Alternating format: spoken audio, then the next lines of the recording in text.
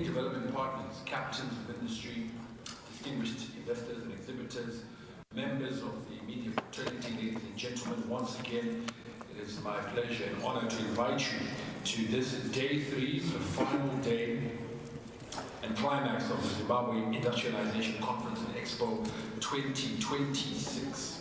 I just want to acknowledge also in a very special way our sponsors, without whom this event would not be possible. And with your indulgence, I will quickly run through the corporates and organizations that have made this event the success that it has been thus far.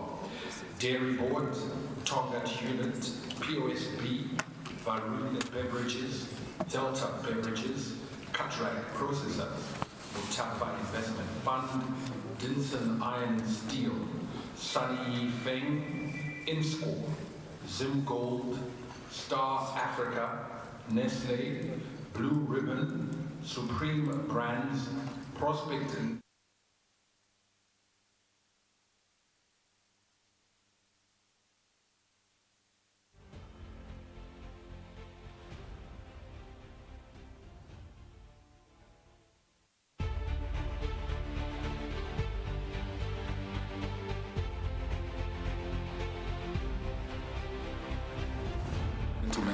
who have made this event the success it has been. At this juncture, once again, as I said, this is day 3. Yesterday we had the official opening by Excellency the President, and also got into some very insightful panel discussions. In the evening we had a dinner again where more discussions and more conversations take place around the issue of industrialization and how we can make it a reality. For those who may be joining us for the first time, and as a recap, for those of you who were here yesterday, I would just invite you to turn your attention now to the big screens for a reminder of the key highlights of what developments, what improvements we are seeing on the manufacturing front in terms of the landscape of the manufacturing sector. If you could turn your attention to the video that is going to be played on the big screens for the next few minutes. Thank you.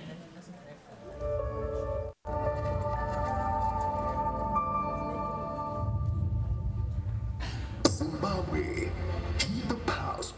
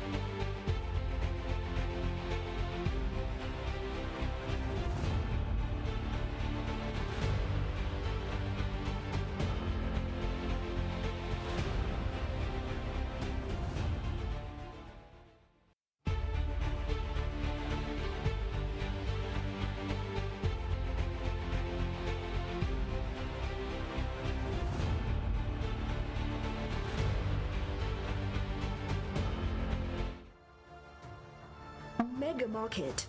Mega Market has invested over $25 million in maize and wheat milling projects. Powered by 920 permanent employees, the company recently invested $2.8 million into a 4.5 megawatt solar plant, securing energy and boosting production efficiency.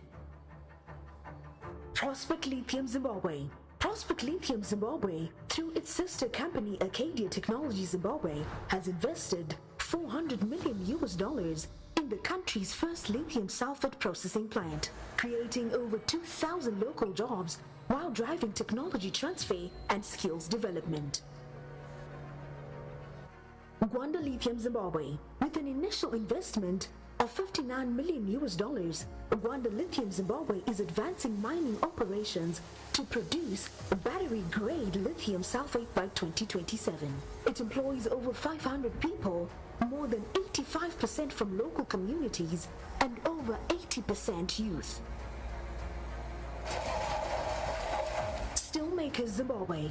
Steelmakers Zimbabwe holds an annual capacity of 25,000 metric tons of finished steel, with plans to scale up to 210,000 metric tons of merchant mill-rolled products annually, supported by an upcoming 43 megawatt captive power plant. Zimbabwe's Zhongzheng Smelting Company. Zimbabwe's Zhongzheng Smelting Company has invested $42 million in its ferrochrome plant, plus $12 million in a dedicated power substation, currently producing 1,500 metric tons of ferrochrome monthly. It employs 170 workers, with expansion on the horizon. Shintai Palm River Energy.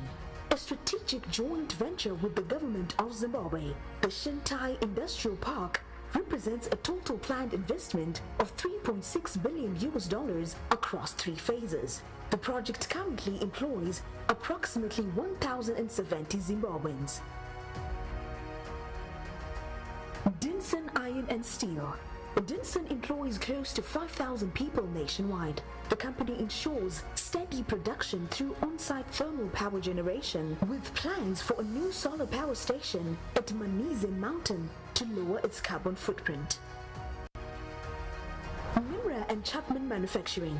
Reflecting decades of industrial development, Nimra and Chapman has built a cumulative investment value of $50 million, operating critical heavy engineering equipment like 8-ton and 6-ton electric arc furnaces. The company employs 175 people. Pump and Steel Supplies. Operating across 20,000 square meters of modern manufacturing space, Pump and Steel Supplies leverages advanced precision engineering to power its operations, employing over 300 skilled Zimbabweans.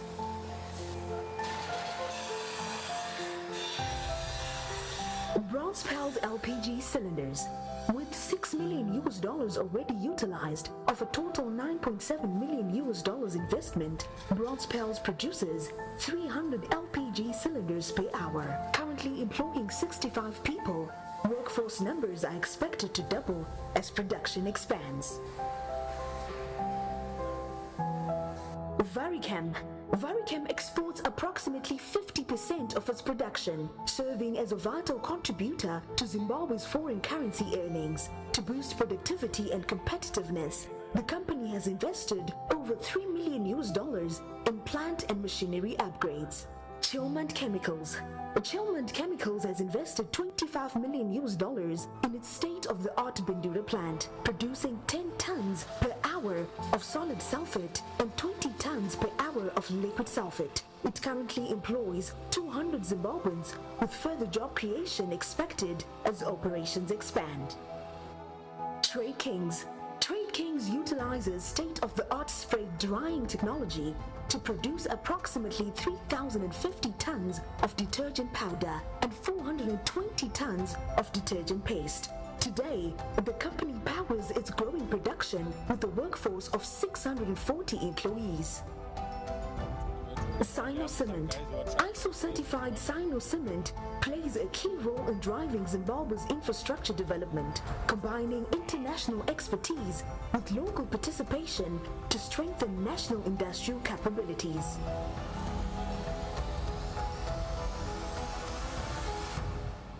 Shantai, backed by an investment of approximately $125 million, Shantai's upcoming plant will deliver an annual capacity of 800,000 tons of cement. Currently employing 250 people, workforce numbers are projected to reach 500 at full operation. Batashu Company Zimbabwe. Batashu Company Zimbabwe commands an installed annual capacity of 4.6 million pairs of shoes. The company supports 1,123 jobs, comprising 974 direct employees and 149 indirect workers through associate business units. Century Auto. Century Auto has committed an initial $10 million investment to establish its Mount Habden plant, assembling semi-knocked down passenger and commercial vehicles. The project is set to create approximately 400 jobs across vehicle assembly and wheelbarrow manufacturing. And there you have it, a glimpse into a nation moving forward, leaving no one and no place behind. The blueprint is set. The future is built by our hands. Join us. Let us rise together.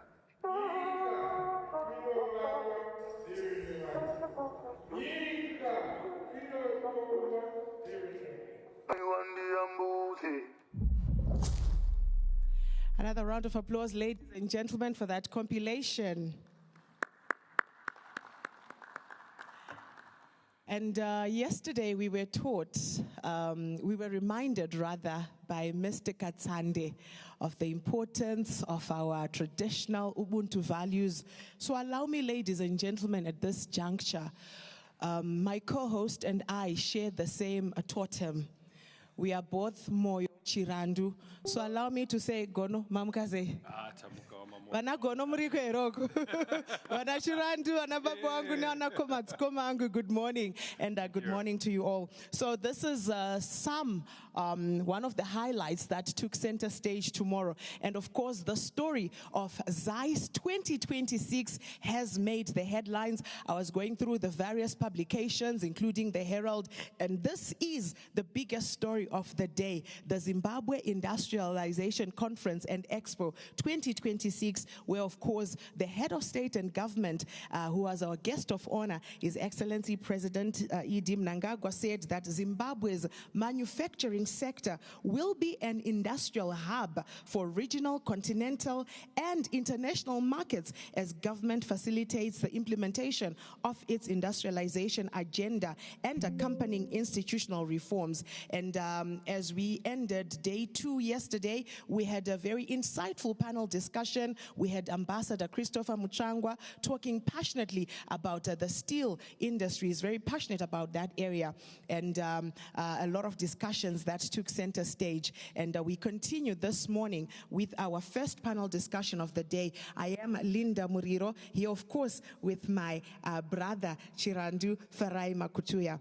And our first panel discussion this morning is on industrial financing and resource mobilization, opportunities, challenges, and policy options. And Farai will be our moderator for that session. Can I also ask the speakers who are yet to present to bring their presentations at the desk behind there, so that in the interest of time, we move forward with those presentations. So do ensure you present yourself with the presentations on that desk. Thank you. Fantastic. Thank you so much, Linda. If I could please call up the following panelists to join me up here at the podium. If I could call from CBZ Holdings, CBZ Bank, Mr. Patrick Matute, if he could please come up. From AFC, I would like to call upon Mr. Danmo Chitena. He's the area manager. If he could also please join me on the podium. And from the National Venture Capital Company of Zimbabwe, if I could please call upon the board chair, Mr. Ruzidzo, to please join me as well on the podium so we can engage in this discussion. Ladies and gentlemen, may you please put your hands together for the panelists as they come up, and we will be getting into a discussion.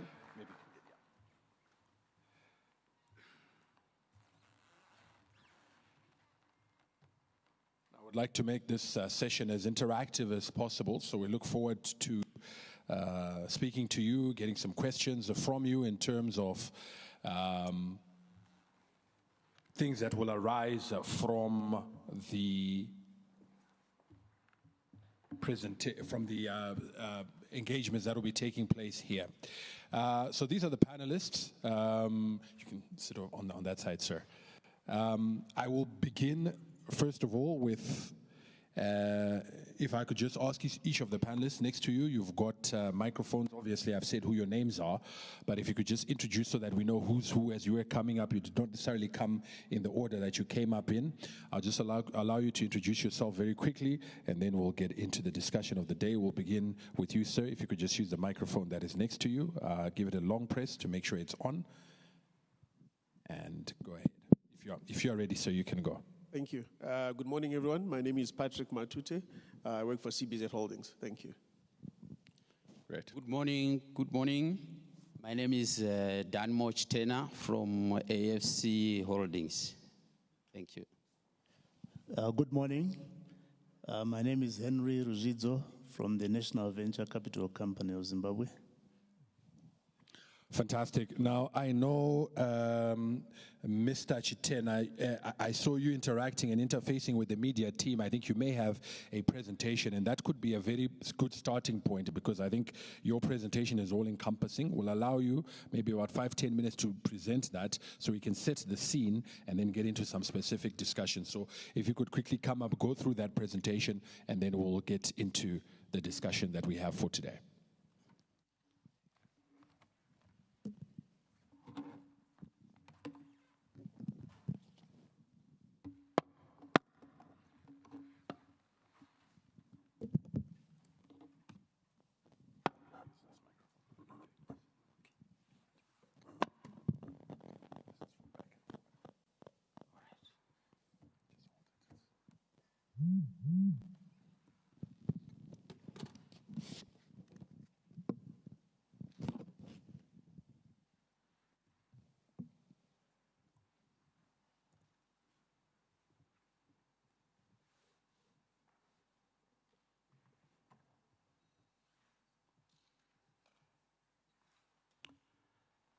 Thank you once again. Good morning. My name is Danmo Chitena from the AFC Commercial Bank. I must be very thankful to be part of this conversation, and this privilege is most appreciated. I will be presenting on the role of financial institutions in industrial financing, an overview of their contribution to industrial growth. One time or another, I think all of us have dealt with a financial institution very actively, even at very early stages. One way or the other, we've always been dealing with financial institutions. Why does industrial finance matter? This is the bridge between ideas and industrial production.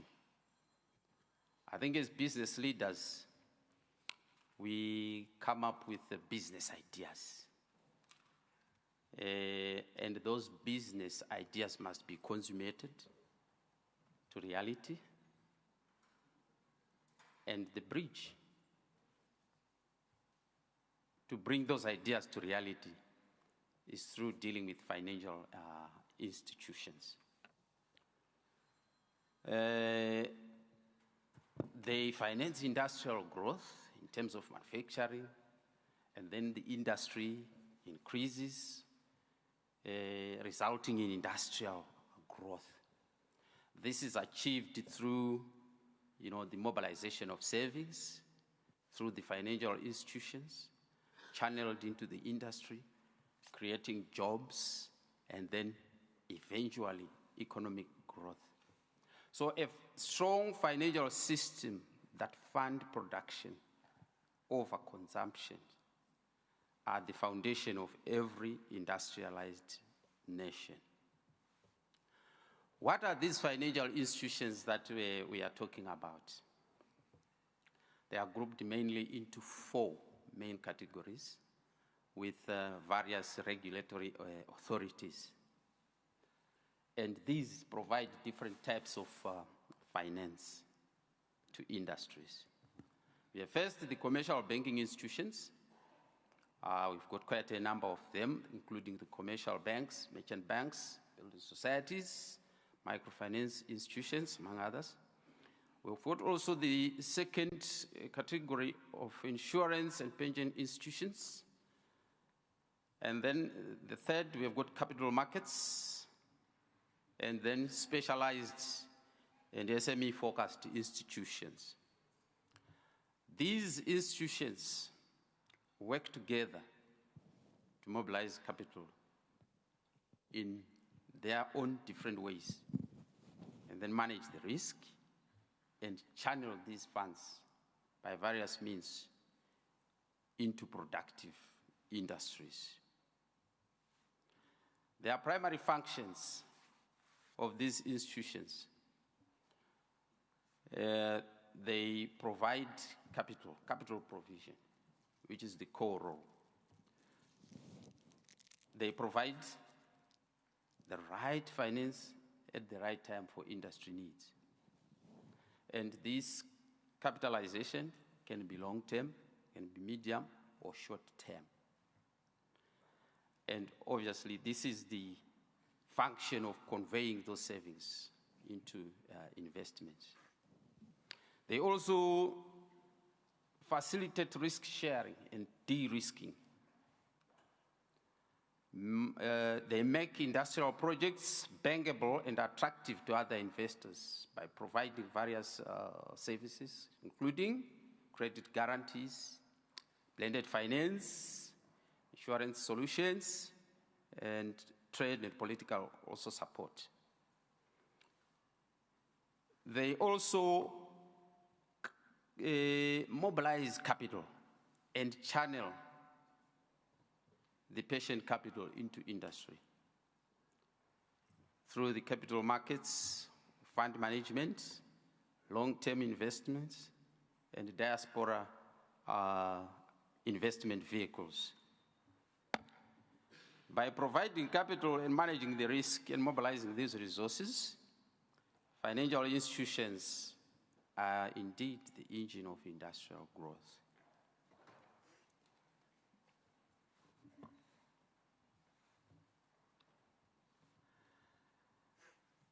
They also play the role of enabling industry beyond finance. How do they do this? They drive efficiency, competitiveness, and sustainable growth.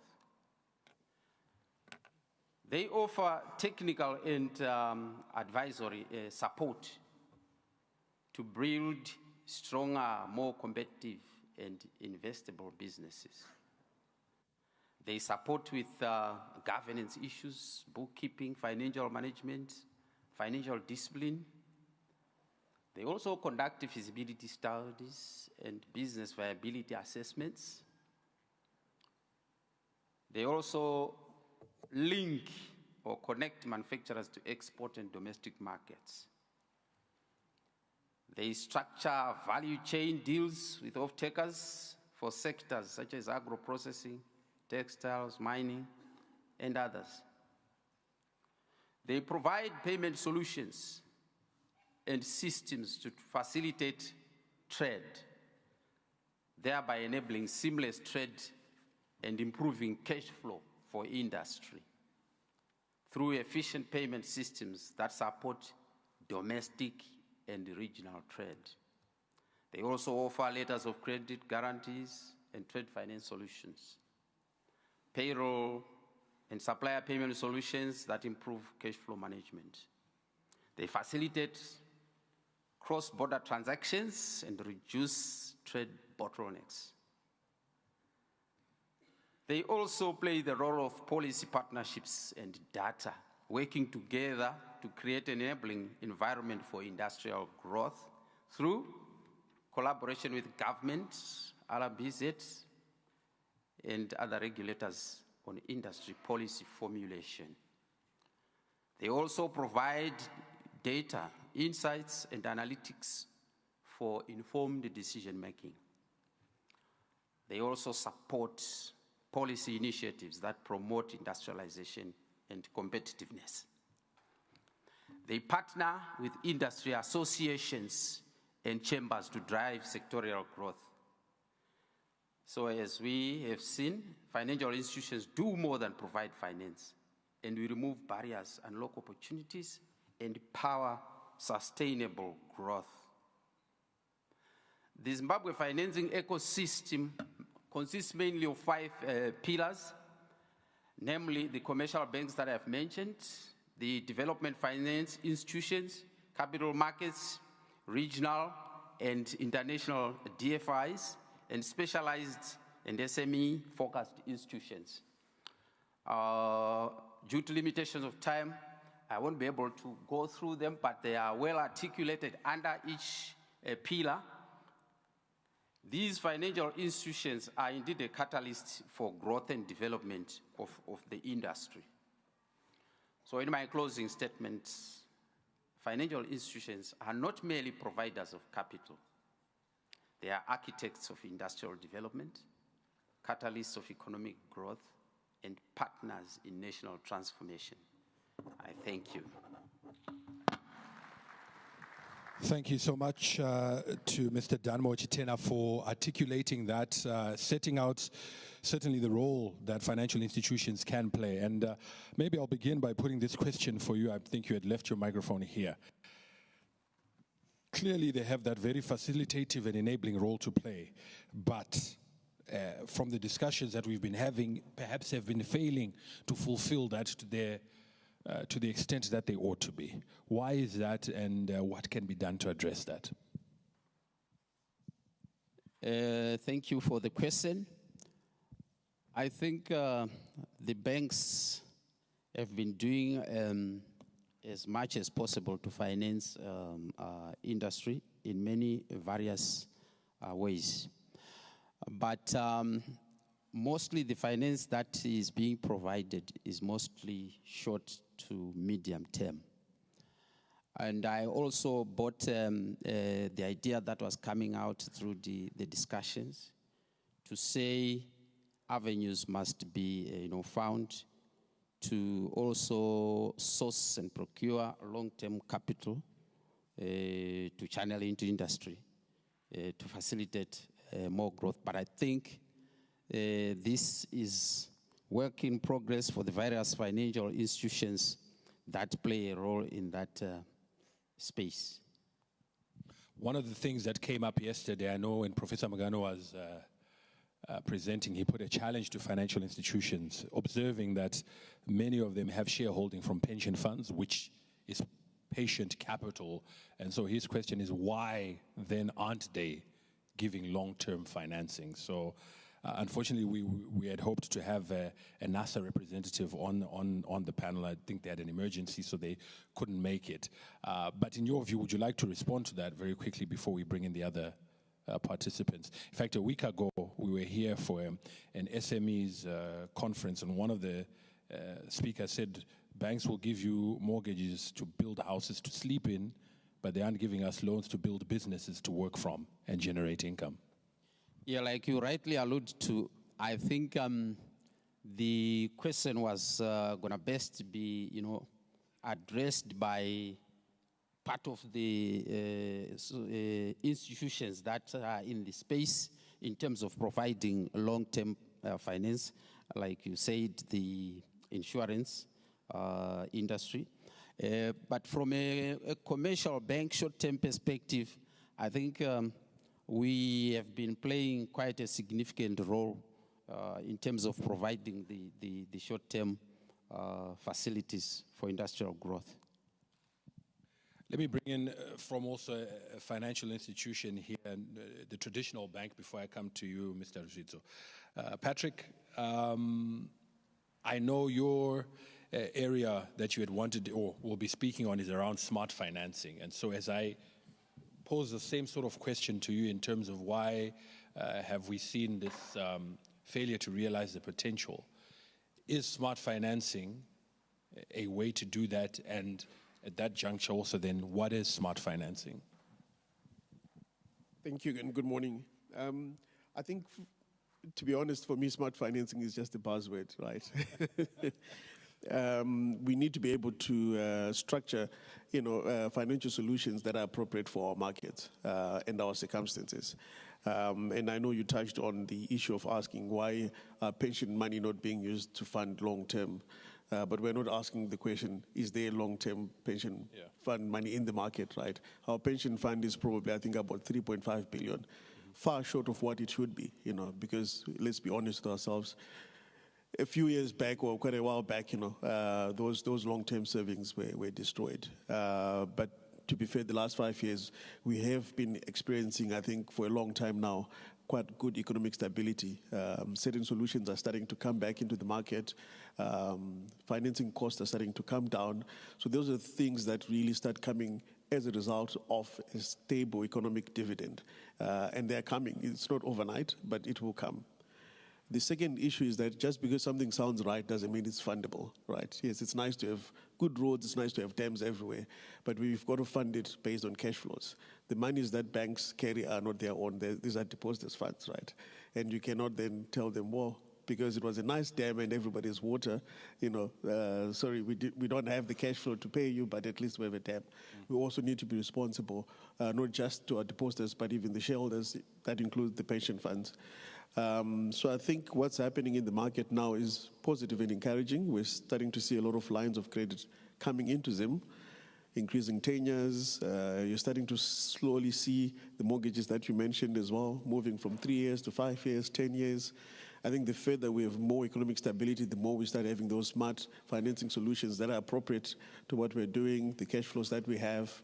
But importantly, I think as the industrial capacity starts to rise as well, that will also bring more cash flows to the businesses, then because they're more fundable as we move forward. Thank you. Mr. Ruzizo, I suppose the entity that you chair, the National Venture Capital Company, was brought in to perhaps plug a gap that has been left by traditional financial institutions. So I know one of your mandates is to look at some of those ventures that are social in nature, perhaps not 100, well, they must be commercial at the end of the day, but also meet a social need. Do you think that you perhaps walk us through how that's gone so far in terms of addressing some of those areas that were traditionally underserved, how the uptake has been, and what challenges you've observed and where the opportunities are? Thank you. I think from where we maybe I can give a bit of background. Way back in 2019, thereabouts, at the CZI Congress, we had a conversation with the current Minister of Finance, about the state of our financial services sector and the gaps that existed therein. And I think the response that we got from government, which we are very happy with, was the establishment of the National Venture Capital Company. A few years later, I think 2020, it was in the budget, and then it was operationalized in 2022. And I think what we have seen is there's a huge appetite for capital out there by various sectors, not just industry, but commerce as well. We have seen an upsurge in innovative ideas being turned into businesses from our tertiary education institutions. And the reason those have not grown into household companies has been the lack of appropriate financing for early stage growth businesses. And I suppose the main problem is the perception of risk and the tight conditions that our financial institutions, the current ones, the commercial banks operate under. They obviously cannot extend long-term credit against short-term money, but also against the regulations that they have to operate under. So you need different institutions to be able to, assist in that space. And to some extent, the National Venture Capital Company has been filling the gap, but I think there is much more that needs to be done going forward. To the two bankers, before I open it up to the rest of the delegates here, I'm just reminded by what Mr. Rigid is saying. Apart from the issue of tenure and patient capital, it is also often said that bankers are very rigid. They want to finance things that they understand, and so therefore perhaps or have very entrenched ways of saying, if you don't have immovable property as security, we won't fund you. We need all these, tick these boxes, but the environment we're operating in perhaps has moved on and has evolved. What do you say to that? Is that something that you acknowledge, or what are your thoughts on that? Thank you. I think what banks do usually in assessing proposals is to do with managing the risk, both in the interest of the applicants as well as the bank. The banks also look primarily at the viability of the business before it decides to fund or not to fund. So I think it's not cast in stone to say collateral will definitely be needed, but it's also a fallback position, also to ensure the applicant is committed to what they are doing, and at the end of the day, we achieve the objectives that we intend to achieve without a risk of losses. All right. Patrick, I know that I know a couple of months ago I was at a conference where the CEO of CBZ Group actually spoke. It was for a pension fund conference, and one of the things you observed that you're talking about now is obviously the capital that's available there. The pension savings aren't where they ought to be, and he said, look, this model where they always want to put money into real estate won't grow those stocks adequately. We need to be looking at other places to put this money. Manufacturing could potentially be one of those.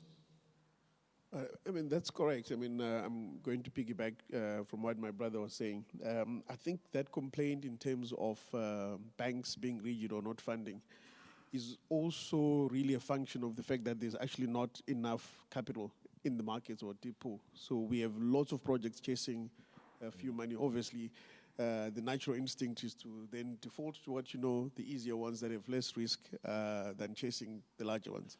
So I think we need to first of all grow the cake or grow the pool, it will address some of those questions or concerns that people have in terms of availability of loans to some of the small SMEs. It's actually a bit costly even for banks when it comes to SMEs and venture funding, the cost of tracking, the cost of disbursements. Easier, yes, maybe if you're probably just doing one large corporate that has the security. But I think those concerns are shared, and I think the industry is also trying to improve on that. Then on the issue of allocation, yes, you're right. If you look at the pension fund allocation, it's quite heavily tilted to properties, be it commercial, retail, and lately, even residential when it comes to cluster houses or complexes. I think it's something which genuinely, I think legitimately, you're right, the asset management industry and the pension fund need to start tilting now. It was primarily driven by a defensive strategy of concerns on economic instability and high inflation. But if you look at where we are now, there is a rationale or a reason to say, well, we need to find better assets. I'll give you an example. In Botswana, they have recently increased the percentage of pension allocation in country. So a lot of the money for pension funds in Botswana was outside of the country. But the pension funds, if you speak to them there, they're saying, well, we can't find the right assets to invest in because the market is small.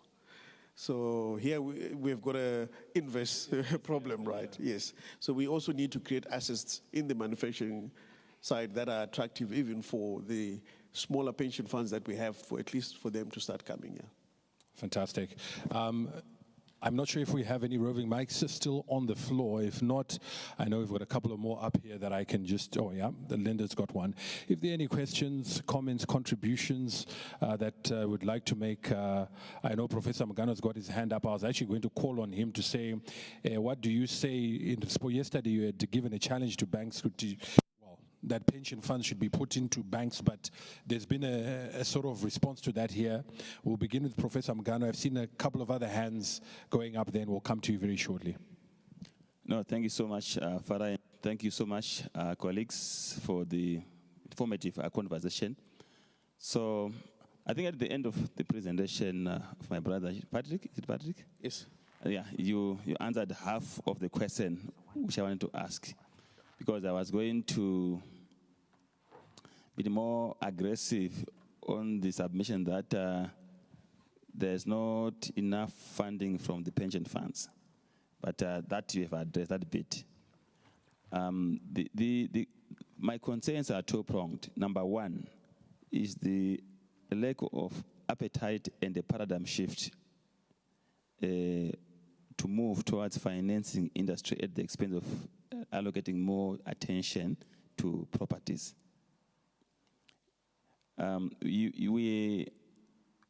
That has to be addressed drastically, because for sustainability purposes, it's very clear that we are missing the point. And this is built on the fact that we have $3 billion of imports which you need to substitute. So already there's demand.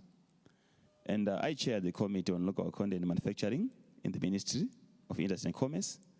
And we have done a study of 9 already sub-sectors. We are targeting 16. And we were able to demonstrate in these 9 sectors that there is enough comparative and competitive advantage of sectors like pharmaceutical, fertilizers, which we can actually put this money to. And when we're importing, there's demand. So I'm just appealing to banks to really look at the model and the funding culture. The last thing which I want to raise is the cost of money. There is a standardization of the price of the cost of money. If it is 18%, it's 18% as being the cost of money. But how do you charge 18% of the money which you take from my pension? Where are you getting the cost from? Hallelujah? That's where I have a challenge, because if you are taking it from Afrexim Bank, then there's a build-up.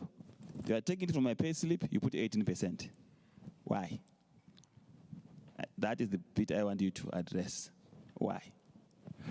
Is it not, I'm a layman, but is it not because we want to guarantee you that when you retire, you still have value or have generated more, so... No, there's no pensioner who is getting enough installment.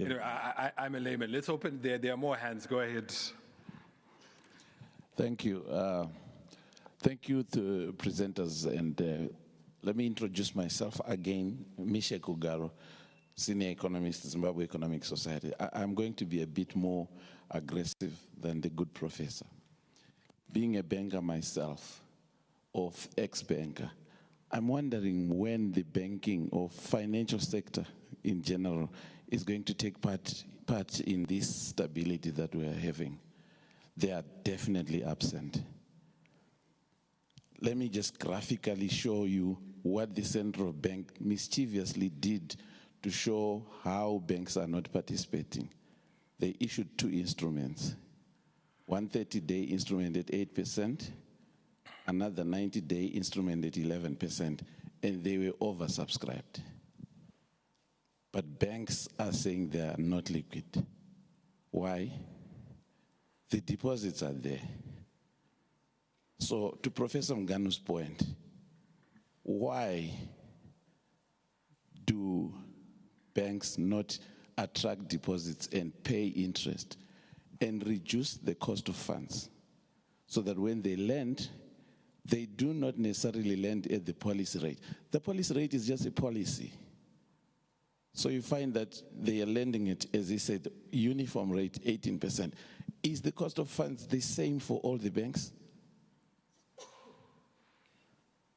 So if you're competitive and your weighted average cost of funds is low, there's no need for you to lend at the or above the policy rate. You compete by raising deposits from the market, which are there because the central bank demonstrated that, and they did it directly. I don't know if the banks are getting the message. I think we're being too defensive. So I liked the presentation from the first presenter from AFC, but that is the theoretical picture. I wanted to hear what they are doing in line with that presentation. The theory is perfect, but is that what we are doing? That is my question. I'm coming from industry. We are not getting money to retool.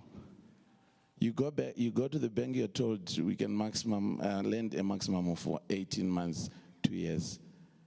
But I want to bring a plant which I can only repay maybe after 5 to 10 years. So I can't borrow. And if there is someone who is friendly, they lend to me at 25% in dollars. Come on. We need to actually come and take part. I'm talking to the whole financial sector. And I think as business, I think we need an engagement with the bankers particularly. We do need an engagement. I think you need to come to the party. There is stability. Actually, people think stability is just this year, starting when we hit single digit. But it's actually from September 2024, if you look at it. So we've already got we're coming to 2 years now of stability. It's only single digit that we hit this year. So I think I have a big bond to chew with the financial sector and banks in particular. Thank you. Fantastic. More contributions. If we could make them as direct and brief as possible so we can take many more. Are there any others before I hand over to the panelists? I think if the panelists would like to respond. Yeah, I could respond in the meantime. Very tough, but I'll start with Professor Mganu. I think on the issue of allocation, I think for IPEC as the regulator for pensions, they have a greater role than banks could because they're the ones that superintend over asset allocation. And I know they're really now following up, in terms of sector limits, and particularly for most of those that are in breach of those limits, that have so much money in properties. I think corrective orders are being issued, discussions are being done. So you will start to see reallocation of that. So that should bring monies back into the productive sector. But I think importantly, it's not really that, pension fund money sits with banks. I mean, it really sits mostly with asset managers than banks. I mean, for us, banks is really deposits, whether retail, commercial, from clients or lines of credit that we get. Yes, concerns on cost are genuine. We do get expensive funding on our lines of credit. Our deposits in country are of short-term nature. We normally don't even raise long-term deposits from clients that sit with us for even 365-day paper. So there is a conversation, yes, definitely on cost, even with likes of our traditional funders, your likes of Afrexim Bank, TDP, Shelter Afrique. It's really starting to come down now to single-digit levels, and we expect that cost should then obviously be passed on. I don't think everybody's borrowing at 18. There are already others, I think, that are now as low as 10.5 or 11, particularly on the productive sector in the industry. Mining industry as well is starting to enjoy those. So you've started seeing a lot of funding going to mining, obviously assisting the country in boosting exports. So there is a conversation there that even after would be very happy to discuss with you and your committee on those sectors that are of interest in terms of substitution. And maybe just touching on what my brother did say is, I suppose the example you cited was, I think, on the ZIG paper that the Reserve Bank placed in the market. Yes, we have had a challenge because no one is taking ZIG loans because the policy rate says 35%. So it's policy, it's not something that's just, I mean, you're a banker, you'd know as well. You can't go against policy. So you end up sitting on ZIG deposits that are not being taken. And yes, that paper ends up actually being something that the banks have to take. But I think, yes, more can be done, I think, on the cost. But I'll defer to my colleague from FC. Yeah, thank you. I think you aptly said, my view would be the engagement that has been suggested by the last speaker is the best, so that, you know, things come out clearly in that discussion through the various representatives in our, you know, in our categories, which I have mentioned there, because we have got the long-term funders, the pensioners, that are perceived to be also holding a big chunk of money. We have got commercial banks that have sort of fluid money that comes in today and tomorrow is out. So the dynamics that govern the stability of the deposit base are quite varied. And to the extent that I think if all the stakeholders are brought together and then exchange some ideas, including our industrialists, I think that would be the perfect platform. Indeed, and I think there is evidence to prove that these engagements do work, because from what Mr. Rosito said earlier, it is from a 2019 CZI Congress that the National Venture Capital Company was born. So I think those solutions or interventions that speak to the market dynamics, if spoken about, if discussed, can actually yield a way forward. I believe there is a question coming through. Morning, all protocol observed. Hubert Nyambuya is my name. I think I tend to agree with our brother economist here. Some of us have resigned on Zimbabwean banking structures. For the past 4 years, I think we've been trying to address some key challenges obtaining in the economy. We've built a fertilizer plant at Harare South. We had to borrow offshore to invest in Zimbabwe. The banks that are seated here were offered money at 24% per annum. How do I compete in the region at 24%? It's a non-starter. The fertilizer plant we set up, initially we set up in Botswana. The government of Botswana supported us immensely. $20 million at 6% per annum. We are bringing that fertilizer into Zimbabwe at the moment. We are taking it into Zambia. We are taking it, huge demand out of South Africa. And we are using indigenous material. Ndowe Mombe, that's what we are using. We have requested for land in Zimbabwe for the past 5 years to build different plants. The fertilizer plant, an automotive industrial park. I think those in industry and commerce and colleagues like Mr. Kuipa are aware.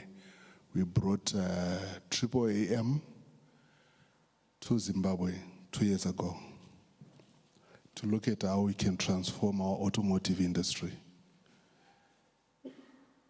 To this day, we've been offered 150 places to train Zimbabwean artisans in South Africa. Up to now, for the past 4 years, we've failed to send one student for training. The rest of Africa is moving, while Zimbabwe, we are talking. We are failing to commit to send our kids to one of the best institutions on the African continent to train our kids for the future.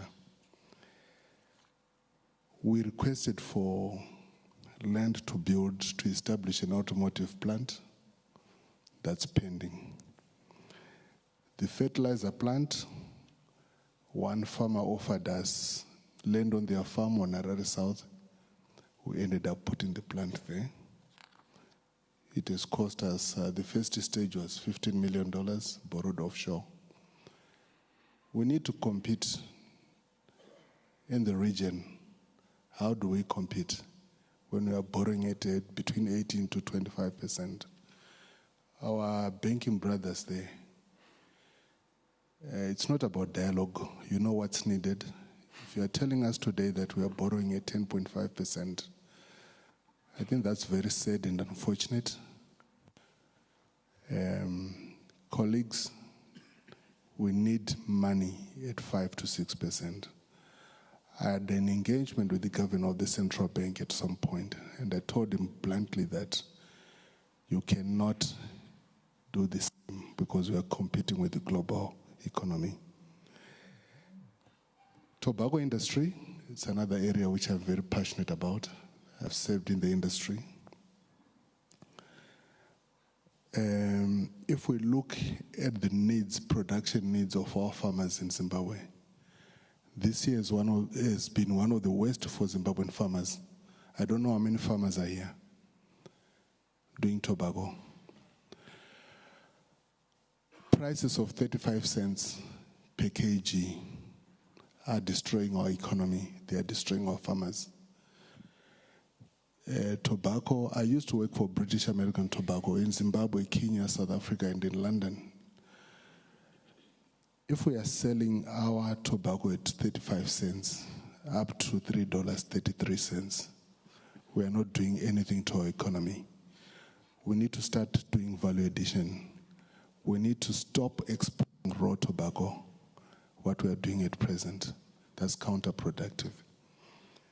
We've requested for land to put up a plant that can process all the 350 million kilograms that we are producing at the moment. We have got positive responses yet. Pharmaceutical.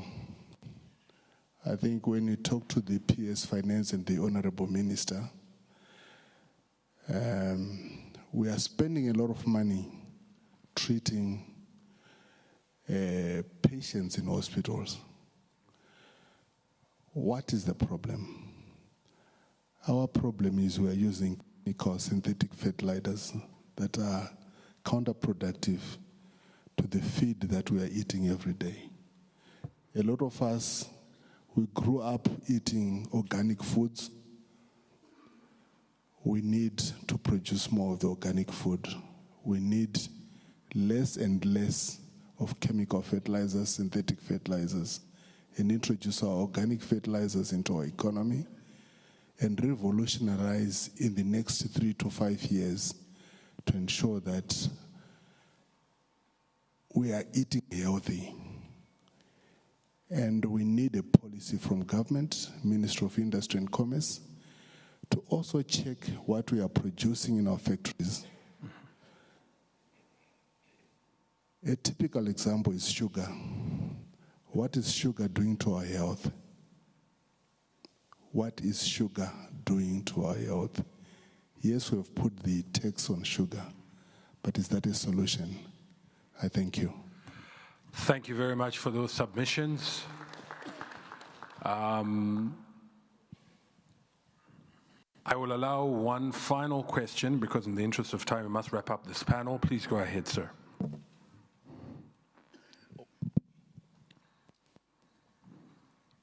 Thank you very much. Mamuka sei magadi zita rangu ndinonzi Tafadzwa Mpinga Shato. I'll be very, very blunt and very clear.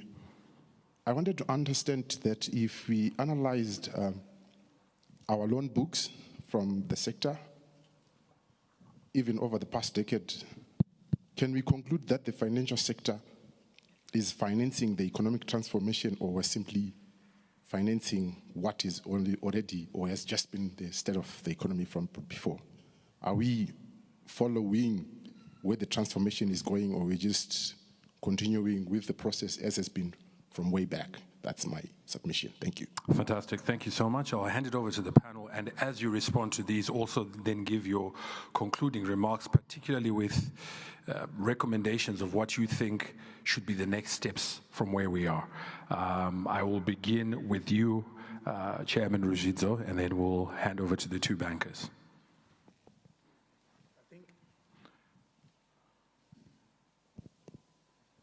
Listening to the comments and contributions from the members here, yeah, we have a problem, and we can begin to solve the problem by, taking a step at a time.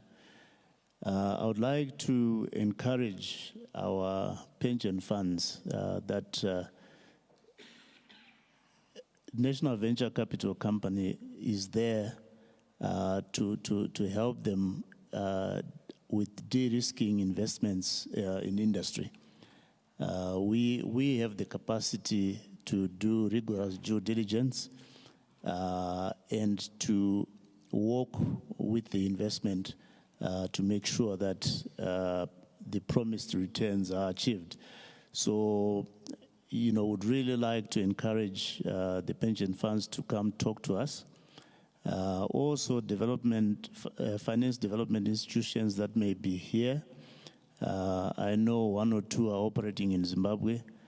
We can collaborate with them to better understand the investment environment that we are operating in.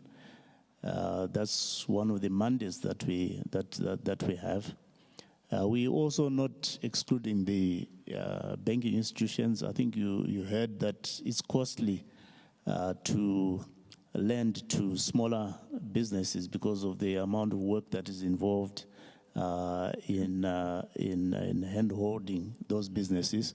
That part we can do as National Venture Capital so that the banks can also extend lending to the sectors that they are avoiding at the moment. Clearly, we are not very old in the environment. We're still growing ourselves. But I think with indications from government, they will continue to support us, and we will grow, and we'll also grow our portfolio so that we are able to then work with other institutions to extend financing. In fact, this morning, my team is in Bulawayo with the Minister of Finance. They are launching the Zimbabwe Entrepreneurial Exchange, which is meant to extend financing, alternative financing, to smaller businesses. So a lot is happening, a step at a time, and I think we'll be able to, get somewhere. Fantastic.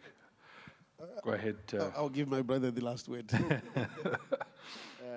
I think the follow-up questions after the first two were almost similar. So they echo the same concerns, which I think I've already said, genuine concerns. But I think we also need to put things into perspective. I think the last speaker did challenge to say, he doesn't think the banking sector is really doing anything to advance or push what's there. I think one also needs to look at the things that are already there and existing. I mean, if you walk through all the boats that you came through, that's really also the banking sector to some extent, otherwise, if we're not doing anything and just keeping the money and as a deposit, things would have been far worse. So I think to some extent, let's also be appreciative and credit where it's due. Yes, and then be challenged to do more, be challenged to venture into areas maybe that we haven't, look at our pricing. Yes, but like I said, I think we are all just arguing over a small cake. Let's argue about increasing the cake so that everybody can also benefit, not to argue about this one shouldn't get and we should get. Thank you. Sir. Yeah, thank you. My comment would be that we shouldn't resign against our banking institutions. The relationship that we have with banks is a symbiotic relationship. The banks, like I indicated in my presentation, they pull resources from the public, and then as financial intermediaries, we redirect those deposits towards areas of need. So my comment would be that let's continue to support our banks. We know there could be also significant amounts of money that are not banked. If that money comes also into the banking system, it would also help us to be liquid enough to channel more resources towards the productive sectors. We admit we may not be lending or directing enough funds to industry because of various or varied reasons. And there is a lot more that we can do as banks. And my last comment would be a direct engagement will be beneficial to remove some of the suspicions that we have between the banking institutions and the public at large. Thank you so much for that final word, Mr. Danmo Chitena. And indeed, throughout the course of this conference, these conversations can continue. I think networking is a critical component of this event. I can see that the PS would also like to weigh in. If you could go ahead, PS. Well, thanks a lot, moderator, and thanks to you all panelists. I was listening very carefully. All of you panelists and the floor, we all say that something more needs to be done.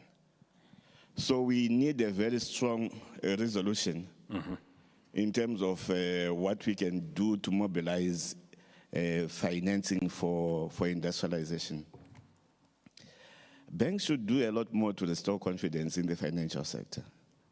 I think people who are not banking, it is because of the costs. I pay more to the banks for keeping my money. If I leave $100 there within a month or two, it will all be gone. So you need to attract the money from the public. A lot more needs to be done. You please smell the coffee, rise to the occasion. Let's agree to create a platform, to advance this. Something more needs to be done. A powerful resolution to that effect, please. Thank you so much. And I believe the Secretariat and those who are compiling those reports have taken note of that. We really do need a strong resolution that will then be followed up with swift action to ensure that we get some way forward. Once again, a big round of applause to the panelists. Danmo Chitena, AFC, Mr. Ruzidzo from the National Venture Capital Company of Zimbabwe, and the one who's about to make a very quick exit is Mr. Patrick Matute, CBZ Bank. Thank you so much, gentlemen, for coming through and for being part of this panel. All right, thank you very much, Farai. But I have a question I would like to ask Prof. Mugano before we go to the next panel. What the proposal they're making as the AEDS would mean to a discussion like this. You have put forward a paper as the AEDS where you are proposing what you term a structured approach to increase the use and uptake of the local unit, the ZIG. And the proposals include that Treasury should consider selling its foreign currency balances to the central bank in return for ZIG, which the central bank will print, and also making amendments to the Finance Act. And as you said in your presentation yesterday in front of the HE, that if this is implemented, that monocurrency could come soon as 2028. What would that mean? Increased uptake of ZiG or a quick return to the monocurrency in light of these discussions? And I know most bankers disagree with you. No, thank you so much, Linda. The fact that they disagree with me is very good. It means we can have conversations around this very important subject. The issue of currency debate must continue. So, first, let me recap what you have said, and then address the last part of the question. So, our view is that as long as Treasury do not create demand for the local currency, the local currency will not see light at the end of the day. Government is the owner of the currency. And we have a strong view that the current Finance Act, which compels businesses to pay tax in the currency of trade, is an impediment for the successful introduction of the local currency. Because what is already established is that the US dollar on itself, before even think of the laws which we have, is a threat to the local currency. Because it's like a raw chicken, road runner, that's the US dollar. And our currency is that other radish, munyeve. So most of us, I can see your faces. We grew up in the rural areas. So naturally, you would choose a road runner over munyeve. Unless if there's a compelling cause to say, a road runner, dereva kuru, then you eat munyeve. That's what I was taught by my grandmother. So, right now we have a situation which is unattainable, where miners are given 30% export retention, who are exporting, and even other exporters. But they're not allowed to pay tax using that 30% of ZiG, because it's not their currency of trade. So it means they are forced to go to the interbank to get the US dollar and then pay treasury. Does that make sense for you? Does it make sense for all of us? So I'm saying they must amend the Finance Act number 1 so that anyone can pay tax in any currency, whether it's ZiG or US dollar. So you create demand for ZiG. Number 2, we believe that Treasury do not need to pay in US dollars for them to feel that they've made a payment. It doesn't change their temperature or make them feel good. Because if they're paying for a service, they could pay in ZiG. It doesn't change anything. Then the demand is in ZiG. So you create the demand. So right now, Treasury has got a national price list and regulations, and in that regulations, they are making a directive that they're going to be paying all local service providers in ZiG. But they have no supply of ZiG because they are collecting US dollars. 75 to 80% of the revenue going to Treasury are US dollars. So the other 30% which is remaining, but 20% also, they pay civil servants. They have no money to pay in ZiG. So there's no ecosystem for ZiG to work. So our submission is that Treasury, out of the money they receive, that number 1, from ZIMRA, they should give it to Central Bank. Central Bank print money for them. Because this should be a properly structured process, carefully done, to avoid creating more liquid overnight. Now, if the Treasury pays the US dollars there, we're increasing the reserves. Now, let's go back to the discussion here, which we are talking. If you give your man a loan in US dollars, right, and we get to monocurrency, right? We get to monocurrency according to Central Bank policy, which we support as AEDS, where we are all indifferent. Indifferent between ZiG and US dollar. So it can happen in 2028, it can happen in 2030, it can happen in 2025, 2035. What makes it happen is the acceptability of the currency for it to play two functions, being a store of value and being a medium of exchange. So if the ZiG is stable, as we continue with it, why are you afraid of getting the ZiG? Last, if the ZiG is acceptable by everyone, it means even my loan in US dollars can be paid in ZiG. And if they want the US dollars, they can go to central bank and they get it, but there will be enough reserves. So it doesn't disrupt anything. Thank you, Professor Mugano. I don't know if we should be worried by Professor Mgano's proposals. But anyway, thank you very much. Another round of applause. I know there may be questions that we've wanted to arise from there, but we'll continue with our program.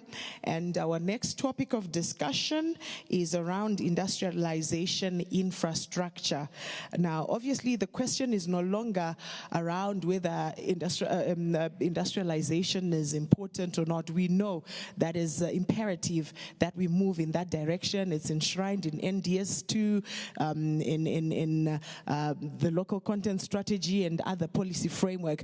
But the question is, do we have the adequate infrastructure ecosystem to push this industrialization? I know for the longest time there was a lot of debate around what do we need to do first to ban the export of mineral ore, or we first set up smelting plants and so on and so on. But that debate obviously is no longer a talking point. So allow me now to introduce, to kickstart this discussion, Country Manager for World Bank in Zimbabwe, Madame Eneida Fernandez. Please put your hands together as she goes to the front. I'll just also invite the panelists who will come up her presentation to take their place up front. Engineer Cletus Nyachoe from the ZESA CEO or his representative. He'll also be joined by Professor F. Netswera, Co-Vice Chancellor for Research and Postgraduate Studies, the University of Venda. As well as Madam Mary Machingaidze, the MD at Back Storage. So please appreciate them as they take their place up front. And this session will be moderated by the CEO of the IDBZ, Mr. Willing Gireo. Please appreciate him as he goes up front. So we will have that presentation from Madame Eneida, after which she'll take a seat up front, and then Mr. Gireo will lead us through the panel discussion. Very good morning to everyone, honorable government counterparts, Ambassador Chifamba, if you allow me, all protocols observed.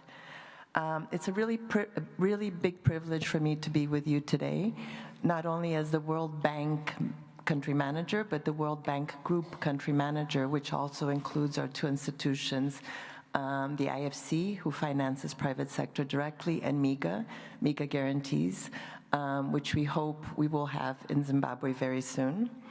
And to talk about a subject that's very, very special to our hearts in the World Bank, and our shared mission, and how to build the physical infrastructure that really allows economies to grow. It was a pleasure being here yesterday and seeing the interventions from our ministers that were here, His Excellency, and to really see this momentum of Zimbabwe and the growth of Zimbabwe that we see, and being able as the World Bank currently as a knowledge bank to support the country, but hopefully going forward with all of the progress on stability that we've seen, but also on the arrears clearance, to actually be able to come in as an even stronger partner on the financing of government, but most importantly also on the financing of the very important private sector that we have in this country. So the title of today's session is Building Resilient Infrastructure Systems to Accelerate Industrialization. But I want to begin by reframing it to what it really means to us. Resilient infrastructure is not just a technical discussion. It is, at its core, a conversation about people. It's about the factory worker whose wages stop when power goes out. It's about the small firm owner who cannot afford a private generator and loses her entire week's production to a grid failure. It's about the community whose roads to market is washed away every rainy season, cutting them off from the economy that they're trying to join. Resilient infrastructure is about whether the systems we build can withstand the shocks that will inevitably come, and whether, when those shocks arrive, people's livelihoods will be protected. Infrastructure failures are not exceptional events in many developing countries. They're an everyday reality. Power cuts, flooded roads, and overloaded communication networks are not surprises. They're part of an operating environment that households, firms, and governments navigate every single day. And the costs are staggering. Natural hazards and climate-related disruptions cause an estimated 18 billion in direct damages to power and transport infrastructures every year. The hidden costs, the factory shutdowns, the broken supply chains, the internet outages, the perishable goods that never reach market, amount to at least 390 billion annually. That is more than 20 times the visible damage figure. And the industrialization agenda pays the price, because no serious investor, domestic or foreign, will anchor a long-term industrial operation to infrastructure they cannot depend on. Every power outage is a signal. Every supply chain disruption is a reason to look elsewhere. We believe that infrastructure resilience is not a precursor to industrial policy. It is industrial policy. And if Zimbabwe wants to accelerate its industrialization, we must ensure that we build infrastructure that works, not just when conditions are favorable, but even more critically when they're not. The World Bank April 2026 economic update focuses specifically on industrial policy and delivers a stark message. Sub-Saharan Africa's growth momentum is slowing. The region's major economies are trailing their own historical averages. And with one of the world's fastest growing population, the window for absorbing new labor into productive formal employment is not permanent. But there is an encouraging signal. While Africa's global exports remain dominated by raw commodities, primary goods shipped out with little value added domestically, intra-Africa trade tells a very different story. It carries a far higher share of manufactured and processed goods. The continent is already industrializing. The task is to do it at scale. Infrastructure is one of the key factors that makes scale possible. The same report urges industrial policies to be honest, not a list of aspirations, but a disciplined diagnosis of what is actually holding a country back. The World Bank's research on infrastructure resilience in developing countries estimate that the net benefit of investing in resilient systems across transport, energy, water, and communications totals 4.2 trillion over the lifetime of those assets. For every single dollar invested in resilience, the return is $4 in avoided losses, sustained productivity, and economic continuity. It is the investment that makes development durable. So what does it take to build resilient infrastructure systems that genuinely accelerate industrialization? The evidence demonstrates that 3 infrastructure systems are most decisive for industrialization. The first, energy, the non-negotiable foundation. No manufacturing economy has built on an unreliable grid. Energy costs and outages are the most frequent cited business constraint raised in sub-Saharan Africa. Zimbabwe has both the challenge and the opportunity. The country has significant energy potential from hydropower, solar, and other sources, but reliability remains a central issue, compounded by climate vulnerability that affects generation capacity. The path forward is investment in diverse, climate-resilient generation paired with transmission improvements. This is an area where Zimbabwe is already engaged with the World Bank Group in the M300 capacity facility, a regional clean energy financing instrument that includes Zimbabwe as a beneficiary country and is designed precisely to crowd in sustainable energy investments at scale. This is the kind of patient, long-horizon financing that energy infrastructures requires, and Zimbabwe's participation signals the good direction of travel. Transport and logistics, the industrial lifeline. For a landlocked country, the cost of distance is not an abstraction. It's a competitive disadvantage that compounds at every stage of the value chain. Zimbabwe sits on key regional transport corridors, including the North-South corridor connecting Copperbelt to Durban. That's a strategic asset, but assets must be maintained and developed to generate returns. Road conditions, rail reliability, and border efficiency are not technical details. They're the difference between being a hub and being bypassed. As new east-west corridors develop across the region, Zimbabwe's centrality in the network cannot be taken for granted. It must be earned through consistent investment and operational performance. Digital infrastructure, the modern industrial enabler. Digital connectivity is no longer a future concern for industrializing economies. It's at present competitive requirement. Supply chain management, trade facilitation, financial services for producers, and integration into global value chains all depend on it. Zimbabwe has genuine strengths here. International fiber connectivity is relatively well developed, and mobile networks provide broad coverage. The challenge, though, is extending affordable, reliable digital infrastructures to industrial zones and processing areas, and deepening the digital financial service ecosystem that enables firms of all sizes to operate and grow. Global evidence suggests 3 key lessons pertaining to resilient infrastructure for industrialization. How do we design? How do we finance? And how do we govern? Building resilience at the design stage. A power plant design without climate stress testing or a road build without accounting for flood risks is not an investment, it's a deferred liability. The time to build resilience is before the shovel goes into the ground. De-risk and mobilize private capital, to me, one of the most important of all. Developing countries need to invest between 2 and 8% of GDP annually in infrastructure to sustain growth, far beyond what any public budget can finance alone. The solution, in our view, is not subsidy, it is de-risking, guarantees, blended finance, and well-structured public-private partnerships have unlocked private capital in contexts far more challenging than Zimbabwe. Zimbabwe's re-engagement with international financial institutions is therefore not just a macroeconomic milestone. It is the gateway to the financing architecture that infrastructure-led industrialization requires. And third, prioritize investments to generate proof of concept and coordinate efforts. Governments that have accelerated industrialization do not try to upgrade infrastructure everywhere at once.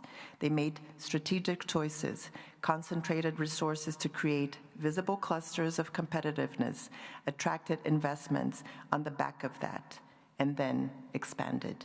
And I think Zimbabwe is also moving in this direction with what the Minister of Finance talked about yesterday on the special economic zones. Let's really focus on doing those right. Zimbabwe can apply this model, identifying high potential zones where infrastructure investments can generate the fastest and most demonstrable results. Resilience is a collective achievement. Not one institution can deliver it alone. It requires coordination across national ministries, local governments, industrial zone developers, private operators, and communities. Zimbabwe is not starting from zero. It has a skilled workforce, significant mineral and agriculture endowments, geographic position that makes it a natural regional hub.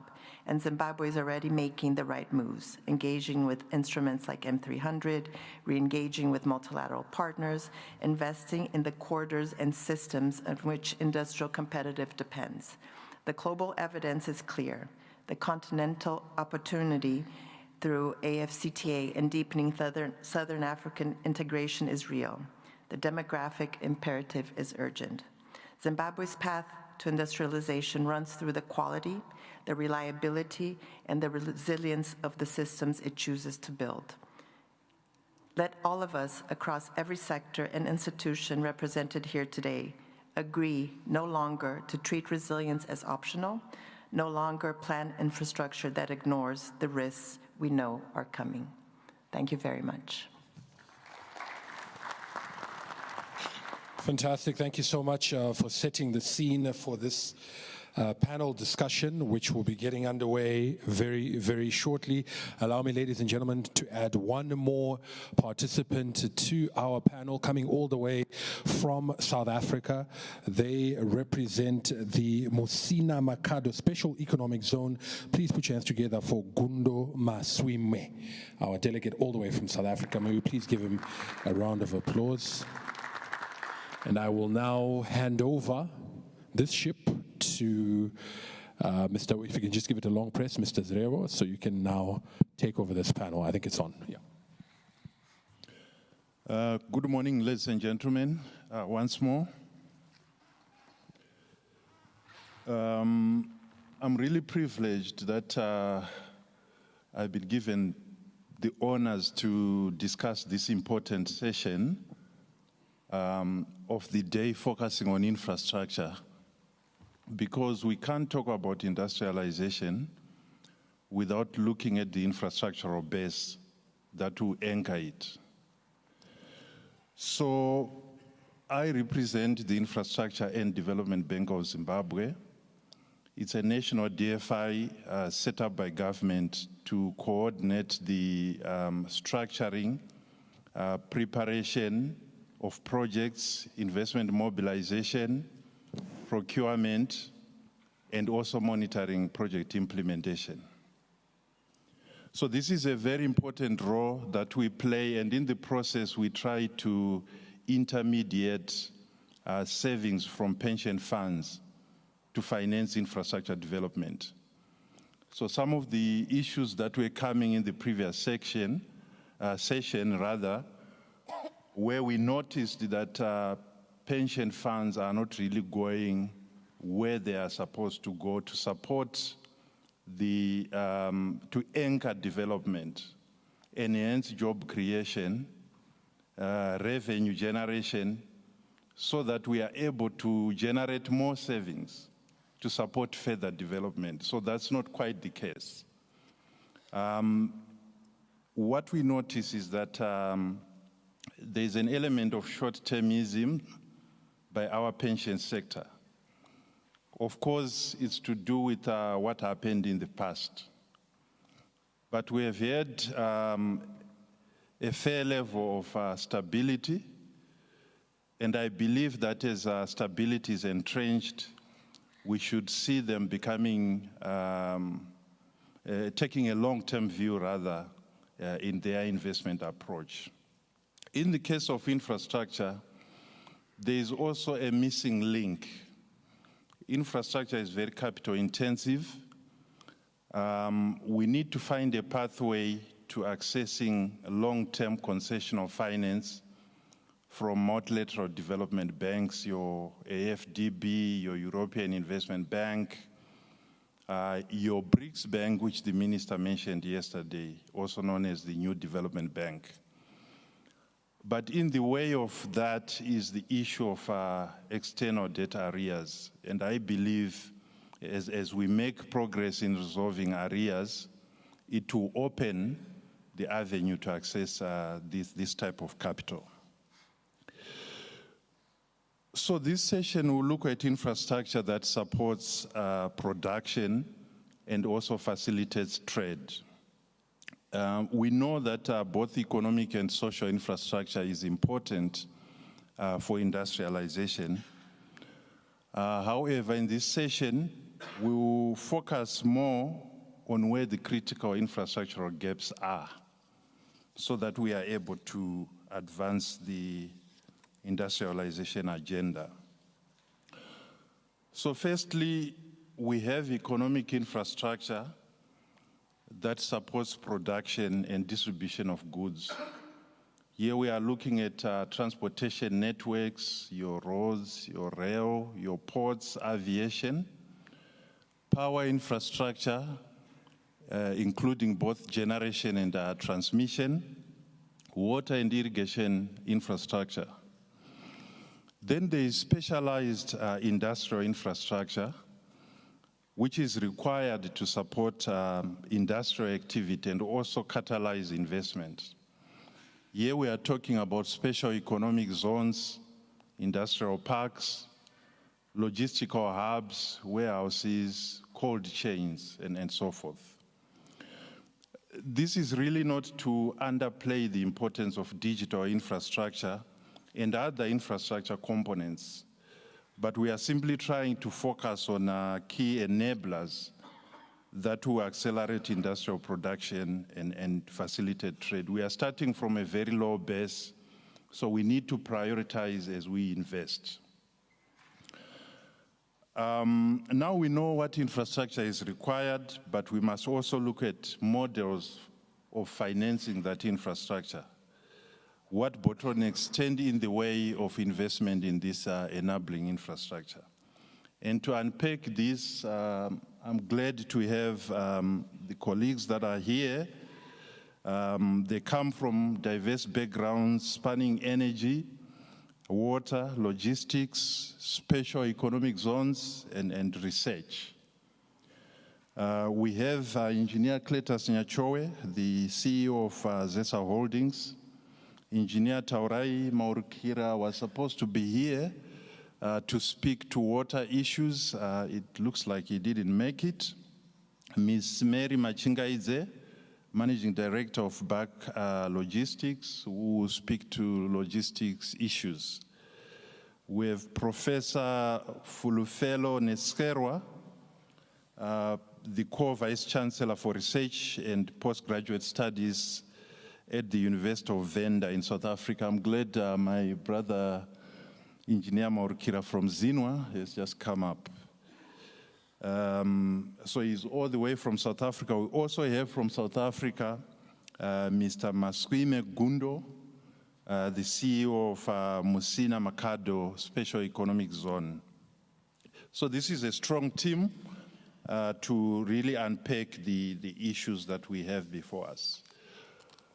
I'll start with maybe what I'll do in terms of coordinating. I'll ask each of the panelists a series of questions, probably 3 at most, and I must request that you take not more than 2.5 minutes in answering each of the questions. And if we do well on time at the end, you have an opportunity for a parting shot, and if we don't, then so be it. I'll start with Engineer Nyachowe. As they say, you cannot industrialize in the dark. Reliable power supply is often cited as a major constraint for industry.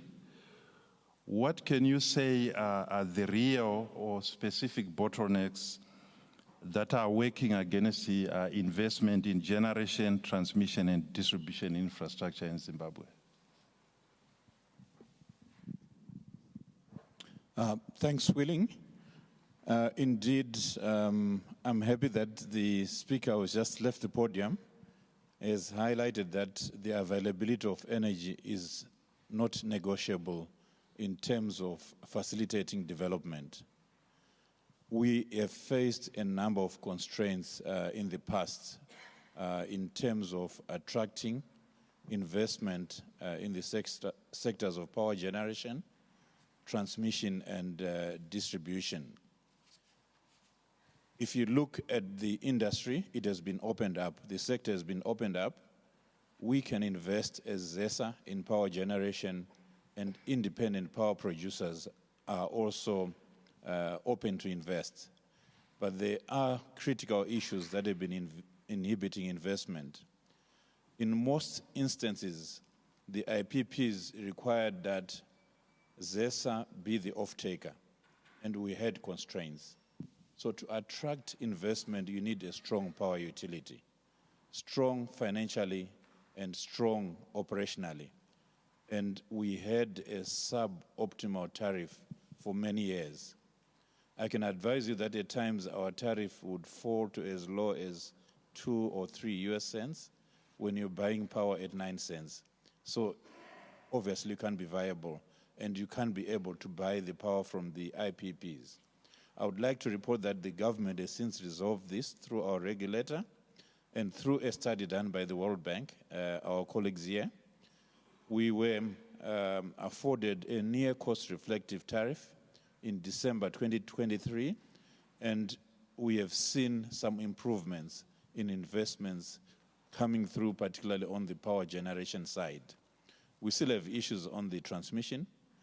Transmission requires patient money, and it's not an area which is easy to understand in terms of structuring financing. So we are working on mechanisms following developments that are happening elsewhere in the world, Brazil, Kenya, and recently South Africa, where we are looking at concessioning. Then on the retail side, this is an area where we still have to invest a lot up to 2030. So utility viability. And then the currency has been a major issue, but we have now seen we are stabilizing, and this is becoming more and more of a non-issue. But it's something that still comes in the way of investment. In short, I would say these are the responses for now. Thank you.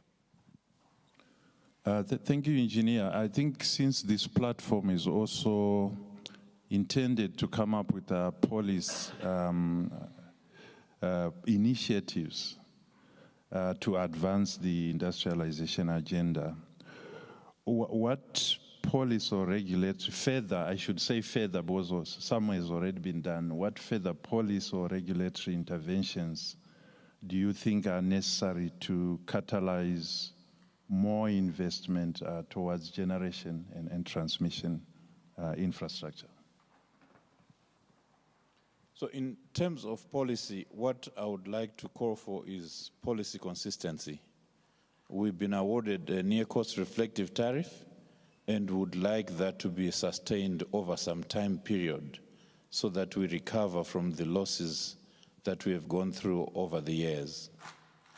Another area where we need to pay attention to is open access.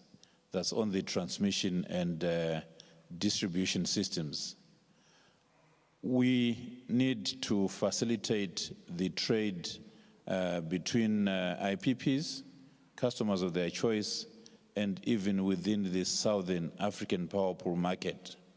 So this can only happen if our system is open, which it is, but at prices that are fair to us as the owners of the transmission and distribution infrastructure, but that also are affordable ultimately to the client who is buying the power. So currently we've got a study that is going on, initiated by the regulatory authority on use of system charges. So this is what will determine the amount of money. It's more like a tolling fee that will be paid between the IPP and the ultimate consumer of power. So this opens up the highways for trading of power. Then support on project development. We think this is a very key issue. We've got a large pipeline of projects, both from us as the public entity and independent power producers. But these projects are not well developed to bankability. And the major issue is financing for project development. We believe that we should develop, or we should have a facility dedicated for project development that helps project developers to take projects to bankability and de-risk them, and possibly these be paid off at financial close. We think it's a very important area that needs to be looked at. Thank you very much. Thank you, Engineer Nyachowe. I'll move to the area of special economic zones. I'll be speaking to both Professor Nesquera and also Mr. Gundo. So I'll start with Professor Neswera. What can you say are the critical success factors for a special economic zone?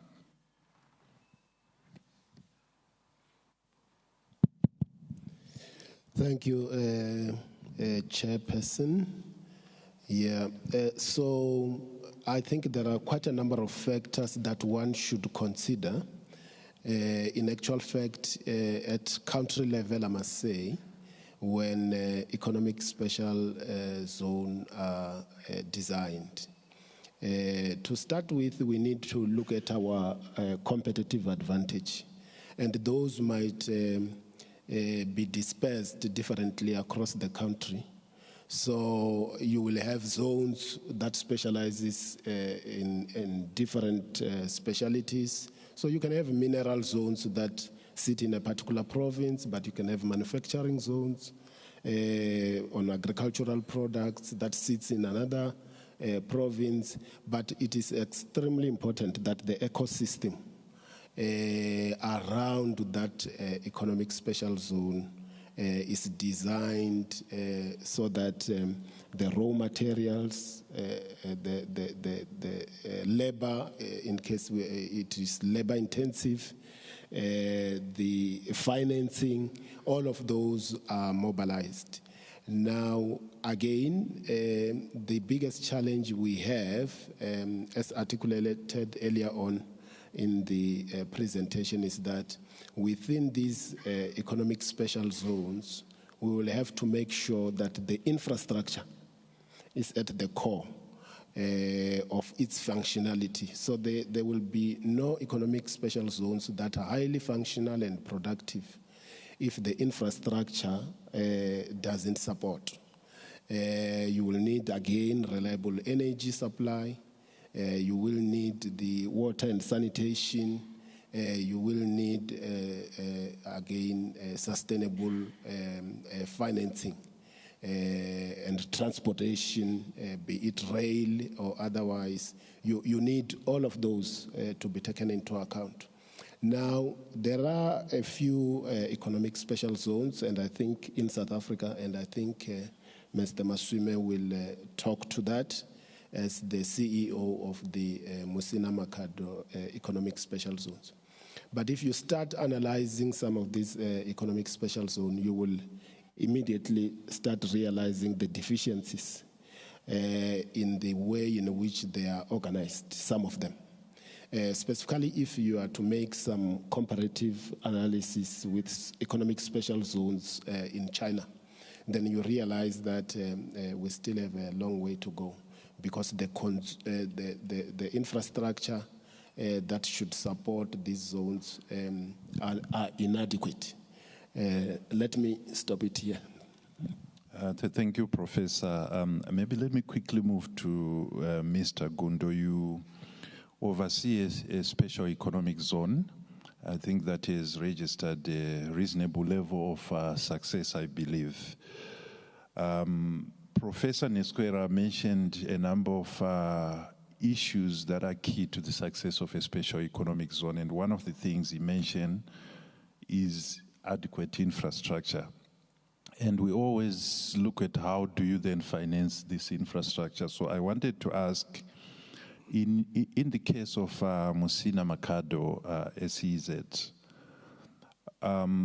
what financing and governance models have made it possible to deliver this infrastructure? And if you are also to share with us, what would you say or flag as the major risks or pitfalls that we should consider as Zimbabwe advances its SEZ ambition? Thank you. Thank you very much. Mangwanani ndikwazise batungamiri. In special economic zones, there is one truth that I think is very difficult for many countries to accept, especially in the continent. You will have to finance your own bulk infrastructure. because there is no direct model of relating your sewer reticulation lines to the profit that you will make in the SEZ. So, and a lot of investors, they also want to see that commitment from the state. So in Musina-Makhado Special Economic Zone, the government the province of Limpopo is funding all the bulk infrastructure. Then when we are done, you're now going to have the top structures, which is the factories that the investors are going to use. So you develop maybe 5 or 6 different prototypes, depending on the industry that is going to establish in your special economic zone. So when you develop top structures, you have options, and these are the options we're exploring now. We call investors and we say, we've got this design, build it. It's going to cost you $10 million US. Then we are going to pay rent as the special economic zone for 10 years. But that rent will be exaggerated to make sure that after 10 years, you have recovered your money and you've made your profit. And then we take over the top structures, because the idea is we have to own everything in the special economic zone at the end. So that's a simple model that we are exploring, and we are finding there's a lot of response from industry. So from around this time next year, we are going to be starting with the first top structures. So that is the finance model that we followed. Thank you very much. And if I may stick with you, what is the most important policy lesson from South Africa's special economic zone experience that you might want to share with us as government designs incentives and infrastructure packages to support its own SEZs? Yeah, there are 2 things. In South Africa, the income tax for companies is about 28%. But if you are established within a special economic zone, they take it down to 15%. So that is the incentive that most investors are looking for. But perhaps the most interesting lesson was we have meetings with CEOs of the other special economic zones. There are 12 in South Africa. And I spoke to the ones that are already operational. Due Trade Port right by the airport in Durban. There's one in Kucha, which is in the Eastern Cape. There's one in Pretoria. So I asked the question when we had a meeting for all the CEOs. Those that are operational, how many of the investors that signed up when you were still building have established in your special economic zone? And except for the Pretoria one, which is making cars, because of course if you sign up and you want to establish they were already making cars somewhere else. They just came there.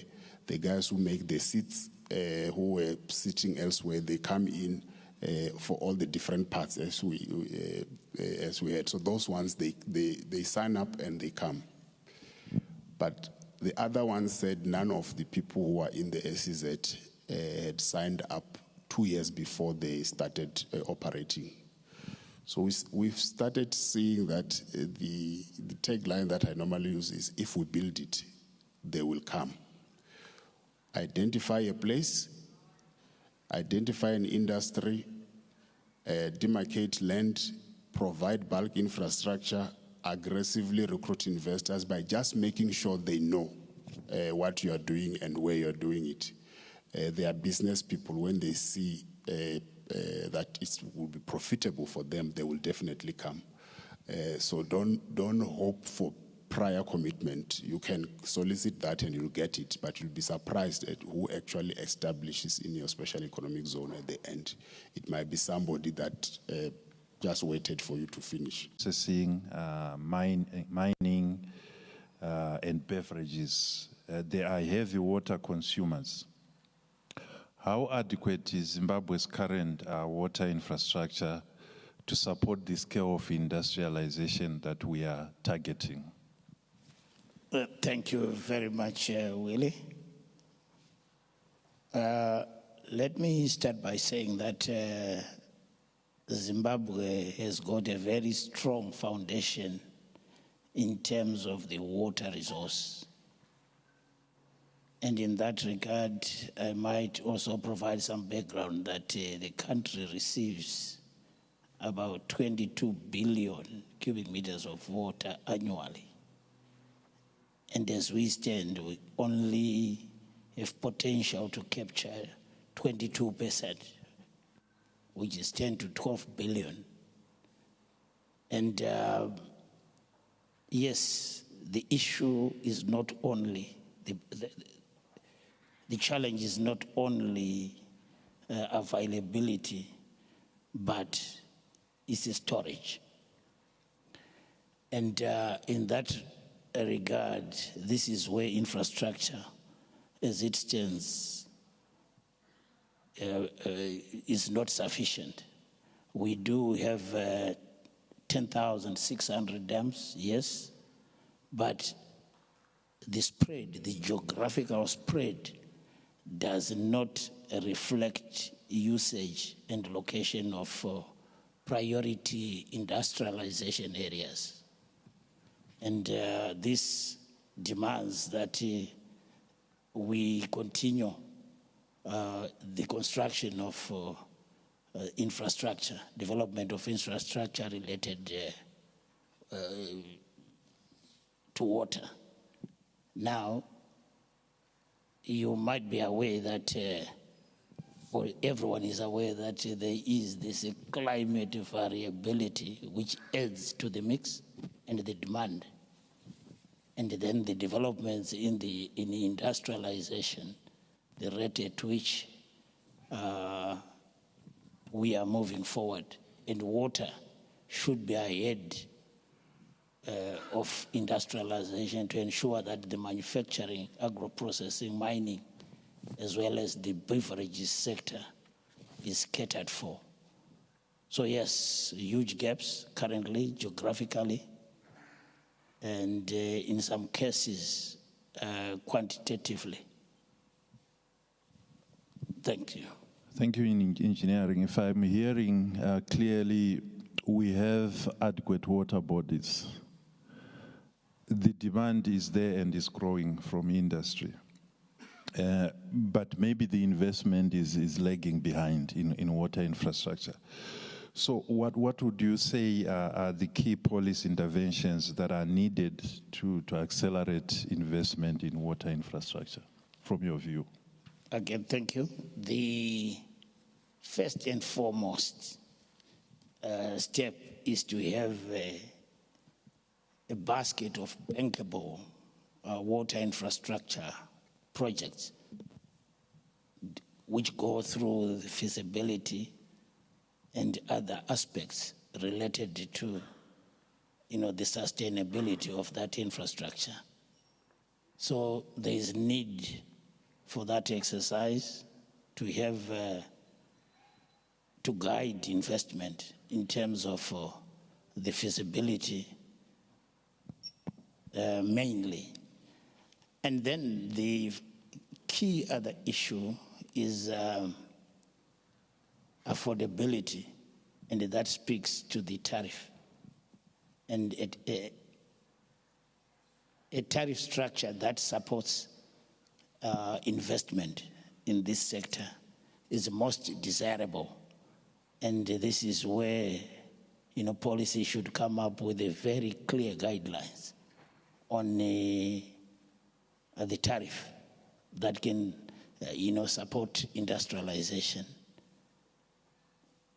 After, the tariff issue, major issues currently in Zimbabwe have to do with the offtake agreements, frameworks for the offtake. You need a long-term offtake agreement so that the investor is satisfied that there is going to be feasibility as well as sustainability and a return on investment. We do have PPP guidelines. We do have an institution, ZIDA. But an area which I believe constitutes a gap is where you have an investment, desired investment in water infrastructure development. Dams, for example, a huge capital investment is required. And with it, there are social and strategic issues. And then the commercial aspect of that project. And then you'll find that an economic investment purely is not going to be affordable and sustainable and might undermine the profitability of the industry. And therefore, I think a deliberate policy in terms of a blended approach wherein the government might come in with to attend to the social and strategic issues so that we somewhat de-risk, infrastructure, water infrastructure development is the most desirable. Thank you. Thank you very much, Engineer, for those submissions. I move to Ms. Machingaidze. Good transport and logistical networks are the lifeblood of a functional economy. You are in the logistical space, so which logistical bottlenecks do you see as creating the greatest hurdle and cost to industry in Zimbabwe? Thank you.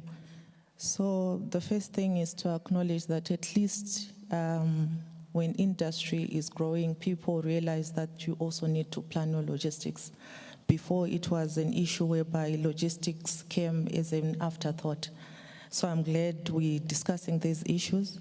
And I would like to acknowledge the Ministry of Transport and Infrastructure Development. We can all see what's been done to our major roads, Harare, Beit Bridge, Harare, Forbes, Harare, Chirundu. So that's very commendable. It actually takes away some of the issues because transport, if there are issues with transport, it adds on to the costs of the goods or the products which will be transported. Nevertheless, I still feel that we still have room to address some existing bottlenecks. And the major one is I feel our logistics is fragmented. We are not coordinated. Rail stands on its own, road on its own, inland ports on their own. Zimbra, which is our customs and clearing, stands on their own. All those need to be coordinated. If they are coordinated, they create efficiencies which will be passed on to the producers and transport and to the importers and exporters of products. So if we could have a policy to integrate and be able to coordinate, that would really help. Also, another area is the weak rail capacity. Our rail is not able to hold huge volumes and it's not reliable. This is very important because bulk commodities, which is our minerals, our fertilizers, the steel which is coming from Manise, is supposed to be transported by rail. But without rail, we then increase reliance on the road, which then results in the congestion, in the damaging of the roads, and even the costs, because one train can pull up to 40 wagons, yet you need a single truck for each wagon. And people usually confuse rail and road to think that rail will take away business from the trucks. That is not true, because the trucks, the roads can be used for the first mile and last mile deliveries, and then the rail will be used for your bulk. So they complement each other. It's not really being competition. The other issue is we've got very limited cold chain. We now have horticulture. I feel there's room, whilst we have a coordinated integration, we need to have more cold chain and improve on our warehousing. We have warehousing, but it's not modern warehousing. There's room to improve on that, and that speaks to the issue of funding, which everyone has been talking about. Even this rail, to be able to fix the line, bring in wagons and bring in locomotives, it's the issue of funding. If there is the correct funding, then it will address those issues. And obviously, digital visibility. She talked about the digital infrastructure. I feel we still need to invest on that, because when moving cargo, you need visibility, you need to be able to track. I'll stop there for now. Thank you. So thank you. I think you might as well add, so in view of that, what infrastructural interventions do you think are the most urgent in the short to medium term to unlock manufacturing and export potential? Okay, thank you. So the first one, I would say our rail. We need to rehabilitate our rail. So currently we are moving trains from Maputo to Harare, from Beira to Harare, but it's very inefficient. The cost is supposed to be cheaper than road, but right now the cost is almost the same, if not more. But people then go for it in terms of the reliability, in terms of being fast against where you've got congestion at the borders. So if we could really look at rehabilitating the railway lines and bringing in locomotives and wagons, then I feel there is need to develop a practical road to rail strategy. I feel we've done well on the road, but like I've indicated earlier, it's not coordinated with our rail strategy. So there's need to sit down together and be able to have a strategy. And then on inland ports, I feel also we do not have enough inland ports, or what we would call dry ports. We only have one in Harare, where I work, Back Logistics. There is need to have those along trade corridors. The strategic locations are along our trade corridors. We need to have enough of those, because that's where we can consolidate.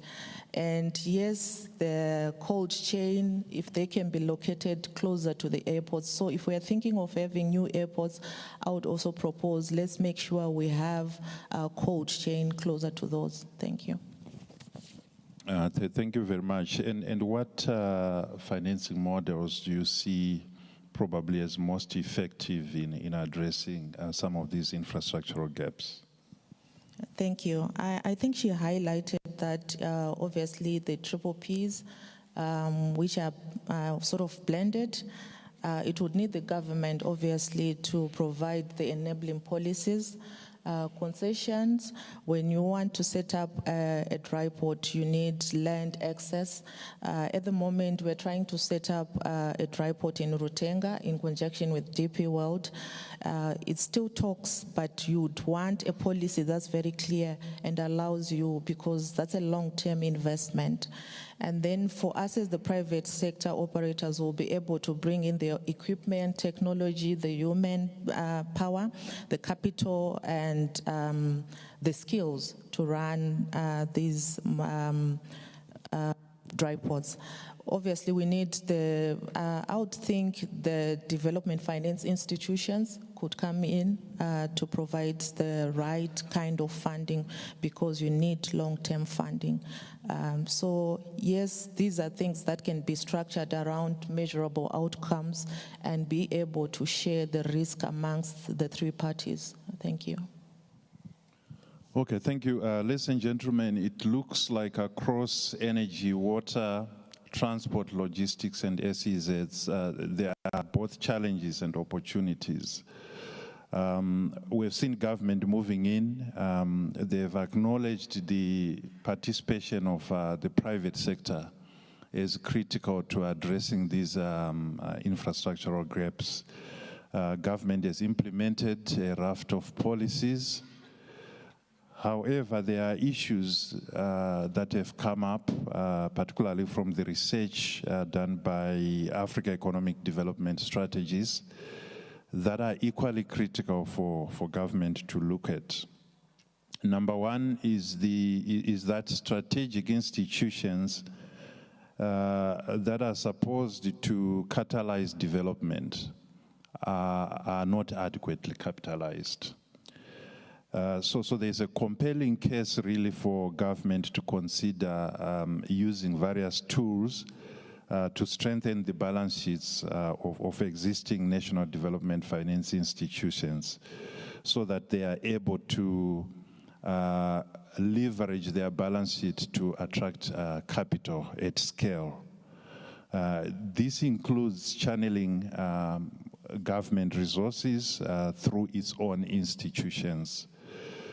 The second one, in the case of infrastructure, the issue has come from ZESA, it has come from ZINWA, is that there is a general lack of investment-ready projects that are adequately prepared and packaged to meet the requirements of investors and lenders. So this limits investment mobilization and the rollout of infrastructure. Across the region, we've seen private sector investors preferring participation in large-scale projects through partnership models that facilitate risk sharing.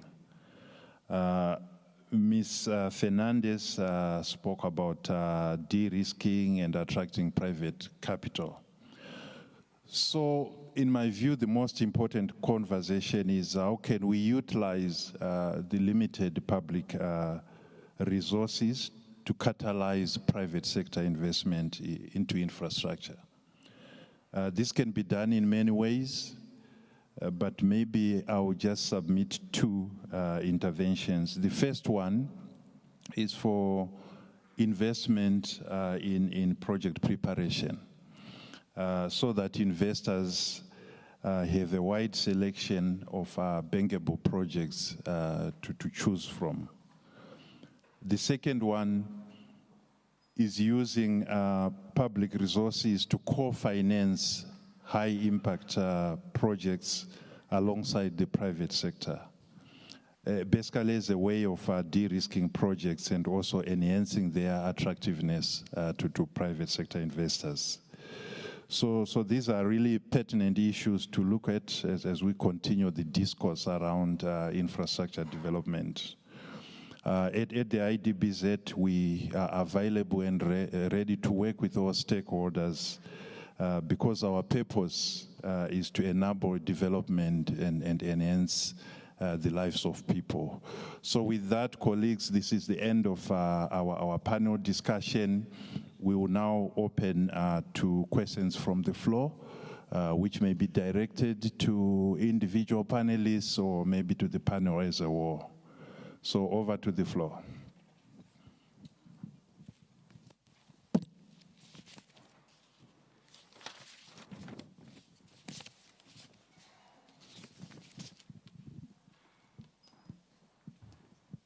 Great. After Farai Mtambanengwe, I can see one hand there. We'll take that. Great. Thank you. Okay, I'm Farai Mtambanengwe from the SME Association of Zimbabwe. My first question is to Engineer Nyachowe. Power has obviously been identified as being a critical, if not the central enabler for industrialization. So what medium to long-term plans does ZESA have on power generation? We know there are the IPPs, but we also know there's a need for baseload. So what plans are there to ensure that there's sufficient baseload to then even allow these IPPs? Then also there have been initiatives such as net metering, which we heard about, but it seems to have gone quiet. Is that also being included? Then my next question will be to the engineer from Zinwa. Sorry, I didn't capture your name. But on water, my first concern, I come from Marsh Central, Mazwe Dam. I'm sure you are aware of the situation there. What is happening? How are we protecting our water resources to ensure that such situations do not arise? Because obviously we invest a lot in these dam infrastructures only to lose them for very preventable causes. Then also, obviously, most people are relying on boreholes for their water. How sustainable is that? What are you doing in terms of ensuring that there is proper reticulation? Then finally, you talked about the huge investments required to ensure piping of water, particularly when we are looking at creating infrastructure for, right now we are looking at devolution, rural industrialization, issues like that. Have you had conversations maybe with the rural district councils to invest in this infrastructure? Because obviously it's to their advantage to make sure that there is adequate water so that they can then attract the investment that they would need in their provinces. Are we exploring maybe avenues around such areas to then create the reticulation required to bring the water from the dams into the cities? I submit. Thank you.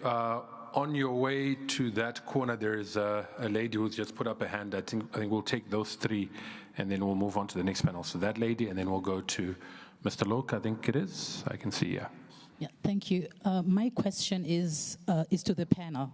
As we discuss financing infrastructure projects, does the financing model also cater for long-term maintenance, skills development, and local capacity building? Because one of the Zimbabwe's challenge is always that we are good and successful at constructing and commissioning infrastructure. Maintaining those assets over their full life cycle is more difficult. And I don't think it's something new in Zimbabwe. When you travel across the country, there are so many projects that you have seen that have been commissioned, but now they're in disrepair. So do we really put maintaining this infrastructure as part of the financing? Great. I think over there in the corner, one more hand, and that'll be our final question.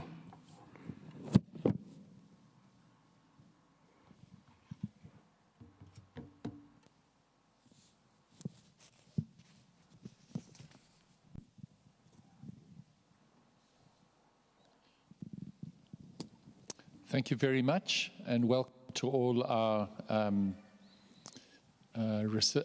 board people here to receive questions.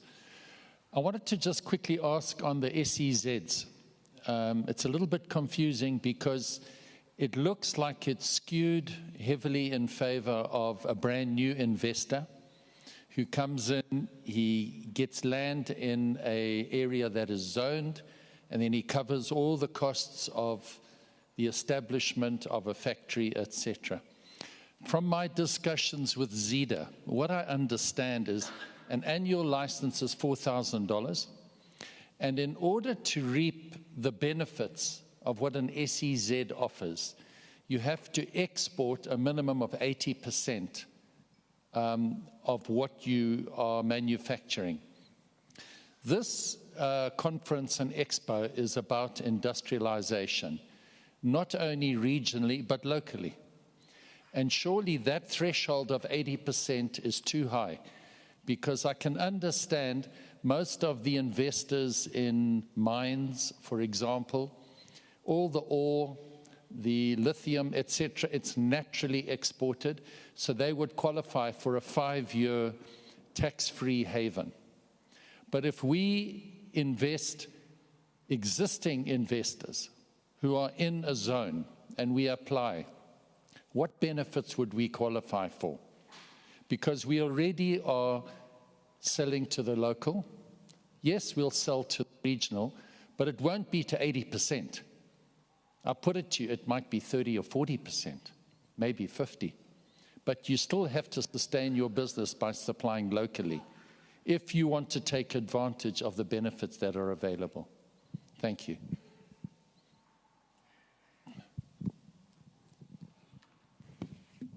So I think we can start with Engineer Nyachowe. Okay, so I will take the question on the short and medium-term measures to improve energy issues. So in the short term, we are looking at investing in solar. That is the quickest way to close the gap. We've got a number of solar projects that we are working on with the World Bank, where we'll go to competitive bidding. So we've done all the studies on these solar projects, and we are now working on the documentation for the bidding process. We also have solar projects outside this World Bank process that we are working on of the order of 50, 100 megawatts per station. Then we are looking at aggressively harvesting rooftop solar. Currently, we are at 94 megawatts that we have secured, and we are looking at rolling out this program at a faster pace and at some stage start paying for that power. So it will be not just net metering, but we actually pay for the power. In the medium term, we've got large projects such as the Batoka Gorge Hydro, which will be 2,400 megawatts, developed between Zambia and Zimbabwe and led by Zambezi River Authority. So this project is really on the move now, and they are doing rounds for sounding the market. So this one will be taking off.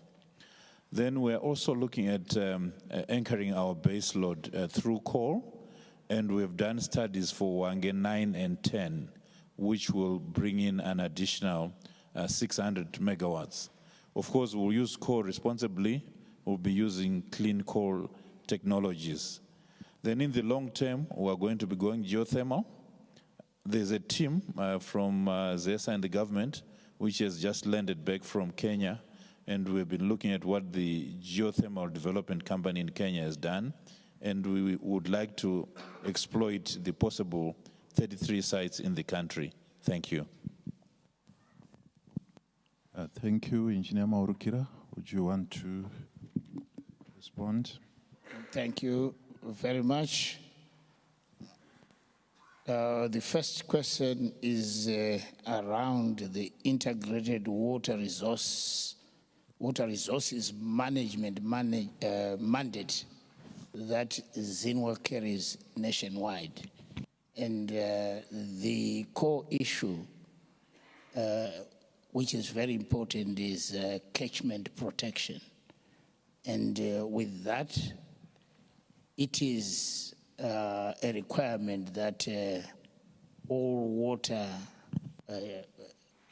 bodies, including water courses, are protected by taking steps to ensure there is no activity, cultivation or otherwise, that causes a degradation of the topography and eventual siltation of river courses and river and water bodies.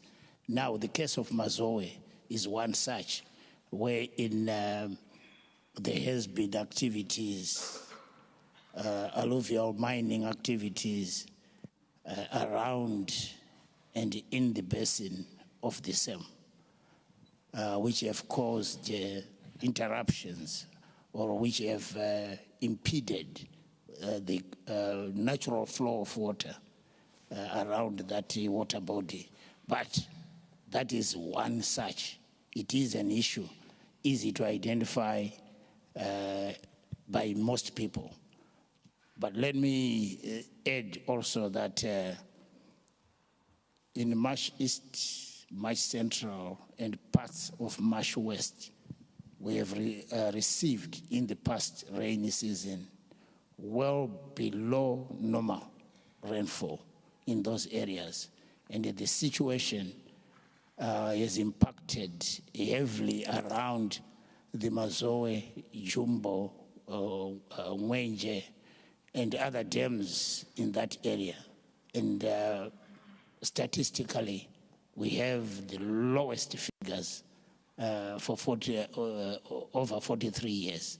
And hence, that has not helped any matters. Let me also allay some fears on the issue of riverine degradation through alluvial mining.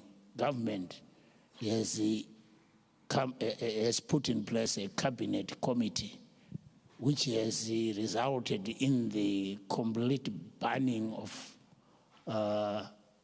alluvial mining across the country, and come up with a workable situation where rivers and water bodies are protected.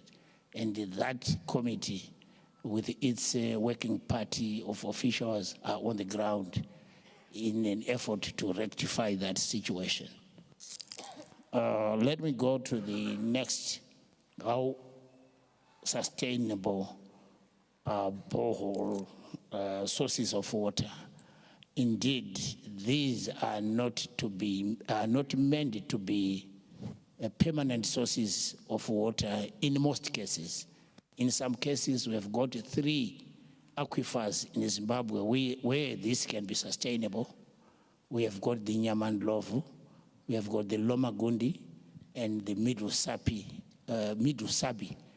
aquifers, wherein we have got natural sources of water where we can drill and supply water in huge quantities. And in fact, one of our largest water supply stations is in Bulawayo. And the Mount North, the Nyamandlovu aquifer, is providing substantial amounts of water to that region. But elsewhere, the availability of groundwater is hugely dependent on rainfall patterns. The more the rain, the higher the water table, and so forth. So this is not a sustainable source of water in most parts, but for domestic consumption, industry and other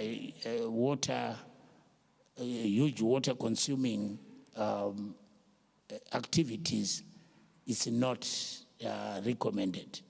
So I'll end there in that regard, and the engagement of RDCs in terms of reticulation expansion, wherein you have expansion of residential areas without water, is ongoing. The engagement is ongoing. We are at an advanced stage, and the investment in that regard is being expedited through the introduction of water prepaid meters in investor where there is revenue sharing between the institutions, either RDC, ZINWA, and the investor. So that is going to have an impact in the short term. Thank you. Thank you very much, Engineer. I think colleagues, I can see Linda is agitated, so I'll close the panel. We are still around. I know there are questions, particularly from the back, that have not yet been answered, so we can discuss even outside the sessions. Ambassador, we are happy to submit our views, our perspectives on policy issues around infrastructure development to support industrialization. And we are also happy to engage with Professor Mgano and his team to share our thoughts. Thank you very much. All right, before you take a seat, a question has been posed. I'm not sure. My apologies, Engineer Nyacho, if you may have spoken into it. I may have been attending to other issues, but Martin Kadzere from the Business Herald has asked me to pose this question to you. The probability of El Nino is 100%, and this is going to significantly affect power production at the Kariba plant. What sort of interventions is ZESA going to come up with to mitigate the impact, given that some scientists have already upgraded its impact, meaning it would be more severe than in previous years? Thank you. I'll start with the water situation in Kariba Dam. So last year, the dam closed at about 5% of live capacity. And we are carefully managing the water consumption this year between us and ZESCO of Zambia, and we'll close the year at about 24%, which is quite a strong storage for us to go into next year. So we haven't gone full blast this year. We are conserving water in Kariba Dam. Then we are also upping our maintenance at Wange 1 to 6. We are improving the output. Currently, we are actually doing close to 500 megawatts. Typically, would be around 250. So these are some of the measures that we have already started to take. And of course, we'll be aggressive on the solar projects. They may be a bit late, but they will come in to ameliorate the situation. Thank you. All right, thank you. I'm sure if media colleagues have follow-up questions, they can always engage you outside this platform. But ladies and gentlemen, please assist me in thanking Mr. Jirevo for ably taking us through this panel discussion.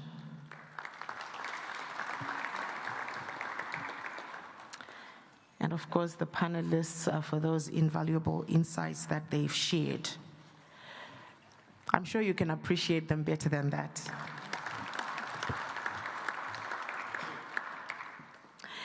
And as we move along with our program, please allow me to acknowledge the presence of Deputy Chief Secretary, Dr. Willard Manungo, who walked in a few minutes ago.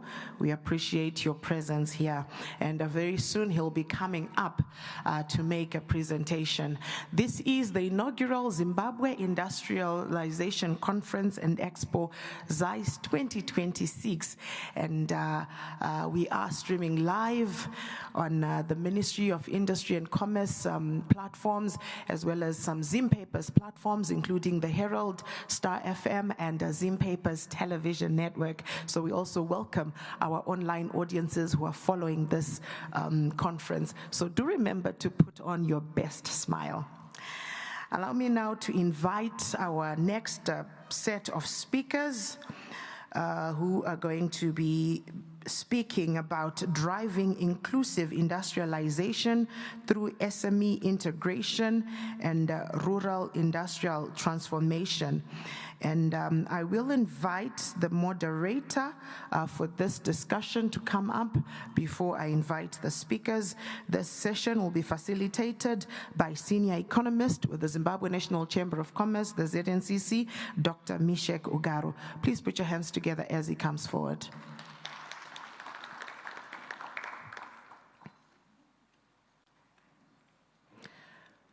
To make the first presentation on linking SMEs to large industrial value chains, please help me welcome the Assistant Secretary General of the COMESA Secretariat, Dr. Dev Haman. Please put your hands together as he comes forward.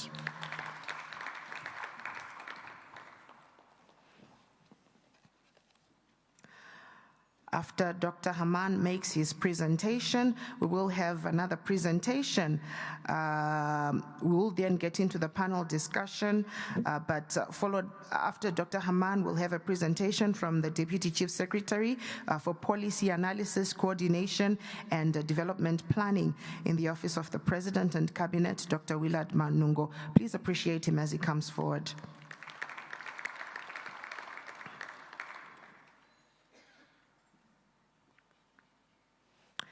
And then Dr. Mabel Hungwe will be part of the panel, as well as Dr.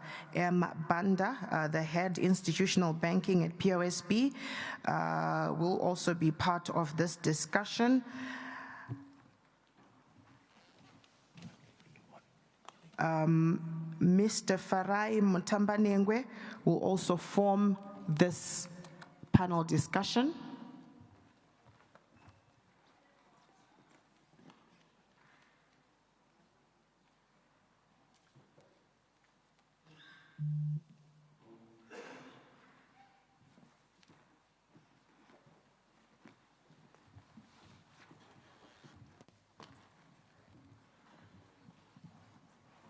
And to represent the CEO of SMEDCO, Mr. Obet Nkwenya, we will have Mr. Freeman Kwashirai Munduru, who is the finance manager at SMEDCO. So please appreciate them.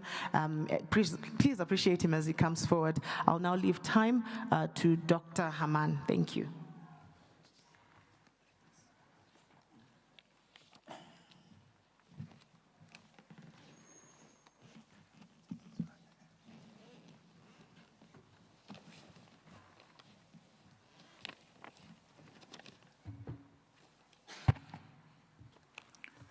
A very warm welcome to the Zimbabwe Industrialization Conference and Expo 2026. And I would like to, first of all, recognize the host, the minister who is in absentia, the Minister of Industry and Trade, but the PS who has been a long friend of COMESA from the time we were discussing when he was based in Brussels, and we are very pleased to be invited to this forum. I would also like to recognize the presence of the Deputy Minister of Industries and Trade, Mr. Raj Modi. Yesterday I was asking him whether is he related to the President or to the Prime Minister of India. He says certainly yes, and he's bringing his skill and energy here, and that is already a very good news. I would also like to recognize all the ministers present here, all the permanent secretaries, all the senior officials, my colleagues from COMESA who are here, the press, and you, the participant. It is, of course, a big honor for us to be here as COMESA and to bring a new dimension to your discussion. Of course, your discussion has been focusing inward, more in terms of Zimbabwe, more in terms as a Zimbabwean, but we would like to give it a perspective, a regional perspective. Let's not forget that you are members of the African Union, you are members of COMESA, you are members of the SADC and many other institutions. So discussing industrial policy within a national perspective is interesting, is good, but don't limit yourself to the Zimbabwean perspective, because yesterday the Minister of Foreign Affairs and International Trade did mention that regional integration is very key to inclusive industrialization. And your team, which is accelerating industrialization through regional value chain, innovation and trade, I already see regional value chain in your industrialization policy. And I don't know whether it is a coincidence or it is something that is planned. This year, 22nd October 2026, the COMESA will be holding its 25th summit in Harare, Zimbabwe. And we are very pleased to be hosting together with Zimbabwe, and the theme that has been chosen for the summit is one market, one future, advancing inclusive industrialization, investment, and regional integration in COMESA. So as you can see, the discussion that you're having here will not end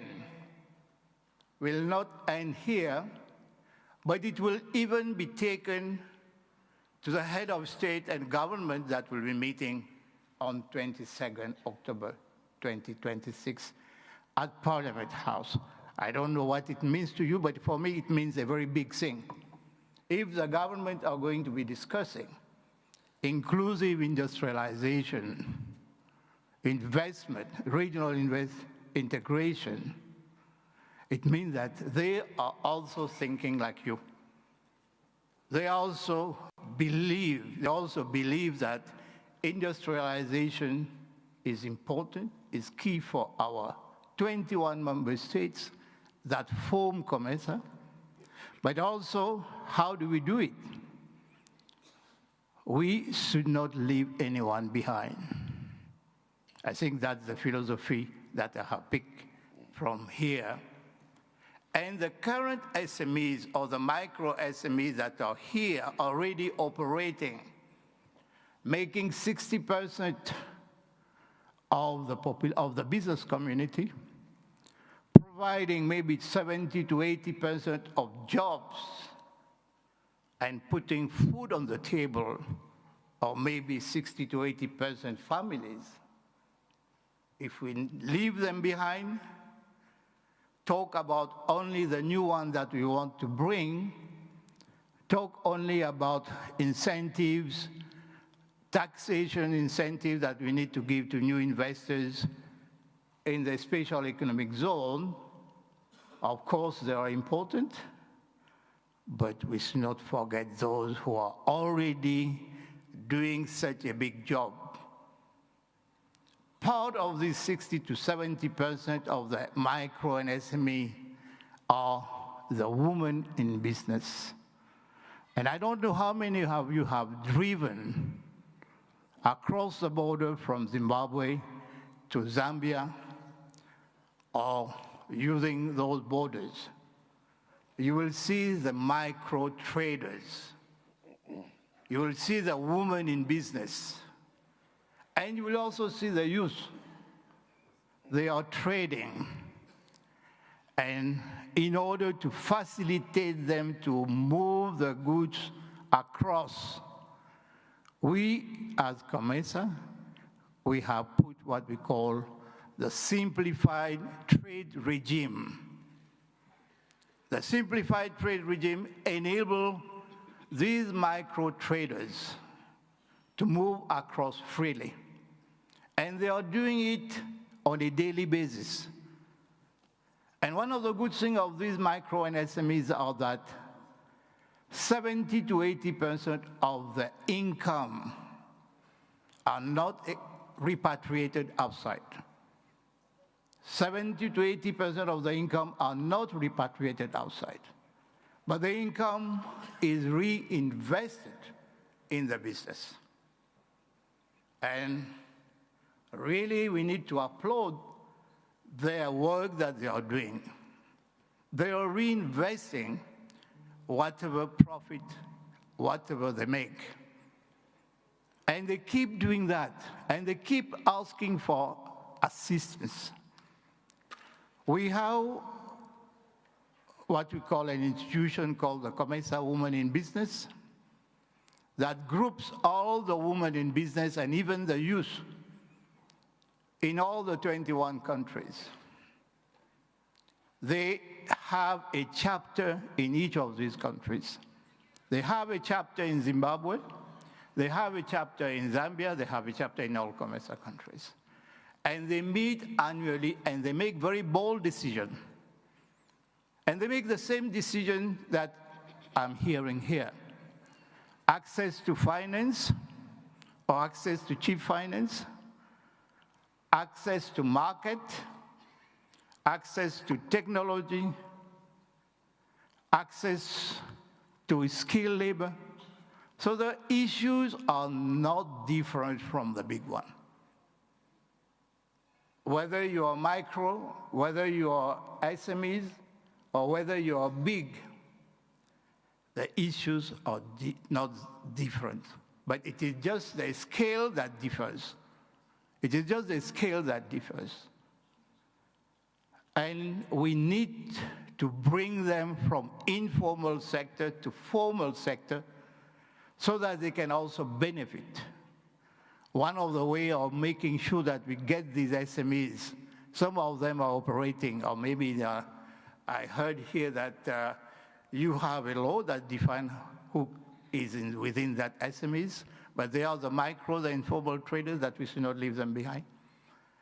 Bring them, formalize them, and they become your SMEs, and they can get access to some of these finance. They can get access to the market that we are already giving. We are already giving them access to the technology. Of course, I've heard a number of challenges that are still affecting our industrialization, infrastructure development. We need investment from 2 to 3% of the GDP. We need skilled labor. We need technology. We need innovation. But the first and good thing that we need to appreciate that already you have developed an industrial strategy and policy. And like any government, the government is engaging its people. The government has invited you to take cognizance of what I have planned for you from now until 2030.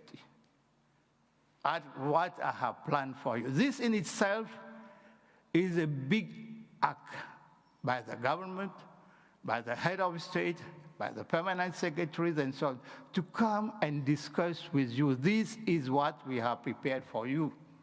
Come, discuss how are we going to implement it. It is not a simple thing.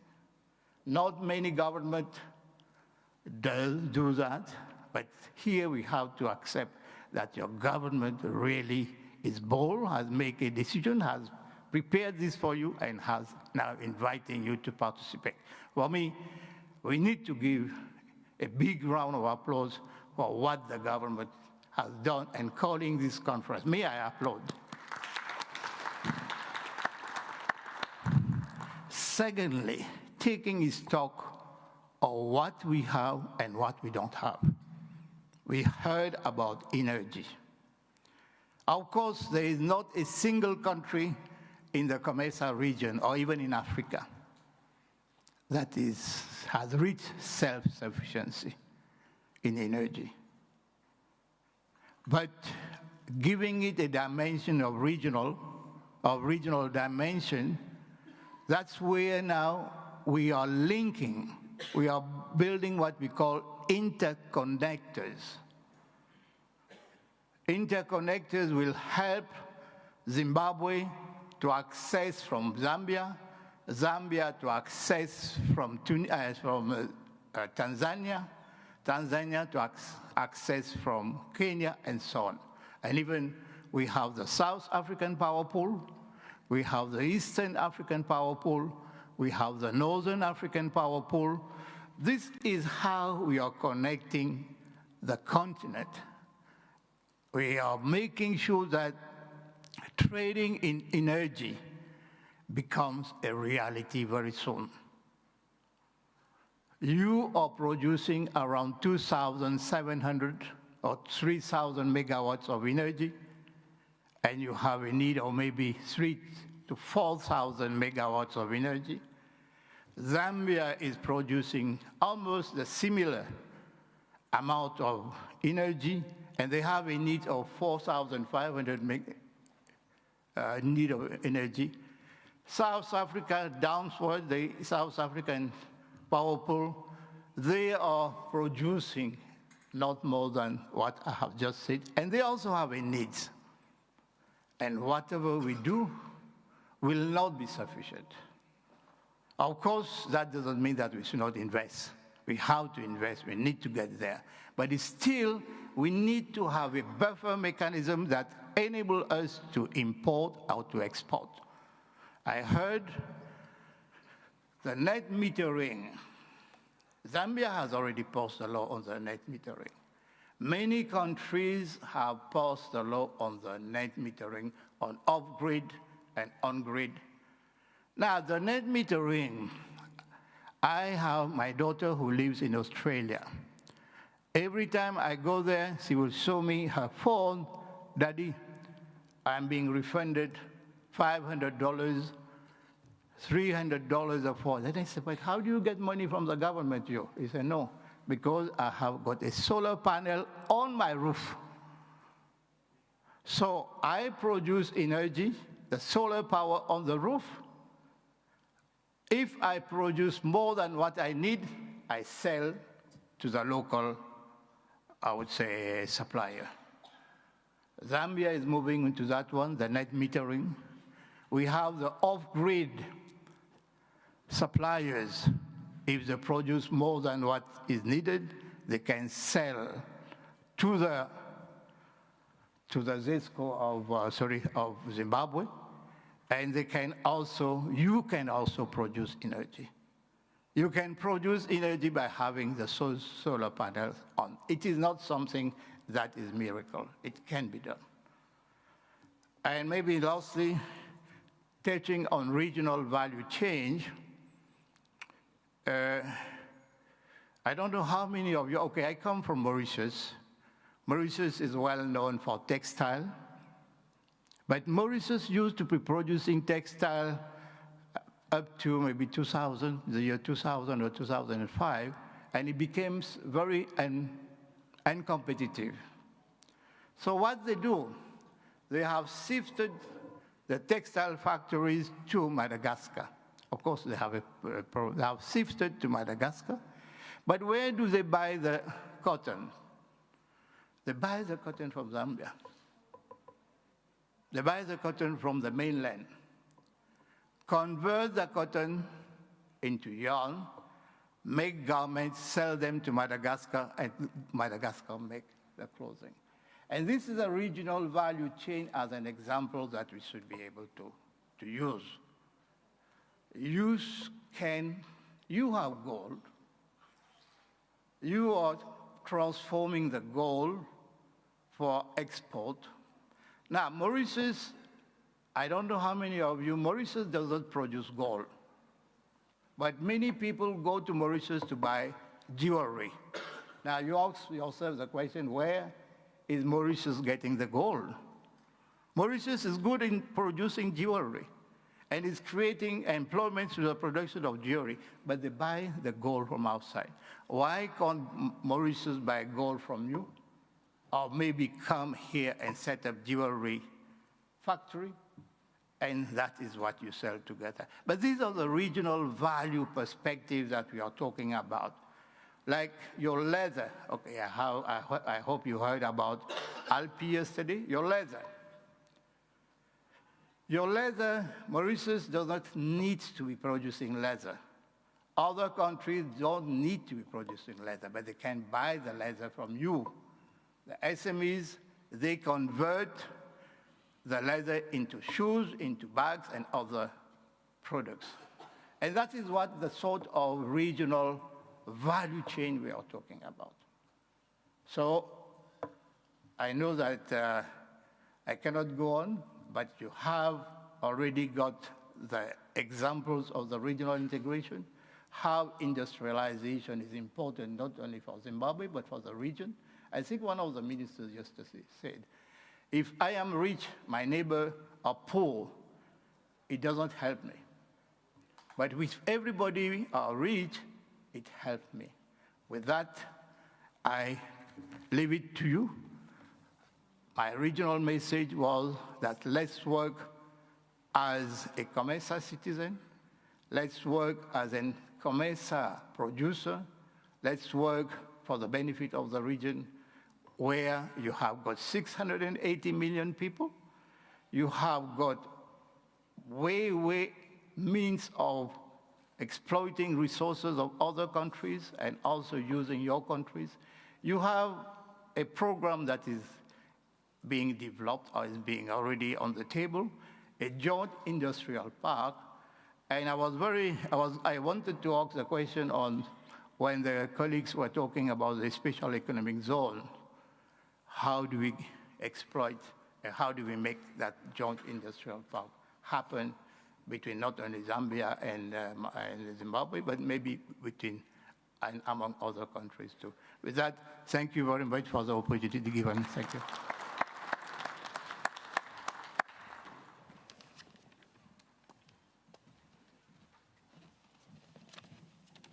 So much for that presentation. I would now like to invite to the podium Deputy Chief Secretary Manongo to make his presentation and submission, and then thereafter we'll get into the panel discussion. May we please give a round of applause to the Deputy Chief Secretary.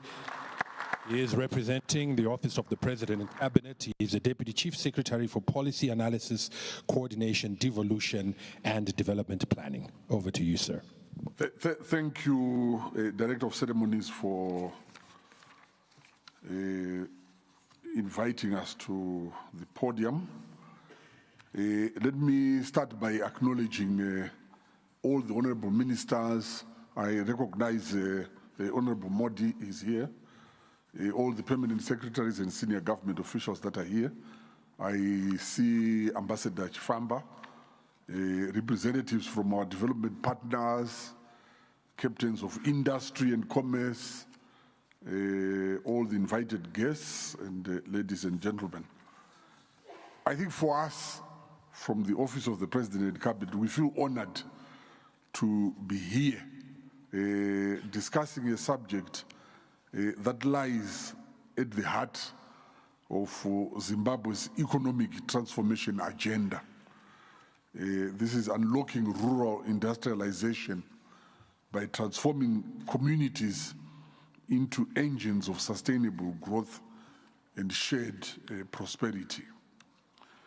This theme resonates strongly with our Vision 2030 as espoused by His Excellency Comrade Dr. E.D. Mnangagwa. It also resonates well with our National Development Strategy number 2. It also resonates well with Zimbabwe's National Industrial Development Policy for 2026 to 2030. So all these policy frameworks, they recognize that Zimbabwe cannot attain upper middle income status without fundamentally transforming its rural economy from one that predominantly practices seasonal subsistence agriculture. We are looking at creating value, if one looks at agriculture, value through agribusiness ventures.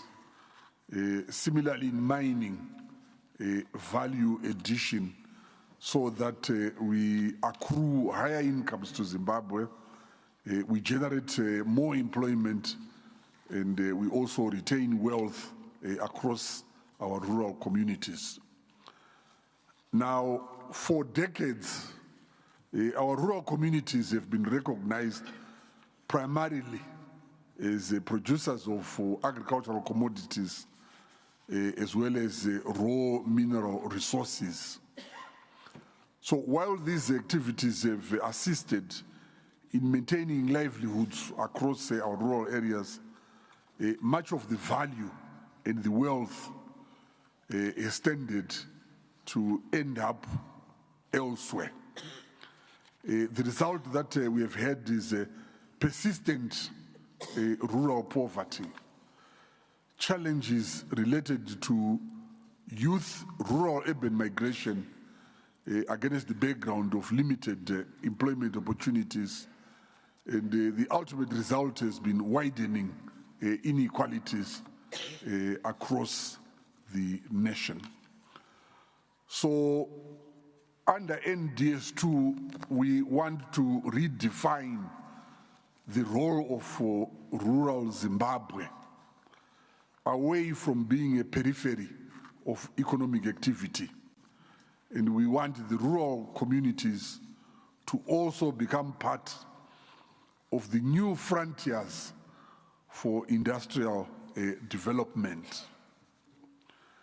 Now, from the perspective of our NDS2, when we look at rural industrialization, our thrust is on targeted development and the promotion of production and enhancing industrialization strategies across all our rural areas. And the thrust is shifting economic focus from raw or resource extraction to value addition. That way we create more jobs and we retain more income for the communities, more so if we are successful in terms of building localized value chains. So you'll find that our national development strategy interventions, they heavily promote conditions and support measures that facilitate enhancing the contribution of our rural communities in the industrial agenda. So we are having our national development strategy number 2, which is NDS2. We're having it as a pivotal moment to accelerate rural industrialization and bolster economic resilience across what was previously marginalized rural regions. And in NDS2 as government, we recognize that unlocking rural industrialization has potential to have our rural areas play a bigger role in significantly contributing to overall GDP and also creating job opportunities. So all our provinces, all our districts, all our wards, all our villages are now mandated to situate themselves in terms of their contribution to overall economic performance. And in this regard, rural industrialization is having scope to revolutionize what happens across our regions. And if one looks at our NDS2, we've got 10 national priorities. And among those priorities, we emphasize economic transformation. And rural industrialization is part of that economic transformation. And it's critical for the realization of inclusive growth, which is also one of the priorities that we have under our national development strategy. So you'll find that we emphasize devolution, we emphasize decentralization is central to inclusivity by way of ensuring that no one, no region is left behind in terms of the generation of economic wealth.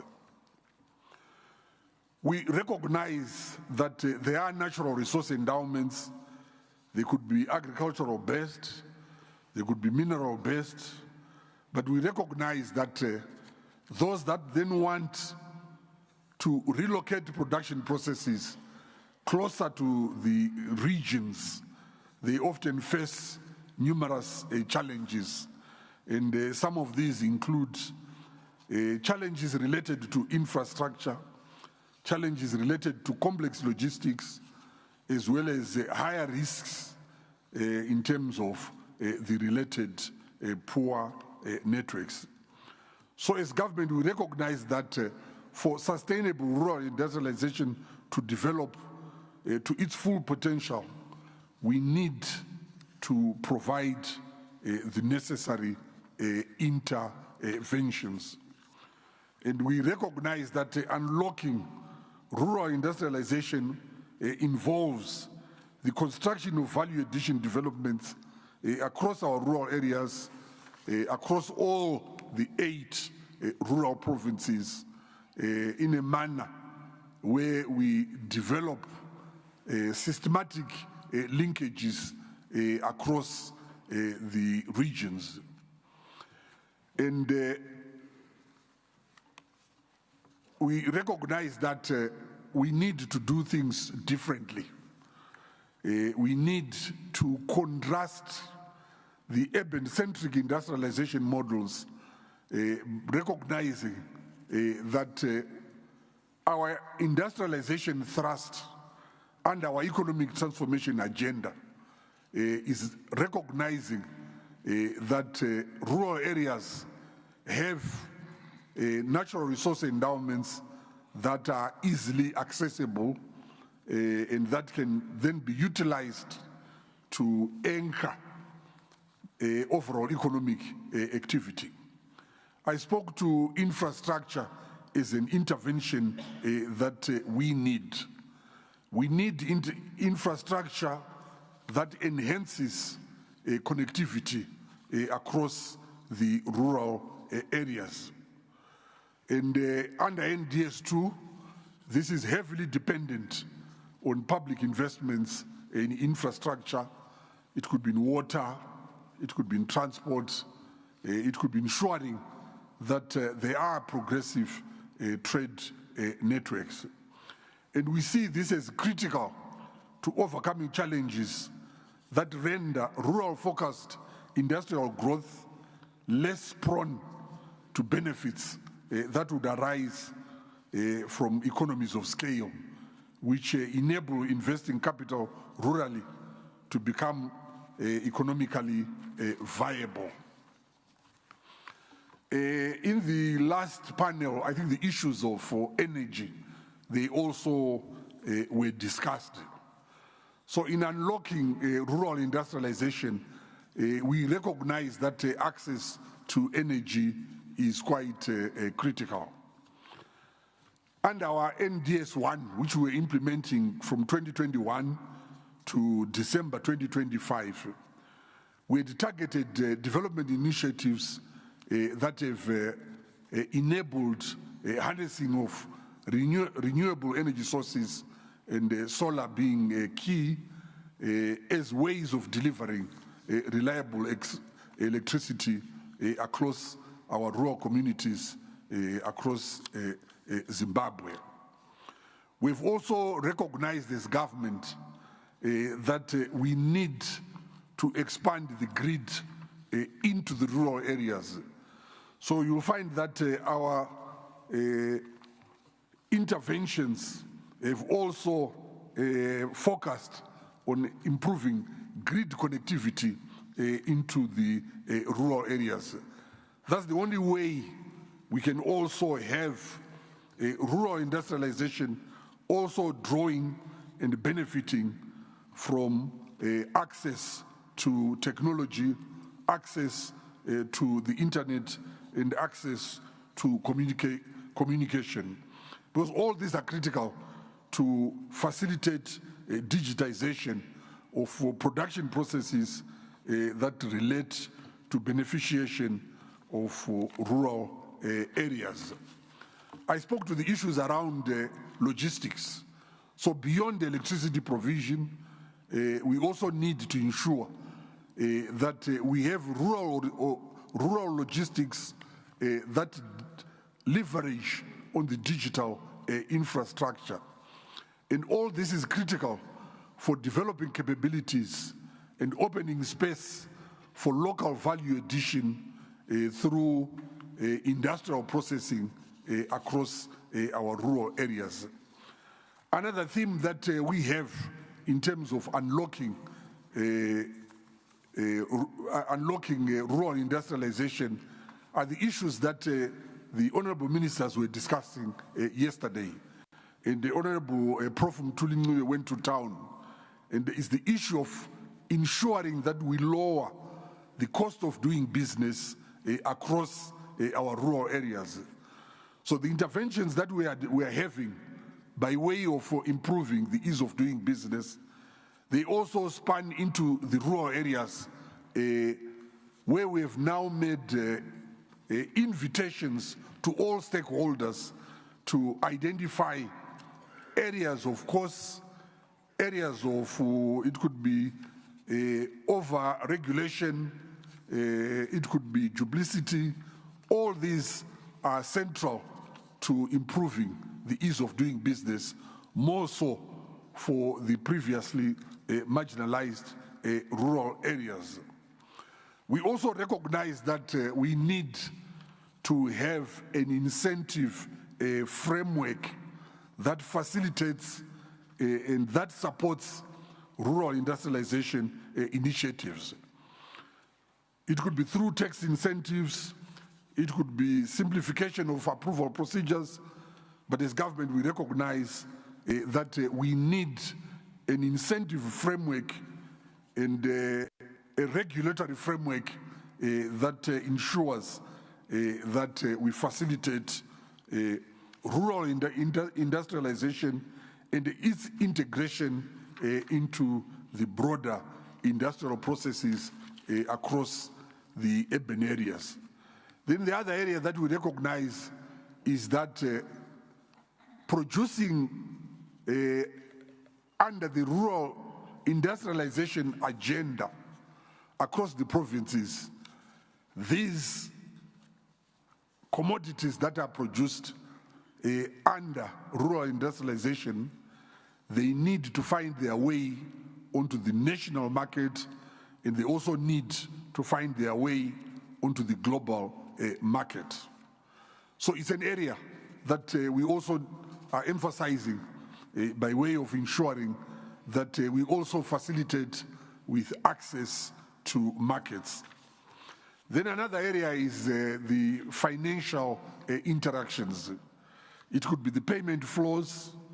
All these will be critical to ensuring that they facilitate the rural industrialization processes, including payment flows that relate to mobile money, all these being cornerstones of lowering the cost of doing business.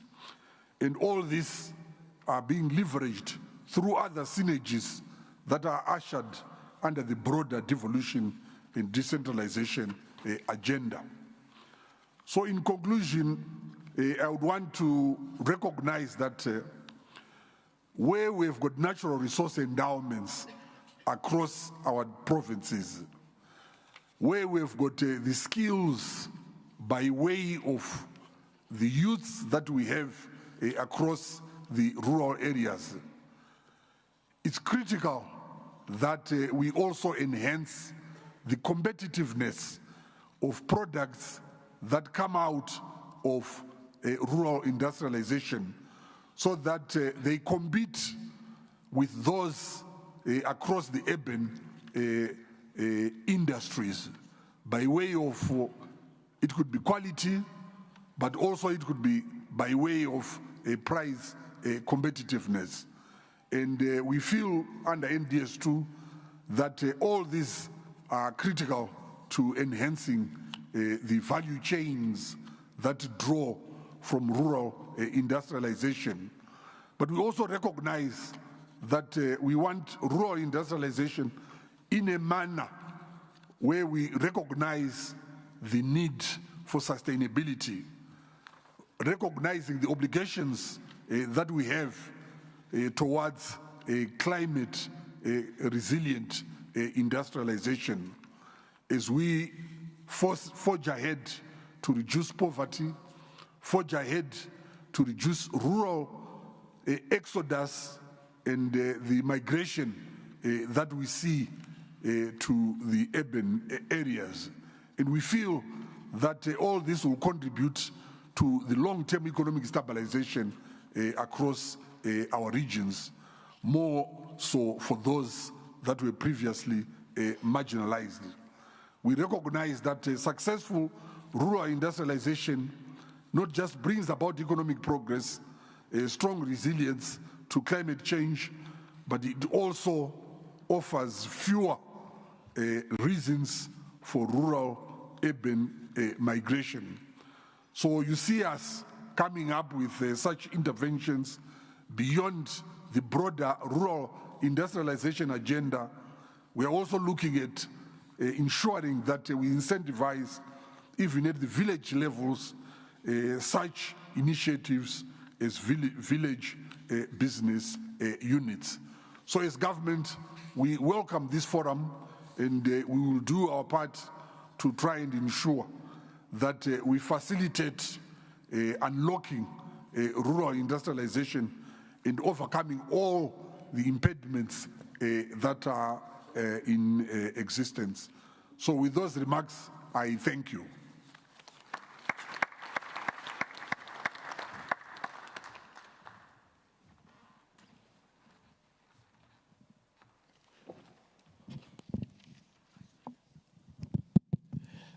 Thank you, Deputy Chief Manungo, and thank you, Dr. What's your name? Let me get your name. Dr. Harman. My apologies for that. I think the two presenters went to length discussing how we can now develop our SME sector. Before we go to the panelists, I would just like to say something. When I came back to Zimbabwe from the diaspora, I interviewed for a job in a bank. Coming from where I was abroad, I was responsible for structuring finance for small enterprises, linking them up with big operators and finance and structuring those. So I was asked, where are you going to grow your business now that you've come to the bank in Zimbabwe?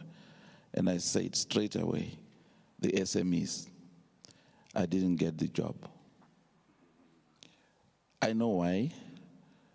Because the SMEs are not important to many boards in Zimbabwe. But SMEs are actually the growth engine for this country.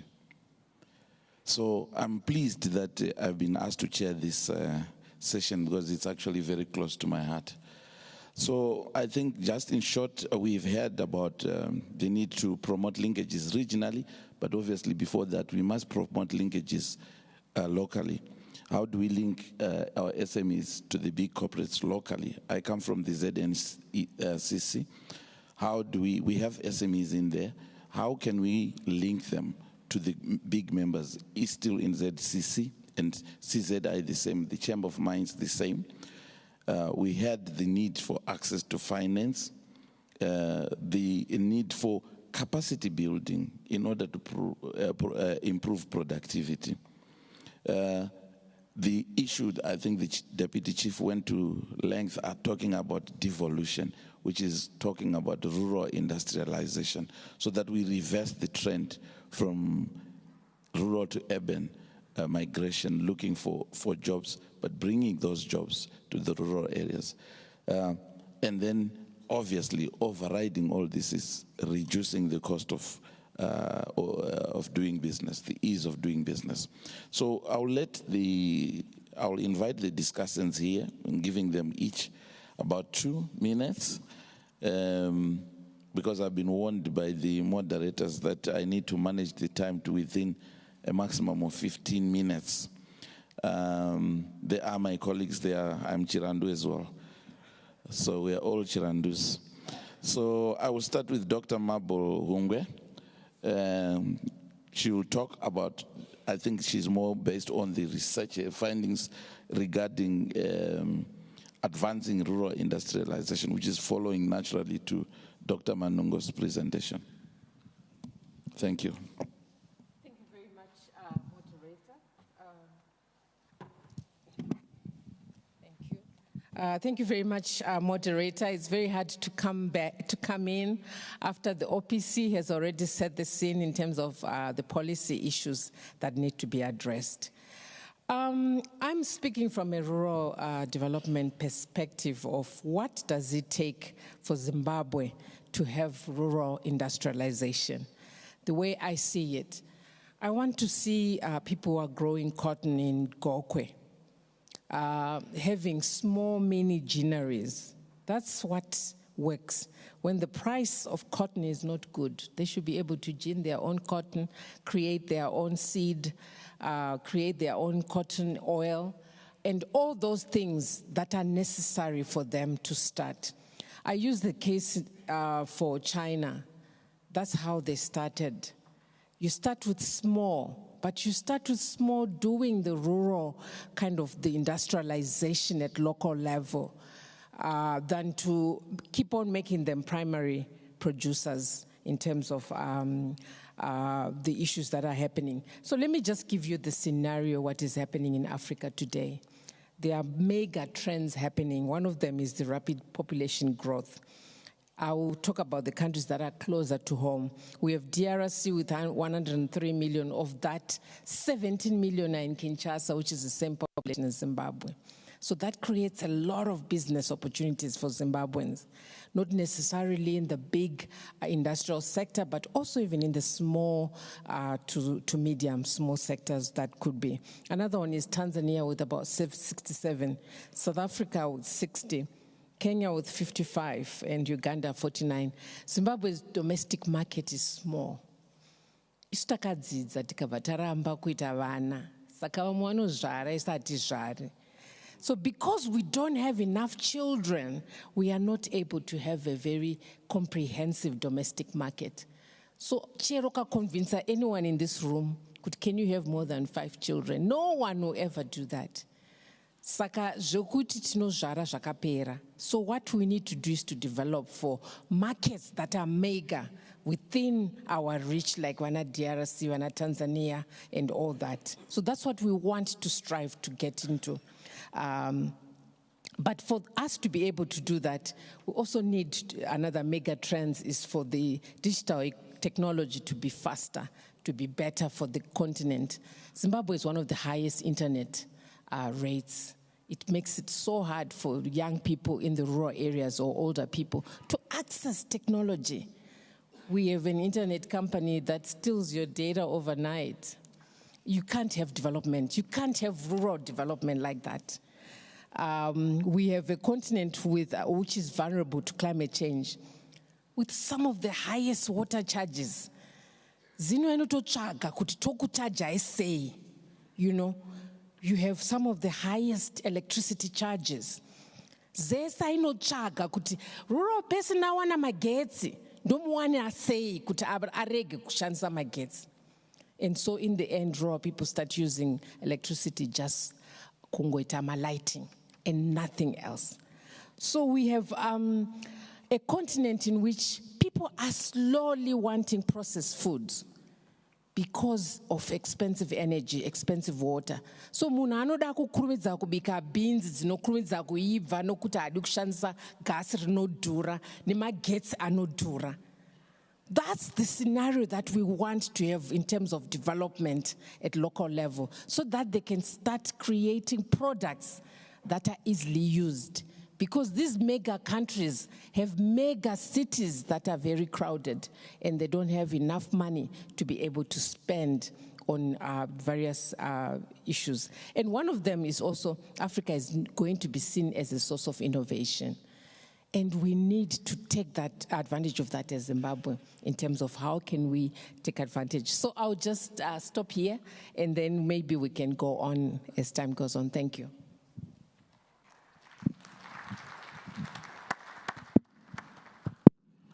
Thank you, Doc. So I think we move on. I won't repeat what she said in view of the time. We want to go to the critical area, which is the financing. Advancing, unlocking sustainable finance to access SME growth. Let's hear the views from Mr. Munduru. He came? So Mr. Munduru didn't come. All right, we were going to hear from Mr. Munduru from SMEDCO to hear what they are doing. But nonetheless, what about, we can still talk about it through Dr. Banda, who is from the POSB. What is the POSB? I think I can guide. What is the POSB's policy regarding SME development and access to finance? Thank you. Thank you, moderator. Maybe I don't know when you did submit your application where you were turned down as when you wanted to save SMEs. There have been a lot of developments. The SME banking industry is in a transitional period where most banks have actually realized the importance of the SME segment. Banks are setting up specialized units, SME units, to cater for the needs of the SMEs.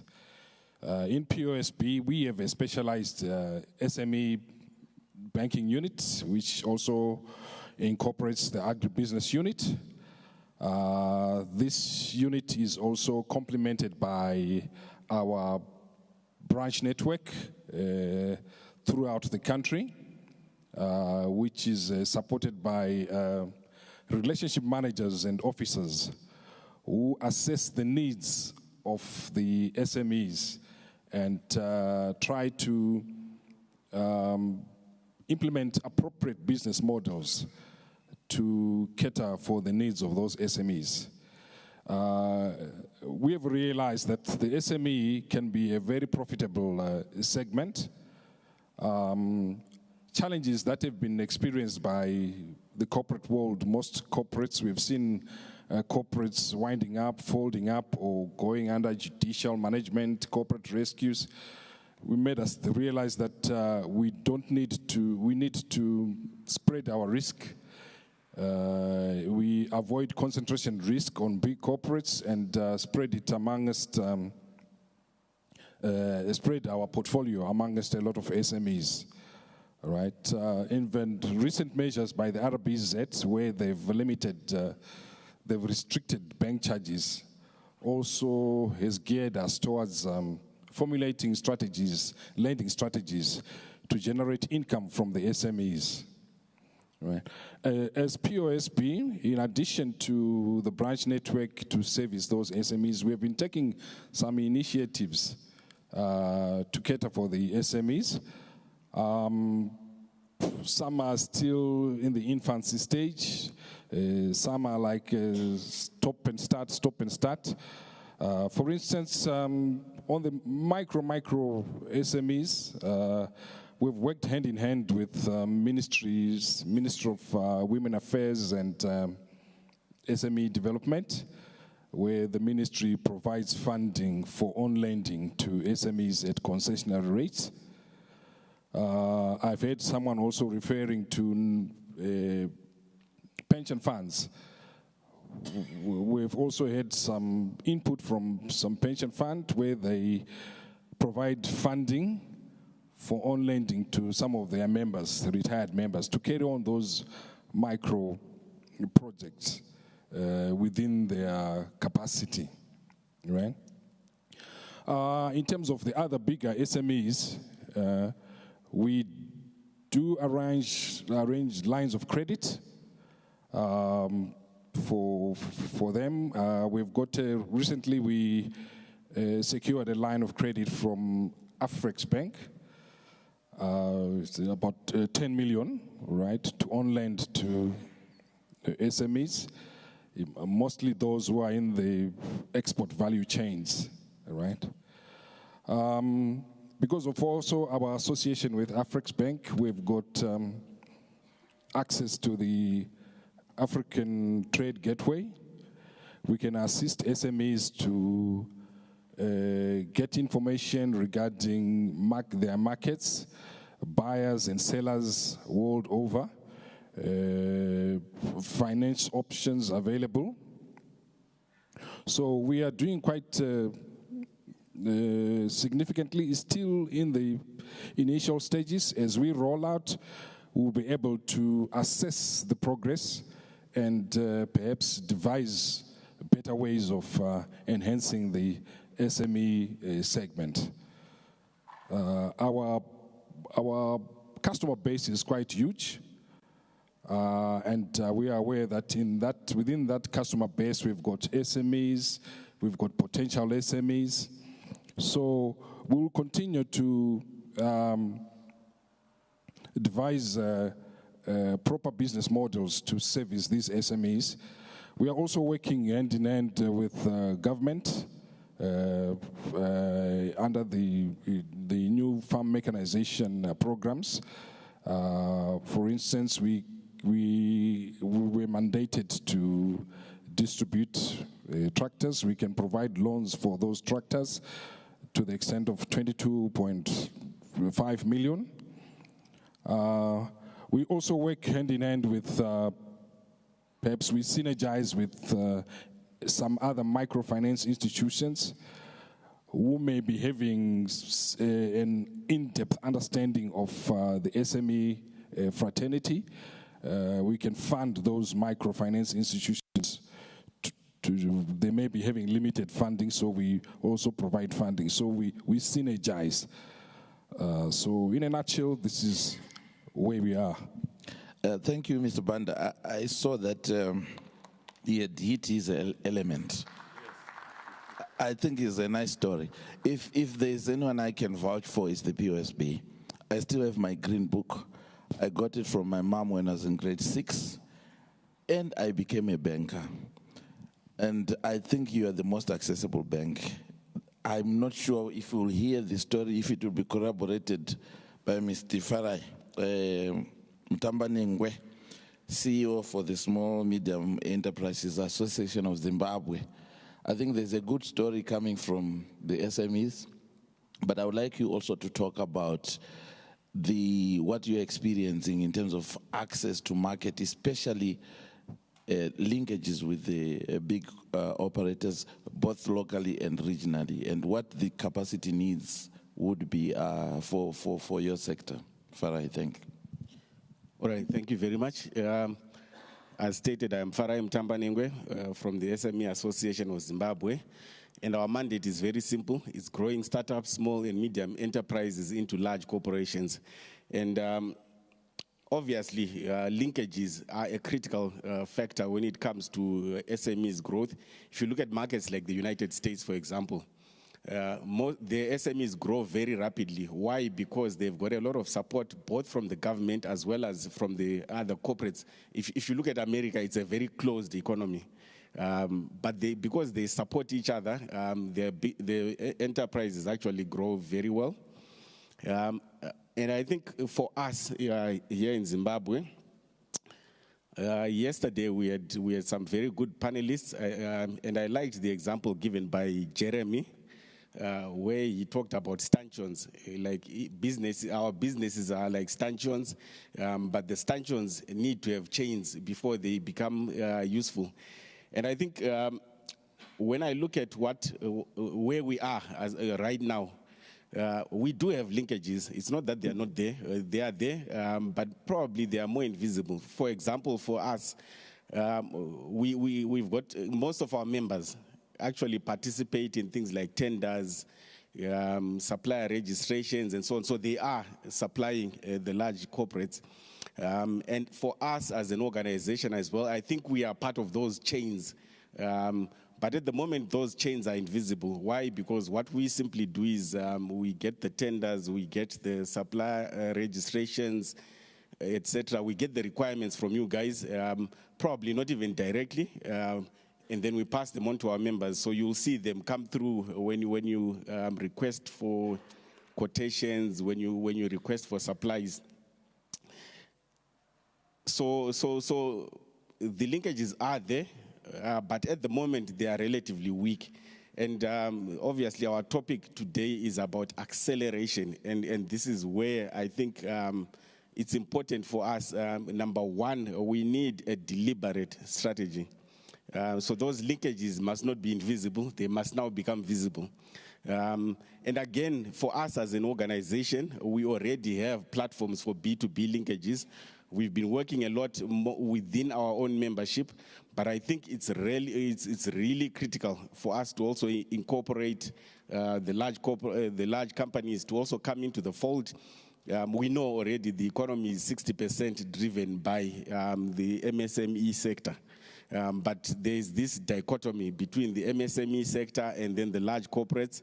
And if we bring them together, obviously the synergies will result in much greater growth, both for the SMEs, but also even for the large corporates. And then also we need a holistic, we need an ecosystem approach to this thing.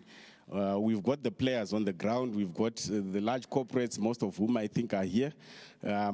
But we need all the other players. So for example, ourselves as organizations or as BMOs, we need to also be there to provide the interlink, to know who's where and doing what and who they can be linked to.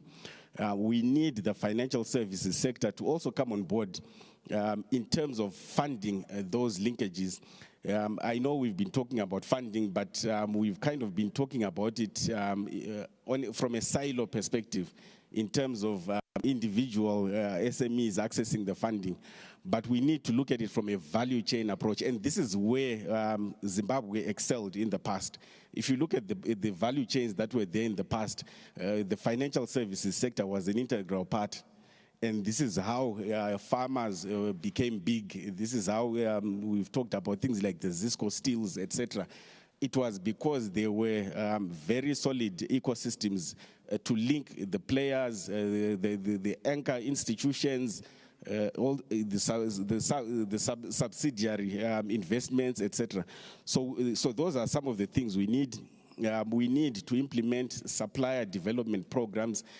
Again, this becomes deliberate. Instead of just issuing a request for supplier registrations or a request for people to come in and tender, let's go the extra mile. Let's link together. We are very keen as an organization to work on supplier development programs. So individual large corporates that are keen to also engage, please get in touch with me. Let's work on something so that we have something that's actually deliberate. We also even incorporate the financial services sector so that it becomes a true value chain and not just we are trying to evaluate maybe one participant. You will find that you need to cluster. Because a lot of the outputs individually, the SMEs may be too small. But when you cluster them, they can actually start to produce the sort of output quantities that the large corporates are looking for. And then overall, obviously, especially now that we are in the digital age, one of the other things we are also doing is assisting or facilitating market access through putting the products of our members onto digital platforms which are accessible locally, even regionally and internationally. We'll still need to work on some of the other aspects like regional linkages, but I think the moment we start by doing the local linkages, it will be easier to then graduate into the regional and probably even the international linkages. I submit. Thank you, Farai. The call being for, I think, the big players to work hand in hand with the SMEs so that, in fact, they capacitate them, because what I hear is work with us, come through us, and perhaps give us your specs, your actual specs, and how to do the job. Teach us how to do the job so that we supply you with the quality that is required. I think, by and large, we've come to the end of this session. Moderator, I hand it back to you. Thanks so much. Fantastic. Thank you so much. Just a quick announcement. If the director for UNECA, if you are in the house, there is a kind request by our national broadcaster for an interview. So if you could make your way to the entrance at the registration desk, if you are in the house, UNECA director. Ladies and gentlemen, I know we are pressed for time, but if there's any burning question, one or two max, specifically, I think maybe targeting, it's not often we have the OPC here, so if we can have, and please can you make them direct and brief, literally 30 seconds to ask your question, and then we'll respond to them. I can see some hands that are already up. Linda, if you could quickly take those, and then we'll need to move on to our next panel session just before lunch. Thank you. Let me honor the lady. Let me give Madame first. Thank you very much. I just wanted to find out from the panelists, particularly, I think Dr. Manungo and Tambanengwe, to what extent are you applying the principle of competitive and comparative advantage in the promotion of small-scale enterprises in the rural areas towards industrialization, so that we can see what Dr. Mabel alluded to, cottage industries? Because one would be expecting loads of cottage industries in the Eastern Highlands where they have sown fruits, and south of the country, livestock. We expect handbag making, shoe making, because of the livestock and presumably development of tanneries. So I'm just wondering, To what extent we are promoting that? Thank you. Apo, I have a question for Dr. Banda from POSB. We always hear that there's lots of money in Zimbabwe, but this money is only available in newspapers and reports. We never see this money in our hands. As a matter of interest, if you are at liberty to share, what are the terms and conditions of your financing arrangements? When the money is there, the requirements are ridiculous, the interest rates are unattainable for business-wise. So from what you've shared available at POSB, how is it available, how much is it, and what are the requirements as well? Fantastic. I think there's one more hand here. This will be our last question because we are really pressed for time, so we need to move the discussion on. Thank you. Thank you and good morning. I'm excited that you speak of rural industrial transformation and as a prerequisite grid connectivity. But I'm just thinking aloud now that we are all in the room. There seems to be no direct government incentives to telecommunications companies. I'm not so sure if we have a representative from Econet, but I'm thinking, would it be possible for ZESA to supply electricity to Econet base stations, for example, in remote areas? Because the argument is always a chicken and egg story. What starts? Econet says the business case does not, the customer base doesn't justify putting up a base station because of fuel, diesel challenges. And if I'm not so sure if that can be done through a triple P arrangement. ZESA is in the house, Econet in the house. Thank you. Fantastic. Thank you so much. I'll hand over to the panel for their responses. Well, thank you. I think the first question alluded to what we are doing to try and benefit competitiveness as well as a comparative advantage. Now, from government interventions, from a comparative perspective, we recognize that across our provinces, our regions, there is natural resource endowments. And that's a pillar of comparative advantage. And what we are doing as government is to then facilitate investments that recognize comparative advantage across the various regions. So all the interventions we are making, it could be in infrastructure, it could be in water, it could be in power provision. They recognize and take advantage of the comparative advantage across the various wards, districts, and villages. Then from a competitiveness perspective, the measures that we are taking, the invitations that we have made as government to say we want to lower the cost of doing business, all those are targeted at enhancing competitiveness, particularly for those that are in the rural industrialization space. So I would say that we are doing our part in terms of drawing from the comparative advantage across the regions, and in the process also ensuring that we enhance the competitiveness. All the initiatives, it could be in ICT, all those are targeted at enhancing competitiveness across the regions. I would stop there. Great, thank you. POSB, I think there was a direct question for you. Okay, I'd like to believe the question was based on what is our share on the market. Well, we are, as you know, we're a high volume but low value transactions that we really deal in. So in terms of values, our share is still significantly low as compared to other institutions, right? But of course, in terms of the customer base, we've got a sizable market, right? I can't really give you specific percentages in terms of the share of the market, but we can be somewhere around 5% or so. In terms of what is required to access funding, right?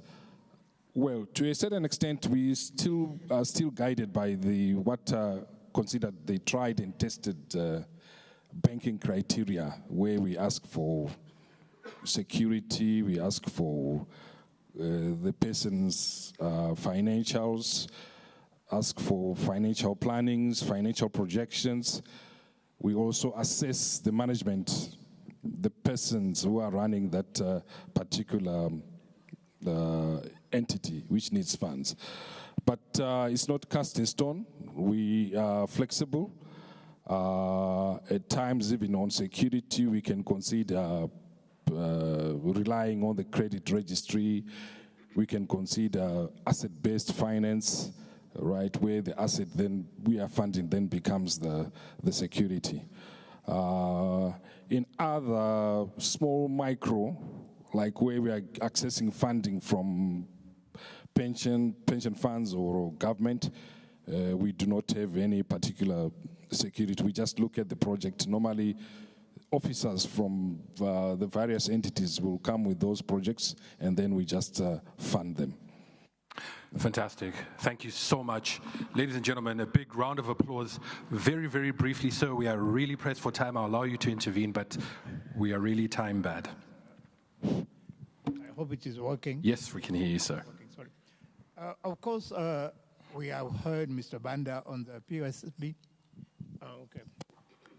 But maybe I am trying to give an information to all the bankers here that Zimbabwe is a member of the TDB Bank, and the Trade Development Bank is a commercial bank, and they have an SME fund which can be channeled through the commercial bank. They don't only give funding, but they also make available the line of credit that Mr. Banda talked about. Of course, I heard that you're working with Afro-Exim Bank, but TDB Bank is also your bank, and that's where money can come. Second one, I heard the professor on the comparative and competitive advantage for rural development. I don't know whether you can equally extend tax incentive for some rural area so that people, the investors, are attracted. I just wanted to make these two comments. Thank you very much. Very, very helpful and insightful interventions. Let us give the panel a round of applause, ladies and gentlemen, as they make their way back to their seats. We thank you so much, sir, from COMESA for sharing those regional insights. Deputy Chief Secretary, thank you so much for indulging us and for speaking with us. We have one more session before we get into lunch, but you know, we've been sitting for a very long time. In the interest of health, I have invited a gentleman. He's got a 45-second stretching exercise to make sure that we are attentive for this final session before lunch. It's always a challenge when you have a session before lunch. So, sir, if you could come up very quickly and get everyone to stretch and make sure that our minds and bodies are ready for this final session before we break for lunch. Thank you. All right, so I'll hand over the mic to Mr. Mwani from the Ministry of Industry and Commerce. Thank you very much. All protocols observed. May we all rise for a small exercise. First one, let's go. Your mic? While we are rising. Your mic? Okay, sorry. I have to demonstrate and talk, sorry. So let's just pull our hands. Yeah, so let's just pull our hands up for a while. Right. The abbreviation for this conference is what? Sorry? Size. So we want to be innovative. We want to write size using our body. Twice. Now we can put down your, yes. So we want to go size using our body while we're stretching. So it's Z first. Let's go. I, let's go. I. Up on your toes. I, we go up. I. C. E. Let's go E. Let's go E. Let's go E. Let's go. Right, we have done for the first time. Now we're going for the second time. Now we must be perfect. Eh? So it will be Z, I, C, and E. Eh? Let's go. Z, I, up. Let's stay on I. Let's stay on I. Down, C, E. Let's go. We've only been given 45 minutes. Let's go. At this juncture, can we please put our hands together for Mr. Thank you very much. Thank you very much. You can sit. Thank you very much for that. Thank you. Thank you, ma'am. Thank you so much for that needed stretching exercise. So I'm reliably informed that the minister will be joining us after lunch for presentation of the resolutions, where he'll be joined by some of his colleagues. So to ensure that we shorten our after lunch program, where after a panel discussion we'll have a presentation of those resolutions, and then of course the closing. We're just going to squeeze in our last panel discussion before we go to our lunch break, and I will kindly ask the following speakers to ensure that we are out of here by 1:30. So we are going to have coming up now to discuss a very important issue that also took center stage yesterday, even as our panel of ministers was up front, export diversification and regional integration. Allow me to call upon CEO of Zimtrade, Mr. Alan T. Majuru. Please put your hands together as he comes forward. Mr. Majuru will be joined up front here for the panel discussion by the Group MD for Hunyani Holdings, Mr. Wellington Dangarembizi. I will also ask from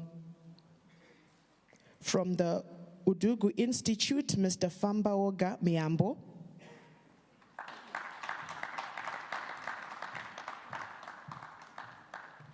And the facilitator for this, the moderator for this discussion, the AEDS Chief Economist, Dr. Luke Mupinga-Shato.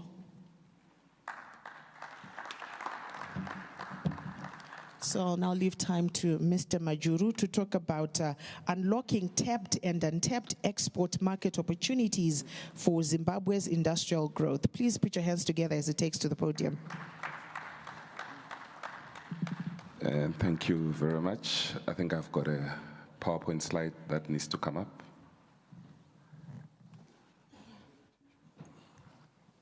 I can't speak if it's not there. Thank you very much. I'd prepared a 1-hour presentation, but I'm just going to make it 10 minutes. Questions are going to be asked, but if I was given more time, I was going to answer them using this slide. So let me go straight to the points. I'm not going to waste. So this is just the trade. It's just confirming what Professor Mganu presented yesterday, that we are on an upward trajectory. And even if you look at from January to date, the trend is still on an upward trend. So the targets that were set for this year, I think all things being equal, we are going to meet. In terms of where we are exporting to, this is just giving a graphical presentation of where we are. Most of our exports are going to UAE, but that is predominantly minerals. We need to change that trajectory, followed by South Africa and then China. The rest are the other countries over there. So this is where we're playing. So the diversification bit, we need to work very hard so that we move away from UAE, China, South Africa as the main core, because if they sneeze, who catch a flu. And in terms of what we're exporting, this is just the basket. I think like what was said yesterday, mostly minerals and raw materials. We're literally exporting money and jobs. So value addition is quite key. And if you ask me where investment should go, I think apart from the 3 billion that the professor mentioned yesterday in terms of import substitution, but also we have to invest more in terms of value addition. Here is just showing 2024 and 2025. These are merchandise exports, what we exported per sector. And the growth is also alluded to on the right with some movers, some shakers. So this is just a graphical illustration of the same. This slide was just showing per sector in terms of processed foods, what we were really exporting. And I'm not going to waste much time on that. And even in terms of clothing, this is what the breakdown of what constituted the clothing exports. And also for building and construction exports, this is the constitution. And if we go to even agricultural inputs and implements, this is what we're looking at. And also tobacco, the manufactured bit, this is what we were exporting: cigarettes, cigars, etc. And leather. I think one thing I learned is there's more money in value-adding leather than eating the actual beef we sell. I was told that, let's say a cow is $1,000 of beef, but if you take the leather, you can get even 10,000. So when we eat beef, let's make sure that we preserve the leather. But I was recently in Ghana. They've got what they call ponma. I think ponma is leather, skin that is cooked as a meal. They came here to, let me use this. Thanks. They came here last time looking for containers of leather to go and eat. So we were convincing them to tell them, those are my notes, sorry. We were convincing them to tell them that we get more value from leather than eating ponma. But they insisted, anyway, if we can export it, we continue to export. And trade opportunities, I think this is now talking to diversification. This is just looking at what we have in the region. Exports to Africa, it's 28%, but if you look at SADC, they're the same, because most of our exports are going in the SADC region. The additions of other countries is insignificant to change the percentage in the SADC region. For COMESA, ASG is very small. But the good thing is we are becoming chair. And the president said, I'm also a chair for COMESA. So as chair for COMESA, I'm going to make sure that we change that trajectory when we are chairmen. So don't worry about that. In terms of key commodities for value addition, I think we're just looking at what's happening in the market. Coal to coke, iron to steel. I'm not going to waste much time on this. I think this has been over. Even the issue of the manufacturing of raw materials and beneficiation, this we have spoken about. The future of lithium, EV batteries, EV and batteries we've spoken about. And also the beneficiation value chain. Even on the steel products, I think we're still doing the common thing, but we need to move to having steel battery manufacturers, this type of products. And in terms of some areas where we have seen potential, I think, in the country is the issue of indigenous products. Here, I think the good thing is when we go to talk of rural industrialization, Dr. Mebo Ungwe, we've done a lot, I'll touch on this. But the world has become more health cautious. So in that light, we said, what unique selling proposition can we use as Zimbabwe to get into that market? And then we realized we've got a baobab tree. And a baobab tree that grows, you don't water, you don't put chemicals. All you need to do is organically certify it. And then the price goes from $1 a kg to between $15 to $20 a kg in Europe, depending on who you're selling on to.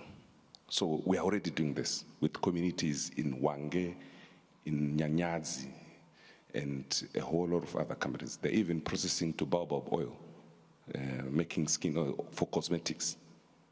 So it's happening. I'm not lying, because if you look at my skin, it's looking very nice. I'm using the same oils. I think ever I started using them, people have been commending me. Actually, no, my wife has been commending me, to be very clear. So, but all I'm simply saying is we can do the same for marula. We are exporting marula oil to the UK from here, coming from Rutenga, from that factory that was made. We are doing for Mangongongo, we are doing for Zumbani, we are doing all those sorts of things. So these are industries that are being done by clusters in rural areas. And for the clusters, to be honest with you, Permanent Secretary and also Deputy Chief, Professor Muganu was on my board, and also Wellington was on my board. They are the ones who started clustered. I resisted and I almost got fired. But anyway, today I'm here. It means I accepted clusters. But I'll touch on them in terms of what, I'll give you an example. In Chimanimani, when Cyclone Idai hit, the only thing that survived, Comrade Famba Oga and you're from Chimanimani, yeah. The only thing that survives were pineapples. Pineapples, they are called Zwienge. What we then did is we formed a cluster around pineapples in Chimanimani. We started with around 50 farmers, and some of them left, and we left to 25 because the parents were saying, these young men wants to tell us that our pineapples will end up in the Netherlands. They refused. So we started with the 25, we did certification for 2 years, and they started exporting. So the good thing in rural areas is it's easy to see people eating money. You see, the father will be at the bottle store all the time. The mother will be getting a hair done, buying sofas. When sofas come, everyone will see. So they started seeing those things, and they said, where are you getting money from? And then we said, no, we put our pineapples through organic certification and they're now landing in the Netherlands. They were selling them at 20 cents a kg. Now they were selling them at 80 cents a kg. Huge difference. So I'm saying this to let you know that it can be done in the rural areas. I know Farah wanted to clap, but you can also clap, it's fine. Also, I think the key thing, we have got our heritage. This is what I've been talking about. And we can make use, value add, and export the same. So there are massive opportunities, not only in market diversification, but in product diversification. I've spoken about Mawuyu. If you didn't know, this is an Afrocentric superfood. You can get calcium, magnesium, vitamin C, all in one serving, higher than any other crop that is rich in food. That is, so it's real. It has been said, and it's also called Ziziphus Mauritania. So if you don't know baobab, just remember ASG, Ziziphus Mauritania. Yeah, when you go, at least you learned something from Zimbabwe outside trade. Thank you very much. Yeah. Industrial hemp, I think it goes without saying, a lot of opportunity. We've started doing this, and there are a lot of advantages in terms of those products that we can export, the oil, the papers, these are biodegradable. So this is the way the world is going. So we've got a huge advantage on our end in terms of value addition.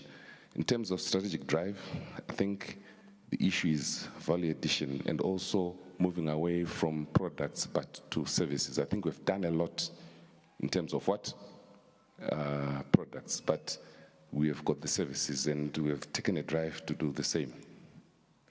And also, this is just showing what we are doing. I'm not just talking, but we are also doing another services mission to Namibia all over, so that people know what we have. We know what we have, but if you don't show it, no one will what? We know. We also do market scans. Like, for example, we went to Angola. Sorry, Farah, let me know, and I'm left with 5 minutes. When we went to Angola, we did a market scan, and people would ask, why do you do market scans? Let's just go there and sell. But you need to know the taxes that apply when you export. You need to know the culture, which is very, very important. And you also need to know the trends in terms of demand, because what I'll demand and what my PSC will demand might differ because of age. I'm older than him and he's younger than me, so what he might want is what is different. So we need to know all that. So when we came back from Angola, I think people heard that chickens are required in Angola because chickens are coming from Europe. So a ship from Europe to Angola takes 21 days. So in short, by that time there will be baby chickens, and that is what. So people were saying they will put chickens on the ship, and then they will hatch, and by the time they get to Angola, there will be baby chickens. But here now, people saw the opportunity and grew chickens, big chickens. They went there, there were no buyers, because that is not what the buyer wanted. So market scans are very important. Before we get into any market, we first do that to understand what things are happening. I can tell you right now that in DRC, you can buy a cabbage for $5, one cabbage. Even tomatoes, you can buy 4 or 5 tomatoes for the same price. I think that is the only country that I went and I came back with nothing for my wife because the dress was going for $400 US. I had to do business presentation to my wife for DRC so that I can be excused. But I'm here. So all these things we do, and they are very, very important. Ease of doing business is something that we lobby. I think I'm not going to belabor this because issues of finance were spoken to, issues of logistics, issues of infrastructure. These are quite key in terms of us being competitive. But I think most importantly is also for us to use protocols. Like, for example, China, we did a citrus protocol, avocado, and even blueberry. And also they now have a zero tariff policy where you can export duty-free, quota-free. So we need to register. Those things don't happen when you arrive there. You have to prepare for them when you are here. So you need to register. We sell the CD1 forms, register with ZIMRA, and then you export so that you don't face any challenges. But also these trade agreements give duty-free or even reduced tariffs when you export to countries that are also signatories of the same. And this, I'm talking about COMESA. I think the SCG can agree. We have also SADC. We've got the African Continental Free Trade Area, which is coming. I know we are doing a lot of preparations, but unfortunately, the world will not wait for us. It will keep on moving. So we need to move fast to close whatever that we need to submit to the African Continental Free Trade Area so that things move.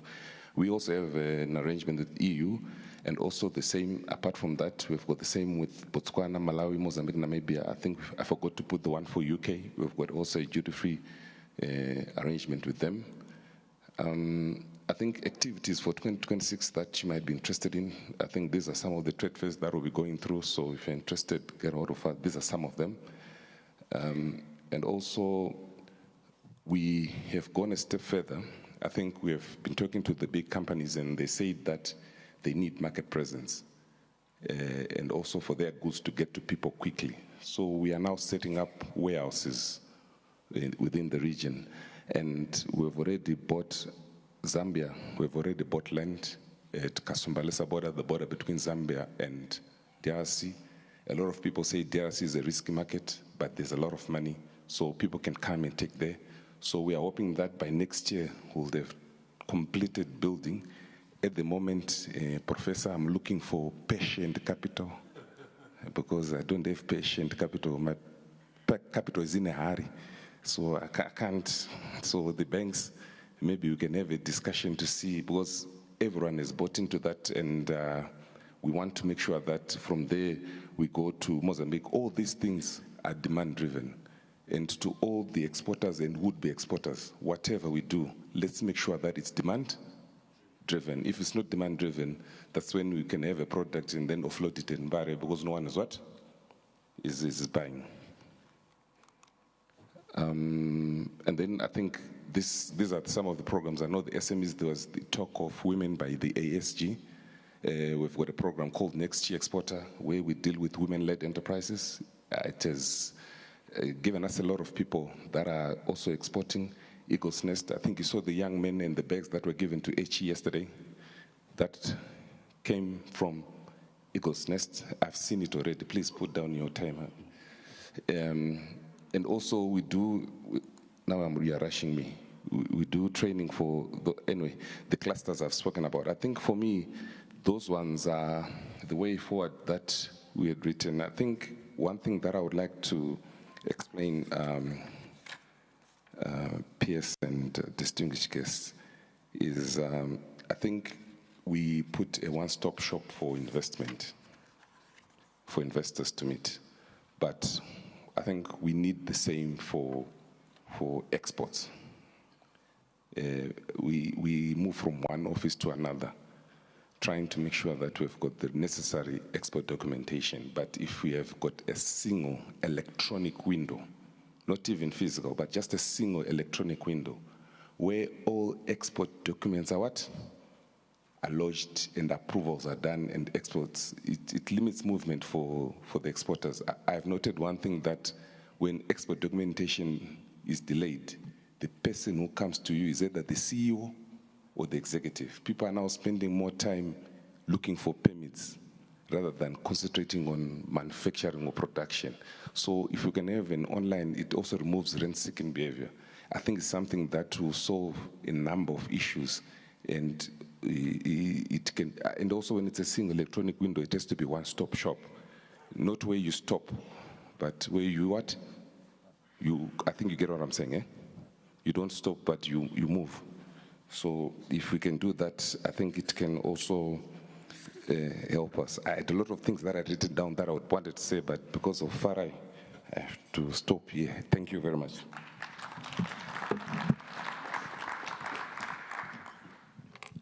All right, sorry, allow me to interject, Mr. Moderator.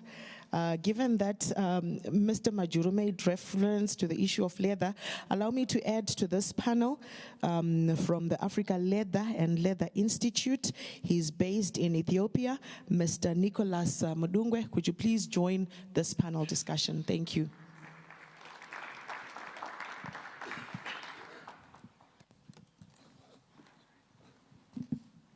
Thank you very much. Maswera say, good afternoon. I know I'm supposed to deliver something, but I know I'm standing between lunch and I know when it's about that time, the brains will probably be slowing down. My name is Tafadzwa Mupinga Shato. I will be a facilitator primarily. So I want to start by thanking Mr. Majuru for a brief presentation. I also apologize that I've been taking notice that our panels are not at a bit gender sensitive, and I think we'll do better in the future. But I also want to start by putting you on the block, Mr. Majuru.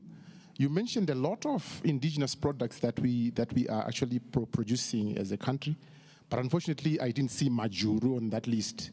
I've seen a lot of funny animals that are being eaten in the world, but I think for those that grew up Kumusha, I think, Prof, you can agree with me that Majuru is quite a nice, delicious meal. And I look forward for a take-up of this within the room to say, what do we do with Majuru? And Ishwa as well, right? I can see you want to already come through, but I'll give you that time. Let me make the stakes very clear. Our economy is growing. There's no doubt about that. And I think he has emphasized that it's growing, but it's concentrated on a few sectors. And it is our role to try and open up more products, more markets for that. He has also highlighted a lot of issues that are around exporting and accessing the market. I will not waste much time into delving in or summarizing what he has done with the hope that we quickly go out and eat before we are all armed. But if you would probably allow me, Mr. Majuru, I understand that you mentioned a lot of issues that are to do with actually accessing the foreign market. What one key issue that's pending on your list that you would say to our members here, if you can tick this away, I'm sure that what we're trying to do as Zimtrade, what we're trying to do as an economy, what we're trying to do to the region would be quite very fruitful. Thank you. So unfortunately, business does not work that way. You just say one thing. People will miscalculate what I say, and then they go, and then they say, but Alan said this one thing is key. But all I can say is there are a number of things that I've mentioned, and I would not like to repeat them. But the key essence for me is before you get into production, please make sure that you've got an off-take agreement with the person so that at least you know that you are producing what you have agreed with the person who's demanding your project. That is my only comment. Thank you, Mr. Majuru. I deliberately mentioned one for the fear of what I mentioned earlier. I'll make a follow-up on that. Do you also have, again, one single market which you feel that this is untapped outside the ones that we've indicated? I'd say one issue there in terms of constraints, but now I'm saying which market, which products do you think we are not really we are not really exposing, or we're really not getting into in terms of what we need to export? And now Africa is one market. So for me, the continental free trade area is something that we need. As you saw on the statistics, we are concentrated in SADC. So we need to also grow that. But you mentioned in terms of product, I think we are doing quite a lot in terms of the big companies, etc. But I think if we can focus on our heritage, I'm not going to be good at producing olives than Saudi Arabia, but I'll be good at producing tsubu. You know tsubu. ASG is something black. I don't know the scientific name. So I think if we concentrate on the heritage, where we have got comparative or competitive advantage, I don't know the difference, we can make a difference. Because, you know, imagine in an Air Zimbabwe airplane saying, Majanje, Majanje, anyone, Majanje, you get what I'm saying? Yeah, like what they give, how they give us olives on Emirates. We should do that on our plane. So if we focus on our heritage, where we've got comparative advantage of Zumbani, comparative advantage of Baobab, of Mawuyo, of Tsuvu, of Marula, I think it will be good. Thank you very much. Allow me to move over in that order to you, Mr. Dangarembizi. From the factory to the floor, what makes a Zimbabwean product competitive in a commercial region, in a commercial market, and primarily what makes it the other way around? What makes it not very competitive from your understanding of the sector? All right, thank you. I think one of the big issues is to do with innovation, because it's we are now in a very open economy globally. I mean, if I talk of my own business, I think we are the biggest producer of tobacco packaging in Africa. We compete with the Chinese, with the Brazilians, but we have continuously innovated and invested in making sure that we are very efficient in terms of how we run our plants.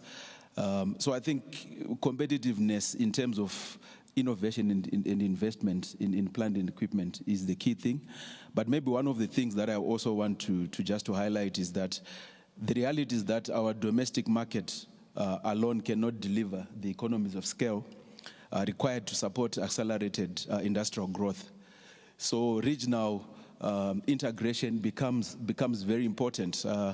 I can also maybe give an example from my own company. We used to have a paper mill in Norton, where we used to produce our own paper, which then went into our factories, and we used to make packaging from there. But our paper making machine was 50 years old, and it was not efficient.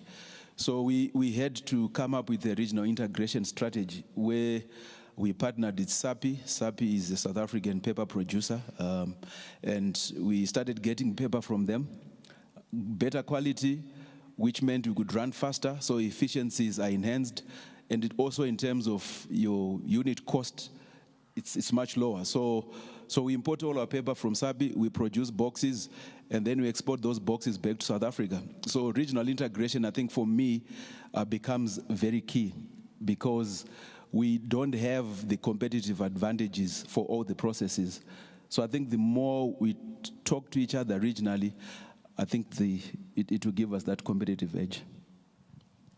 Thank you very much, sir, for coming through with that. I will move over. Mr. Miyambo, you are a specialist in what is known as, sorry, can you share this mic? Okay, that's what you got. You are a specialist in what is known as spatial development initiatives. I think that's a big word for some of us who are still to get somewhere in terms of education. I think it would be important for you to probably open up on terms of what really is spatial development initiative, and how do you link that to economic corridors? Often publicized, awareness is quite high about these corridors, but it's facing probably a slow uptake to actually actualize the exports. What is the one intervention that you probably think exporters would actually leverage on to maximize or increase the volumes of our exports into the region? Thank you very much. in listening to the presentations that were taking place here and what Alan has just spoken about, you guys are already employing SDI methodology without knowing. So it's unfortunate that you are in love with SDIs, especially the moment initiative, but without knowing. So we'll make sure that there's a marriage today. What am I saying? The presentation within the next 5 minutes is going to focus on what is it, SDI, the zones. How is it applicable in Zimbabwe? By SDI methodology, things that you were talking about, Alan, is like assuming that exports are there, products that are there to export. Where are they coming from? There must be an industry. That industry, is it viable? There must be raw material. Do you have more raw material for that industry to survive? Do you have enough infrastructure to make sure that your goods are going to Angola by road, by sea, by air? All those logistical issues are talking to SDI. Do you have investors coming into the country to invest in those industries you're talking about? The incentive, the policy issues, are they there for people to come in? As a government, governance issues, government must be able to put in place infrastructure, relevant policies to attract investors. Investors then will come and invest and produce your products that you're supposed to export. Now the markets, how are your goods going to go to Dubai? How are they going to Europe? You're talking about logistical issues, transportation, efficiency in transportation. For example, if you're exporting via Beira, you expect efficiency in the Beira corridor, in terms of the border, in terms of the ports, in terms of everything. So people are talking about one-stop border here. Why are we talking about one-stop border? We must talk about non-stop border. Let's products move. You have a Chirundu border post as a one-stop border post there, but you don't have a one-stop border post in Bedbridge. You don't have a one-stop border in Forbes, and you're talking about efficiency. Your product are supposed to go to Dubai in the next 2 weeks. That is your lead time. But if you are going to have no efficiencies in the transportation logistics, there's nothing. So in this process, we know there are champions. Each corridor concept must have champions which are pushing. If you are talking about industrialization and you are saying you want roads, the Minister of Transport must create roads. If you are saying you want energy, the Minister of Energy must create energy, must bring energy.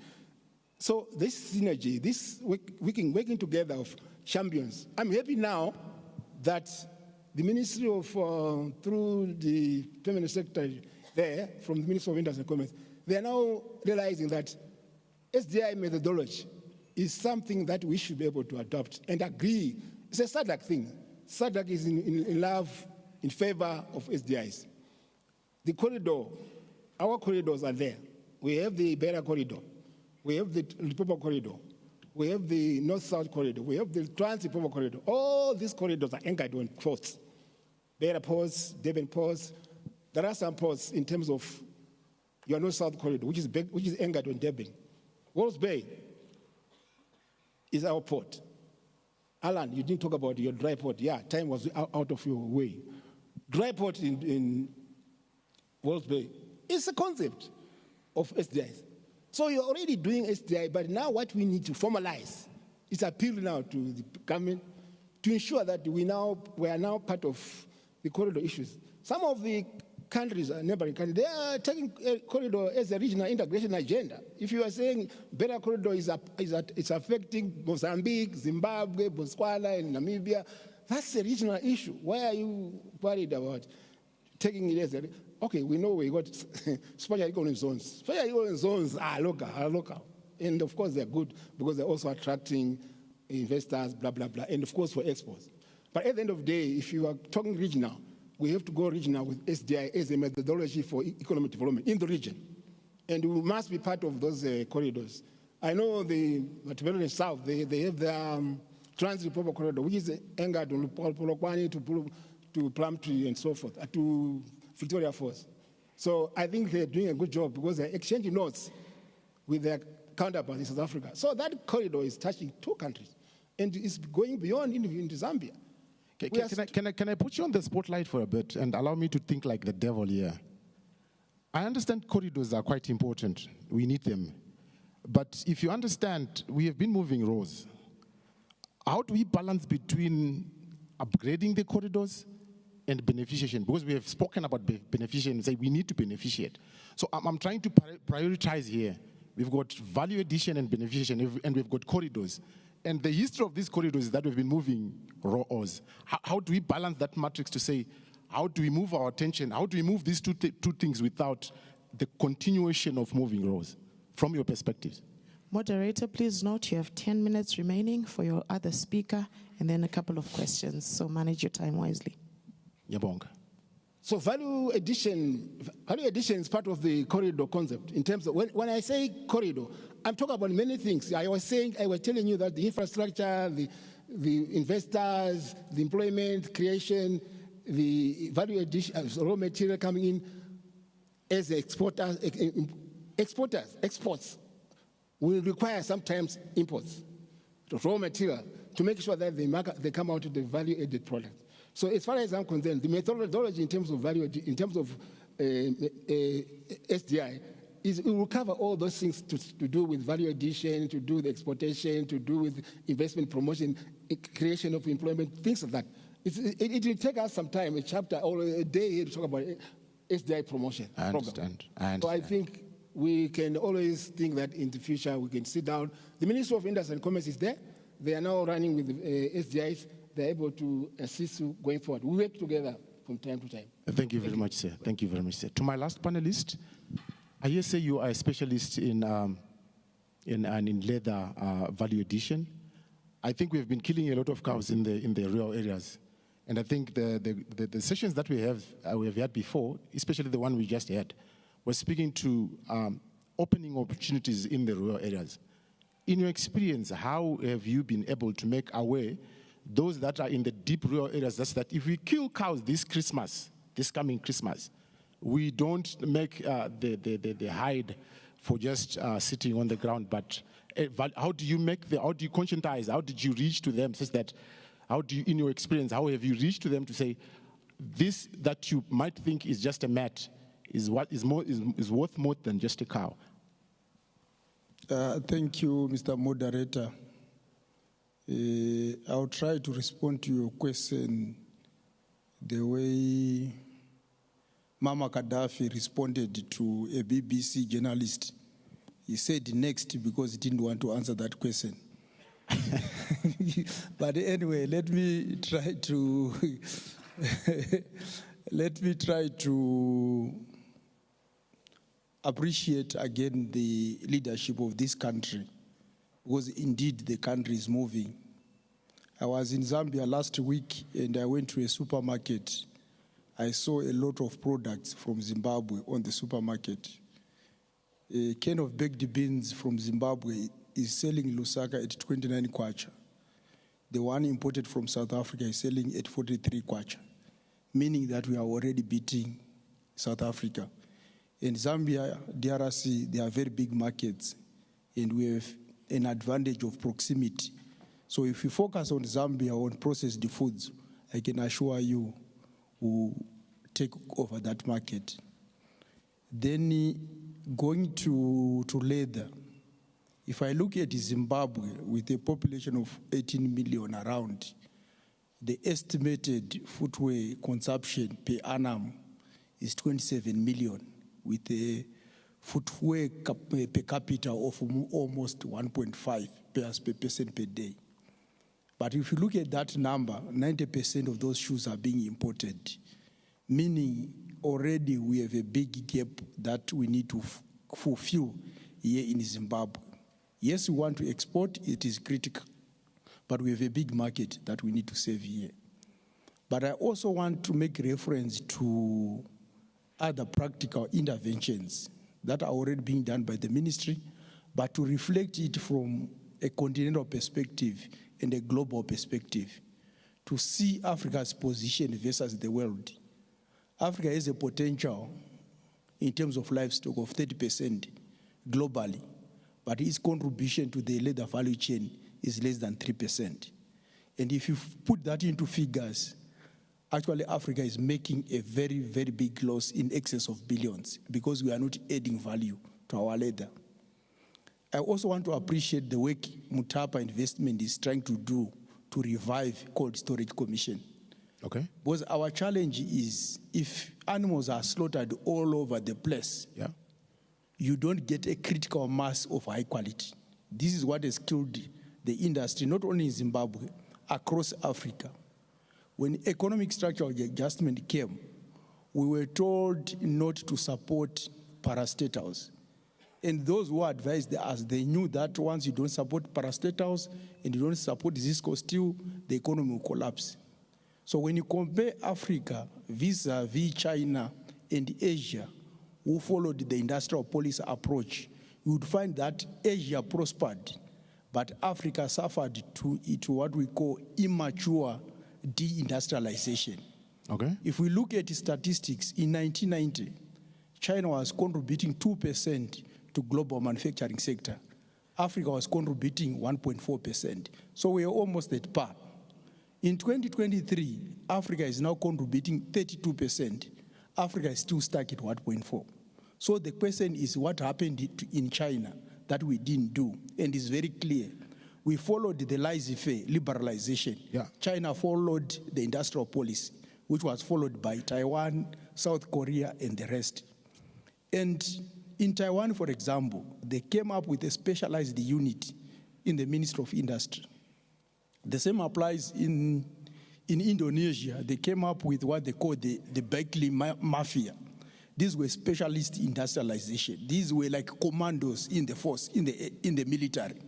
So I would urge also African countries, not being specific to Zimbabwe, to come up with a core team of serious industrial officers who do not sit in the office.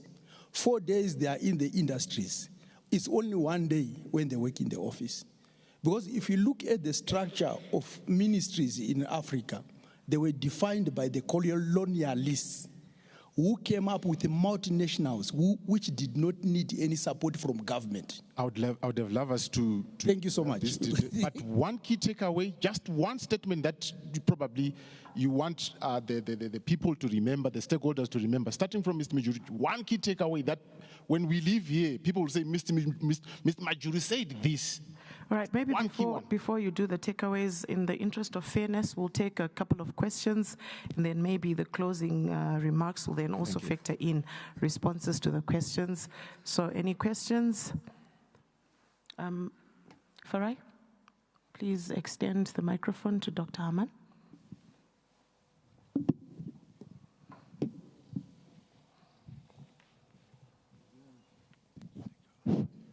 Thank you, Chair, and thank you, panelists. I just wanted to bring something. I think our colleagues who talk about working with South Africa to increase his competitiveness.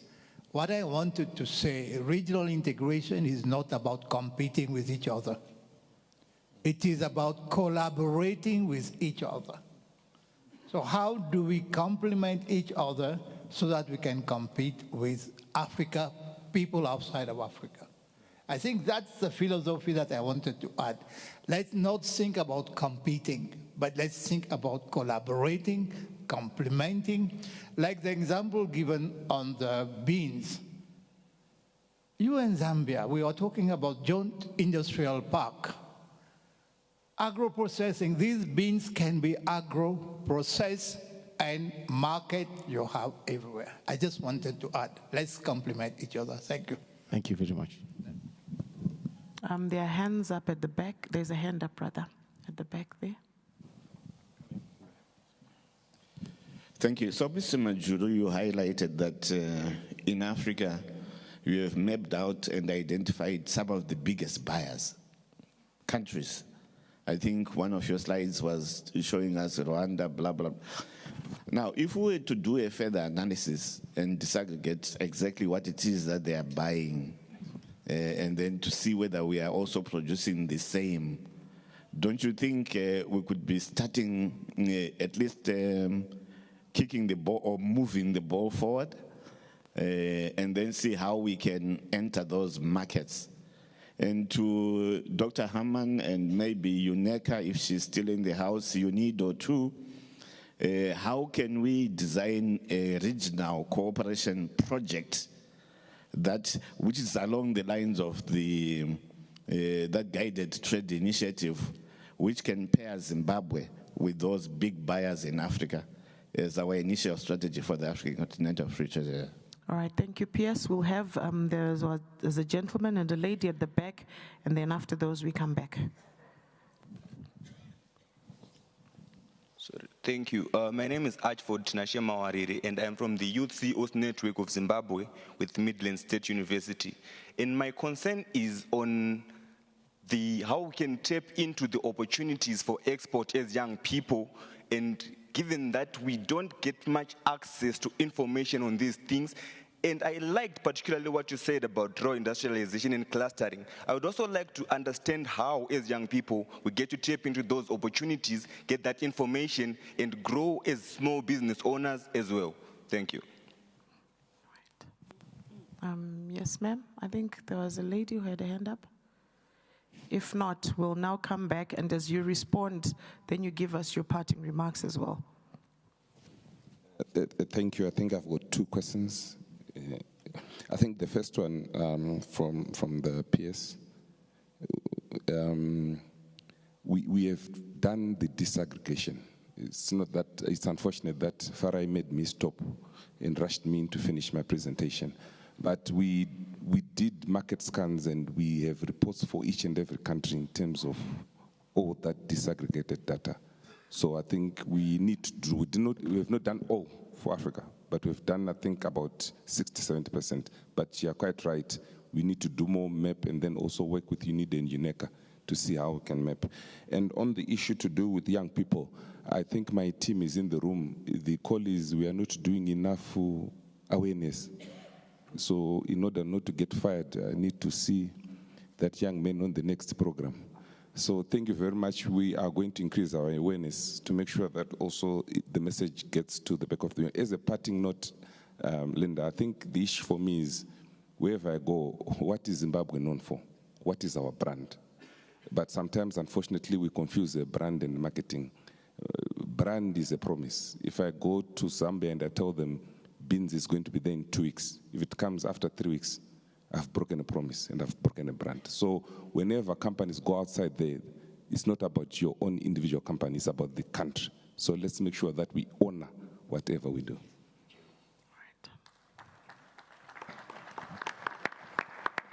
All right, thank you. I think for me, the parting shot is for exporters and those that are aspiring to become exporters. Just a word of advice: global buyers now increasingly require environmentally responsible products. Multinational companies are now evaluating suppliers based on environmental, social, and governance issues. So the ESG is now becoming a license to trade. So I just want to urge exporters and those who are thinking of getting into the export space that it is going to become, markets will demand sustainable production, not simply low-cost production, because we are seeing it as we are exporting to international companies. They are now asking you to come up with your sustainability strategy. And it's not only on paper, but they also want to come and audit. What are you doing to the environment as you are doing your production processes? So just a word of advice that it's an area that people must look at and view it as a license to trade in the future. Thank you.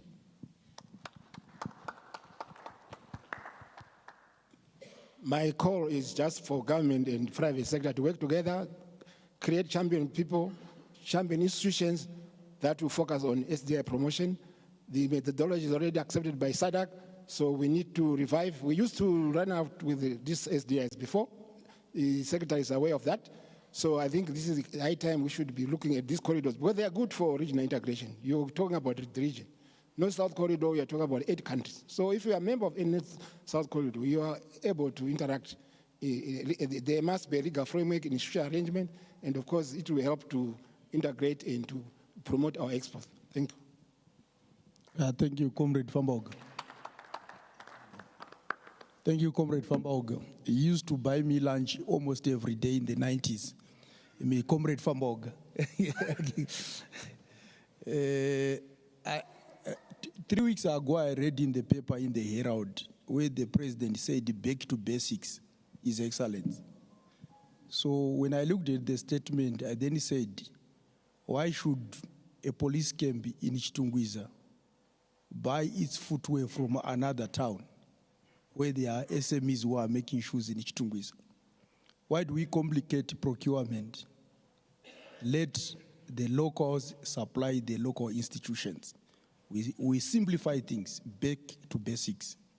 The second one, let us strengthen our business sector associations. In Europe, it's mandatory. You cannot be in leather when you are not a member of an association. In Tunisia and Egypt, it's the same. Tunisia, they don't have livestock, but they are exporting about $1 billion worth of goods. Because the sector is supported by government, and if you want to be in leather, you should be a member of an association. At AUP, we have also developed manuals on hide and skins improvement, what we were talking about. Then we have also supported SMEs here in Zimbabwe. We bought equipment which is in Blawayo, at Gazaland. Some of the SMEs are even exporting now. And on cluster design and implementation, we are experts in training that. We've trained the SADC, we've trained some Zimbabweans, and we can continue to come and train. Me being Zimbabwean, if you say come and train, I can just come.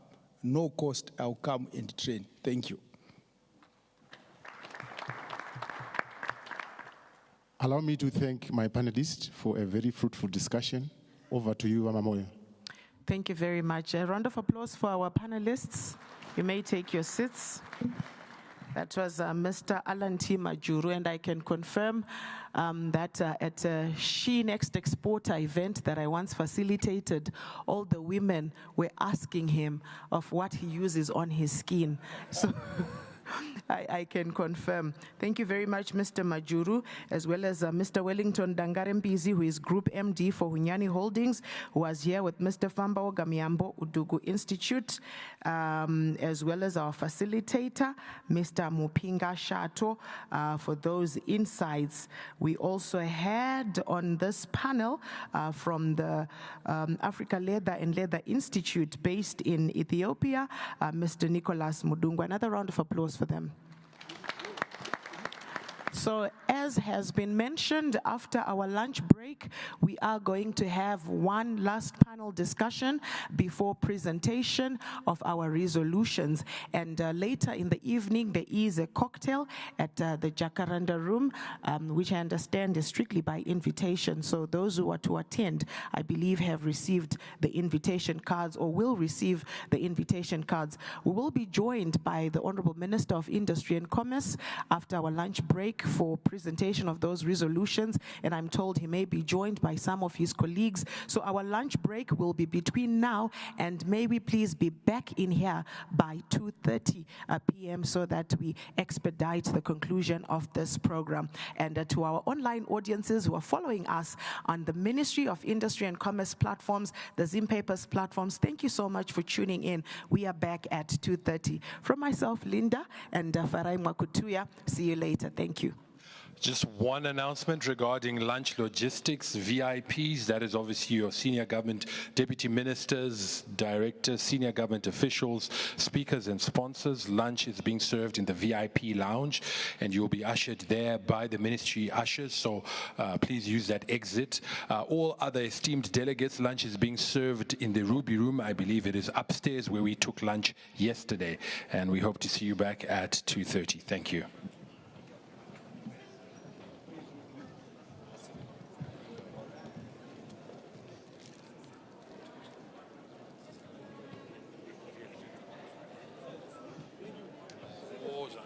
Same room. Sorry, the lunch is in the same place. I'm told that lunch for everyone is going to be in the VIP lounge, but our VIP delegates will use this exit. All other delegates can use the other exits and then make your way to the VIP lounge. Thank you.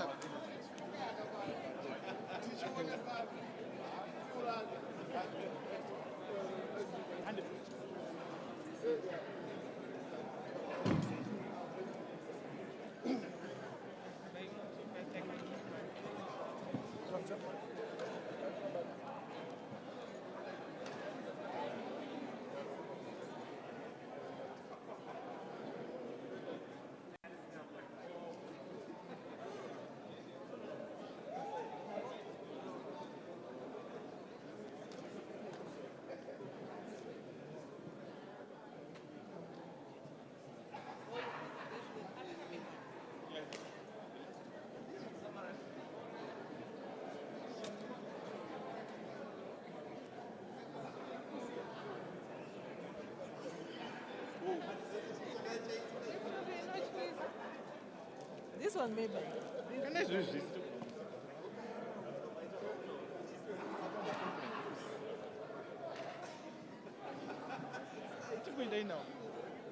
This one.